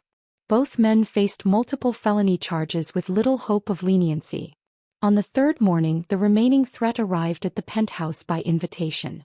Vince Cortez looked considerably less polished than usual, strain evident in his expression as security escorted him to Jackson's study. Quite the reversal of fortune, Jackson observed as Vince took a seat across from him and Maya. Tanaka's withdrawal must have been unexpected. Cut the smugness, Reed, Vince snapped. What do you want? Why am I here? To discuss mutually beneficial terms, Jackson replied calmly. Given your current vulnerabilities. Meaning? Jackson slid a folder across the desk. Evidence implicating your father in the Meridian embezzlement scheme. Prosecutors are very interested. Vince's face paled as he scanned the documents. This is blackmail. This is negotiation, Maya corrected. Something you're familiar with. A muscle ticked in Vince's jaw. What are your terms? Simple, Jackson leaned forward. You permanently abandon any attempt to acquire Reed Enterprises assets. You issue a public statement supporting the Nakamura oversight arrangement. And you never, under any circumstances, contact my family again. And in return? Vince asked tightly. These documents never reach prosecutors, Jackson promised. Your father's reputation remains intact. Vince studied them both, calculation evident behind his eyes. You've outplayed me, he acknowledged finally. For now. Not for now, Maya said firmly. Permanently. This ends today, Vince. After a tense silence, Vince nodded once. You have a deal. As security escorted him out, Maya turned to Jackson. Do you think he'll honor it? He will, Jackson said confidently. Vince is many things, but he's genuinely devoted to his father. He won't risk his reputation. So it's over? Maya asked, hardly daring to believe. All of it. The threats, yes, Jackson confirmed. The consequences. Those are just beginning. He gestured to the television where financial news reported Reed Enterprises stock stabilizing following Vince's surprisingly supportive statement about the Nakamura oversight. What happens next? Maya asked. We rebuild, Jackson said simply. Not just Reed Enterprises but ourselves. Our family. The right way this time. As if summoned by the word family, Ethan burst into the study waving a drawing. Dad. Look what I made at school, he exclaimed, the new title slipping out naturally. Jackson froze momentarily, emotion crossing his face as he knelt to examine the artwork. It's us, Ethan explained proudly. You and Mommy and me. And our house. It's perfect, Jackson said, voice rough with feeling. Absolutely perfect. Over Ethan's head, his eyes met Maya's, a silent acknowledgement passing between them. Whatever challenges lay ahead, they would face them together, as the family they had become, against all odds and expectations. In the game of life, they had achieved something far more valuable than mere victory. They had achieved checkmate. Chapter 19. Summer sunshine warmed the rooftop garden of the penthouse where Maya sat reviewing final details for her bookstore's grand opening. 6 months had passed since the tumultuous events that had cemented their family. 6 months of healing, rebuilding, and surprisingly normal domestic life. Mommy. Dad says the pizza is here. Ethan called from the doorway, the title he now used for Jackson coming naturally after his spontaneous first use. Coming, sweetie. Maya gathered her papers, smiling at the sketch Ethan had made of how he thought the bookstore's children's corner should look, complete with a dragon-shaped bookshelf. Inside, Jackson was setting the table, looking relaxed in jeans and a t-shirt. A far cry from the intimidating CO she'd first encountered. The past months had changed him, softened some edges while strengthening others. Perfect timing, he said as she entered. The divorce papers arrived today too. Maya raised an eyebrow. Interesting dinner conversation starter. Jackson laughed. I thought we'd review them after Ethan's in bed. Starting fresh like we discussed. Their plan had evolved naturally over recent months. Though genuinely committed to each other now, they decided to honor their original agreement, dissolve the arranged marriage and after some time move forward with a real one. A clean slate built on truth rather than manipulation. Sounds perfect, Maya agreed, helping Ethan with his pizza slice. How was the oversight meeting? Productive, Jackson replied. Nakamura's team is impressed with the restructuring progress. They're talking about shortening the 18-month oversight period. That's great news, Maya said sincerely. Though Jackson had adapted surprisingly well to his temporary removal as CEO, she knew he was eager to rebuild the company with a more ethical foundation. Sophia called too, Jackson added casually. The prosecutors officially closed her case file today. No charges. Maya nodded, a mix of emotions crossing her face. Her relationship with her sister remained complicated but healing, especially since Sophia had followed through on her promise to testify against Robert and Gerald. She's coming to the bookstore opening next week, Maya said. She offered to read for the first children's hour. Aunt Sophia does good voices, Ethan contributed, pizza sauce ringing his mouth. She did the dragon part when she read to me at the hospital. The easy domestic scene, dinner conversation, family updates, Ethan's commentary, seemed surreal sometimes given their tumultuous beginning. Yet here they were, building something genuine from such unlikely foundations. Later, after Ethan was asleep, Maya joined Jackson in his study. The divorce papers lay on his desk, official and imposing. Ready for this? Jackson asked, offering her a glass of the scotch they now occasionally shared. Ready to end our fake marriage so we can build a real one? Absolutely, Maya smiled, taking the glass. Jackson mirrored her smile, though something thoughtful lurked in his expression. Before we sign, there's something I've been meaning to tell you. Something I should have shared months ago. Maya settled into the chair across from him. That sounds ominous. Not ominous, Jackson assured her. Just complicated. It's about our accidental marriage. What about it? Jackson hesitated, then opened a drawer and removed a faded folder. You know I arranged for you to sign those marriage documents at City Hall, he began. What you don't know is how precisely calculated that arrangement was. Maya frowned slightly. Meaning I didn't just happen to have marriage paperwork filed that day, Jackson explained. I specifically researched your schedule at the diner, knew you'd be witnessing your friend's wedding license, and arranged for the clerk to give you my papers instead. I already knew you orchestrated it, Maya reminded him. Yes, but not how meticulously, Jackson said. I had been planning it for weeks. The specific date, time, even which clerk would handle the paperwork. Why are you telling me this now?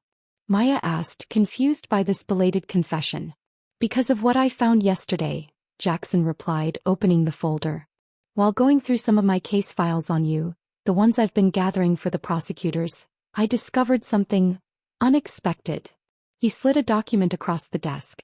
Maya picked it up, scanning it with growing disbelief. This is... She began. An email from you to the City Hall administration, Jackson finished. Sent 3 weeks before our accidental marriage. Maya stared at the evidence in her hands, an email she had completely forgotten sending. In it, she inquired about the procedure for serving as a witness for a marriage license, specifically on the date and time she'd eventually gone to City Hall. I don't understand, she said, genuinely confused. Yes, I emailed them about Jenna's wedding, but how is that significant? Look at the date you sent it, Jackson directed. Maya checked, then looked up sharply. This was before Jenna even got engaged. Exactly, Jackson said quietly. And look at the time slot you specifically requested information about. The exact time I ended up going to City Hall, Maya whispered, realization dawning. But that's impossible. I went because Jenna asked me to witness her paperwork. Did she? Jackson asked gently. Or did you suggest that particular day and time to her? Maya's mind raced back, trying to recall the specifics of those conversations. Had Jenna picked the date? Or had Maya subtly guided her friend toward it, claiming it was the only time that worked with her schedule? Oh my God, Maya breathed as fragmented memories aligned. I did arrange it. I knew you had regular appointments at City Hall for property transfers. I'd overheard your assistant mentioning it at the diner when she came in for coffee. And you purposely put yourself in that location at that specific time, Jackson concluded. Just as I arranged for the clerk to give you my marriage documents. We both engineered it, Maya said, astonishment in her voice. From different angles for different reasons, but we both deliberately created our accidental meeting. Jackson nodded, something like wonder in his expression. I discovered this yesterday and spent hours trying to make sense of it. What were the odds that we'd both target the exact same day, the exact same hour for our separate schemes? Astronomical, Maya agreed, still processing the revelation. But why did I do it? I don't even remember planning it. What was happening in your life then? Jackson prompted. Maya thought back to those weeks before their marriage. Ethan's medical bills were piling up. The specialist appointments weren't covered by insurance. I was working double shifts just to make rent. You needed help, Jackson suggested. And subconsciously or not, you'd identified me as a potential source of that help. Not just any help, Maya realized. I think part of me suspected you might be Ethan's father. I remembered fragments of that night at the hotel. Not clearly, but enough to recognize your face from business news stories. So you orchestrated a chance meeting, Jackson said. While you were orchestrating a marriage, Maya added. Both of us manipulating the situation, neither knowing the other was doing the same thing. They stared at each other across the desk, the divorce papers momentarily forgotten as they absorbed this final piece of their complex puzzle. We really are perfectly matched, Jackson said finally, a hint of amazement in his voice. In manipulation and strategic thinking? Apparently, Maya agreed, a reluctant smile forming. In understanding what we needed and having the courage to pursue it, Jackson corrected gently. However unconventionally. Maya ran her fingers over the email printout, evidence of her own forgotten scheme. I don't know whether to laugh or cry about this. I vote for laughing, Jackson suggested, reaching for her hand. The universe has quite the sense of humor. Or justice, Maya countered, intertwining her fingers with his. Giving manipulators exactly what they deserve, each other. Jackson's thumb traced patterns on her palm. Does this change anything? About the divorce, about our plans? Maya considered the question seriously. It changes my understanding of how we began, but not where we are now. Or where we're going. Which is? Forward, Maya said simply. Together. But this time with complete honesty, eyes wide open. Jackson raised her hand to his lips. No more schemes. No more manipulations. Just partnership, Maya agreed. Real partnership. They sealed the promise with a kiss that felt different from any before. Unburdened by secrets, untainted by hidden agendas. When they separated, both were smiling. Should we still sign these? Jackson gestured to the divorce papers. Maya thought for a moment, then nodded. Yes. Let's end what began in deception so we can start fresh in truth. One by one, they signed the papers that would dissolve their arrangement of convenience.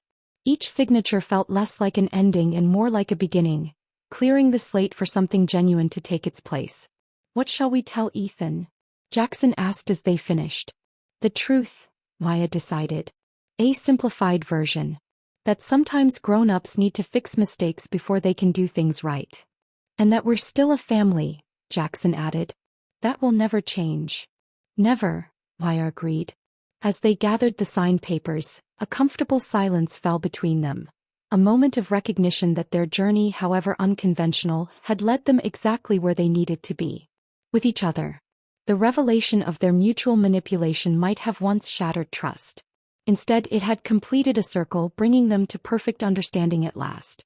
Two strategic minds who had finally met their match. Chapter 20. Once upon a page bookstore hummed with excitement on its grand opening day.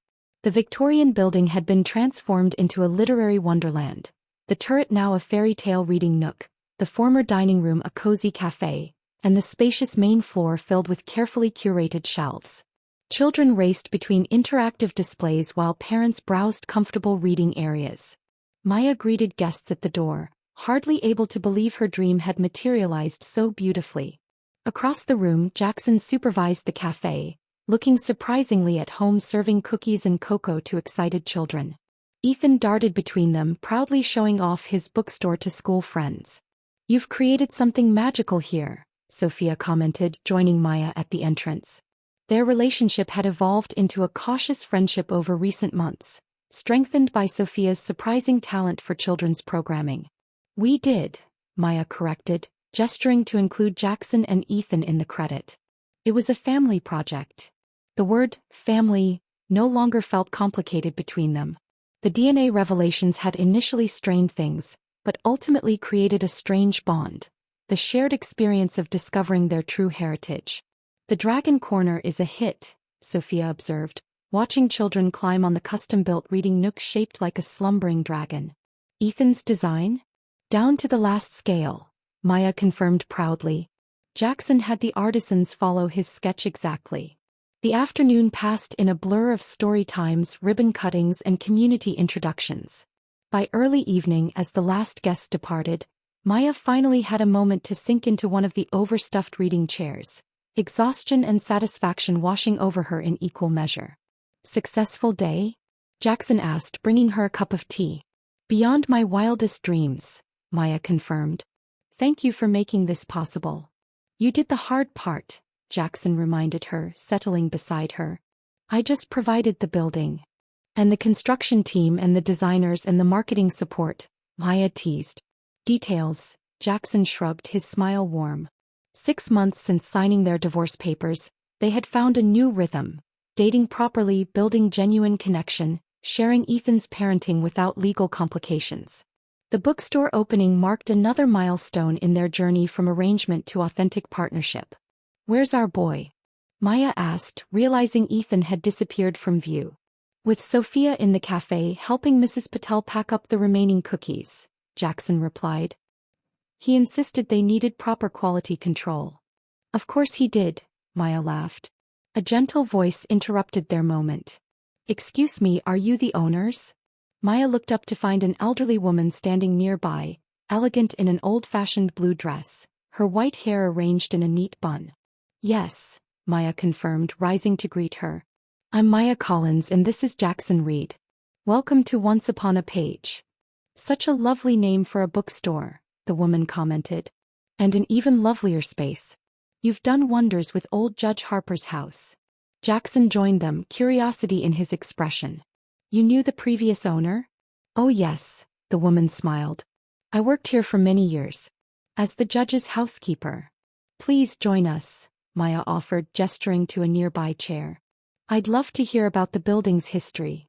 The woman settled gracefully, introducing herself as Eleanor Winters. "I've watched this place stand empty for nearly a decade. It warms my heart to see it filled with books and children again." "How long did you work for Judge Harper?"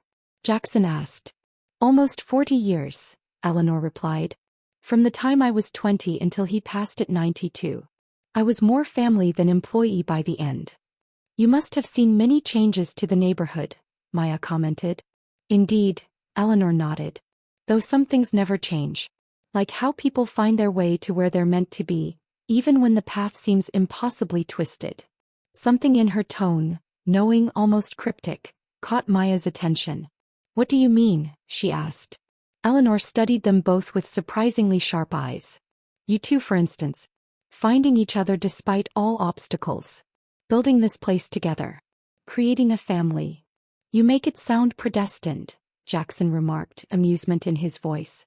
"Not predestined," Eleanor corrected. "Guided." A strange tension filled the air. Maya exchanged glances with Jackson, both sensing something significant in the older woman's words.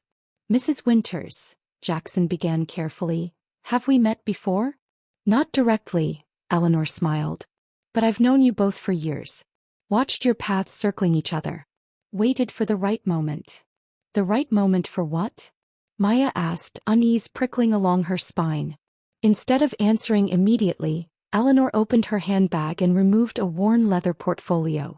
I brought something for your opening. A gift, you might say, though it's always been yours. She handed the portfolio to Maya, who opened it cautiously. Inside lay a document that looked official, yellowed slightly with age. As Maya scanned it, her breath caught. What is it? Jackson asked, leaning closer. A marriage certificate, Maya whispered. With our names on it. Jackson took the document, examining it with growing confusion. This is dated 6 years ago. Before we even met. Before you remember meeting, Eleanor corrected gently. That charity gala wasn't your first encounter, you know. Both stared at her, bewilderment evident in their expressions. You were children, Eleanor explained. A Reed Enterprises family picnic nearly 30 years ago. Alexander Reed invited Judge Harper, who brought me along to help with arrangements.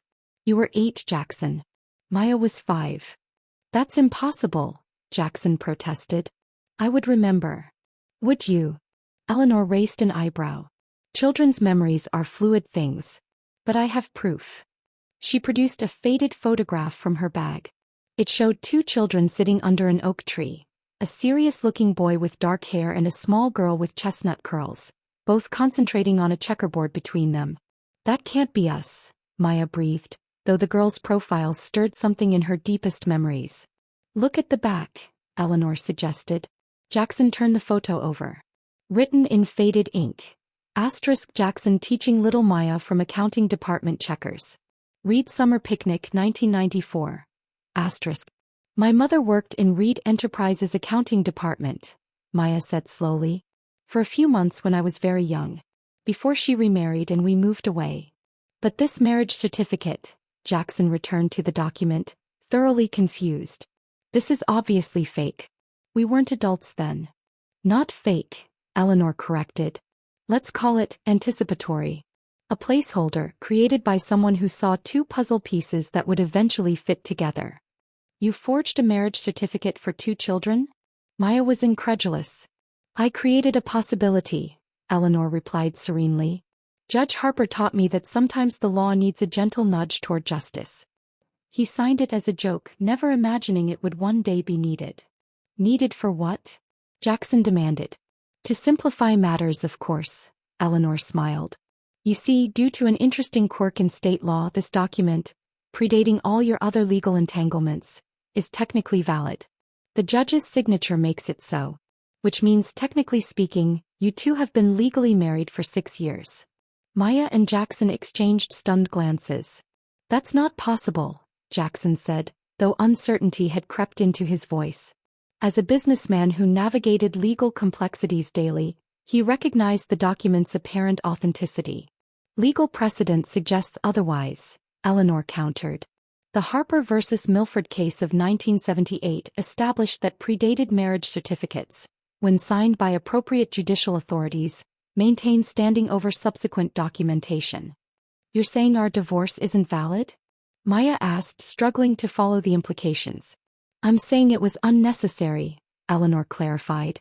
You were never married at City Hall. That was merely a performance orchestrated to help you find each other again. Orchestrated by whom? Jackson asked, though something in his expression suggested he already suspected the answer. By me, of course, Eleanor said simply. With help from others along the way. The clerk at City Hall. Your friend Jenna, who needed surprisingly little convincing to schedule her witness appointment for that specific time. Even your assistant Jackson, who accidentally mentioned your City Hall appointments loudly enough for Maya to overhear at the diner. Silence fell as they processed this extraordinary claim. Why? Maya finally asked. Why go to such elaborate lengths for 2 strangers? You were never strangers to me, Eleanor's expression softened. I watched you play together at that picnic 30 years ago. 2 serious children who found each other amidst chaos, who built a game together while the adults networked and schemed. I saw something rare, 2 old souls recognizing each other. That's hardly basis for decades of manipulation, Jackson pointed out, though without heat. Perhaps not, Eleanor acknowledged. But then there was the charity gala 5 years ago. I was working coat check, semi-retired but still taking occasional jobs. I saw you both again. watched history repeating as Alexander Reed attempted to manipulate another young woman. And you decided to intervene, Maya guessed. I decided to balance the scales, Eleanor corrected. To create opportunity where fate had been thwarted. To reunite two puzzle pieces separated too long. You're saying you engineered our entire relationship? Jackson sounded both impressed and disturbed. The hotel night, the accidental marriage, all of it? I created doorways, Eleanor said. You both chose to walk through them. I simply adjusted circumstances to compensate for Alexander Reed's interference in what should have happened naturally. Maya shook her head, overwhelmed. This is impossible to believe. Yet here you are, Eleanor gestured around the bookstore. Together. A family. Precisely where you would have been years earlier had circumstances been kinder. Dad. Mom. Ethan's voice interrupted as he bounded toward them, cookie crumbs evidencing his quality control efforts. Aunt Sophia says I can help with storytelling next week. Eleanor's face softened as she watched him. Hello, young man. You have your father's eyes, did you know that? That's what everybody says, Ethan agreed easily. Who are you?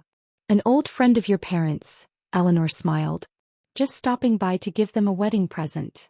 But they're not married anymore, Ethan said with a child's direct honesty. They're doing it backwards. Divorce first, then dating, then maybe marriage again. It's weird, but they said it's better this way. Is that so? Eleanor's eyes twinkled as she glanced at the adults. Well, sometimes the path isn't straight, but it still leads where you're meant to go. Sophia joined them, curiosity evident as she sensed the strange tension. Everything okay here? Mrs. Winters was just leaving, Jackson said, recovering his composure. After sharing some unusual history about the building. And its occupants, Maya added meaningfully. Eleanor rose with surprising grace for her age. Indeed. I've said what needed saying, delivered what needed delivering. She nodded toward the portfolio containing the marriage certificate. What you do with that information is entirely your choice. As it should be. With that cryptic statement, she bid them goodbye, pausing only to pat Ethan's head affectionately before departing. What was that about? Sophia asked as the elderly woman disappeared through the front door. I'm not entirely sure, Maya admitted, still holding the portfolio. Either a very elaborate prank or the most unlikely explanation for our entire relationship, Jackson finished. Later that night, after Ethan was asleep and Sophia had gone home, Maya and Jackson sat in the penthouse living room, the mysterious marriage certificate on the coffee table between them. I had it authenticated, Jackson said, setting down his phone. My legal team says it appears genuine. The judge's signature matches known examples. That's impossible, Maya protested. We were children. The date could have been added later, Jackson theorized. The judge's signature obtained for something else entirely. But the legal implications, Maya began, are fascinating, Jackson admitted.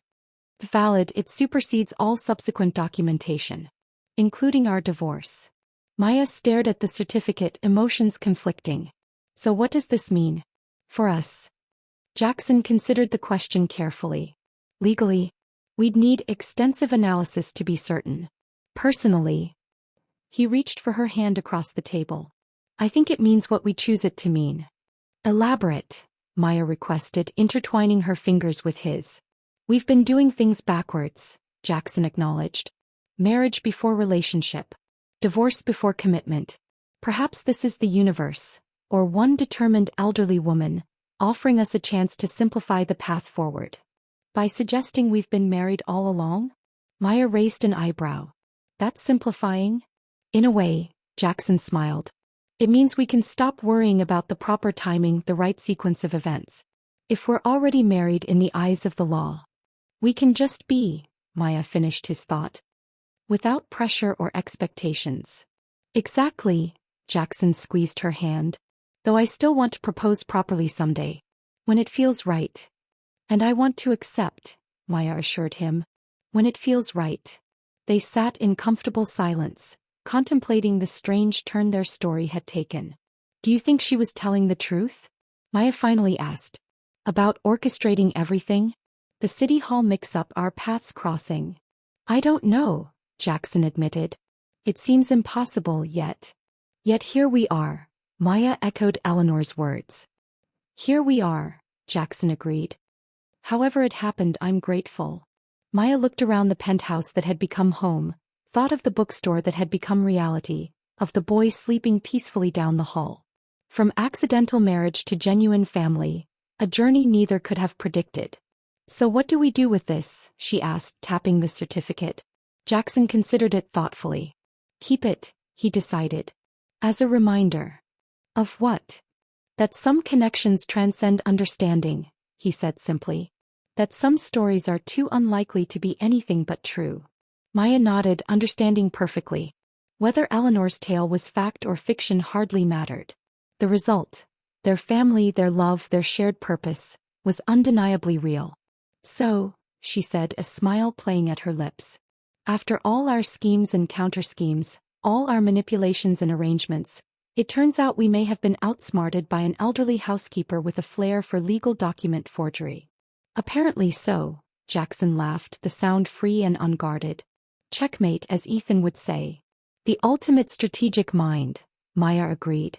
As they put away the certificate and prepared for bed, Maya felt a curious sense of completion. Their story had come full circle, from manipulation to genuine connection, from arrangement to love, from strangers to family. Whether guided by Eleanor's invisible hand or their own choices, they had arrived exactly where they were meant to be. Together.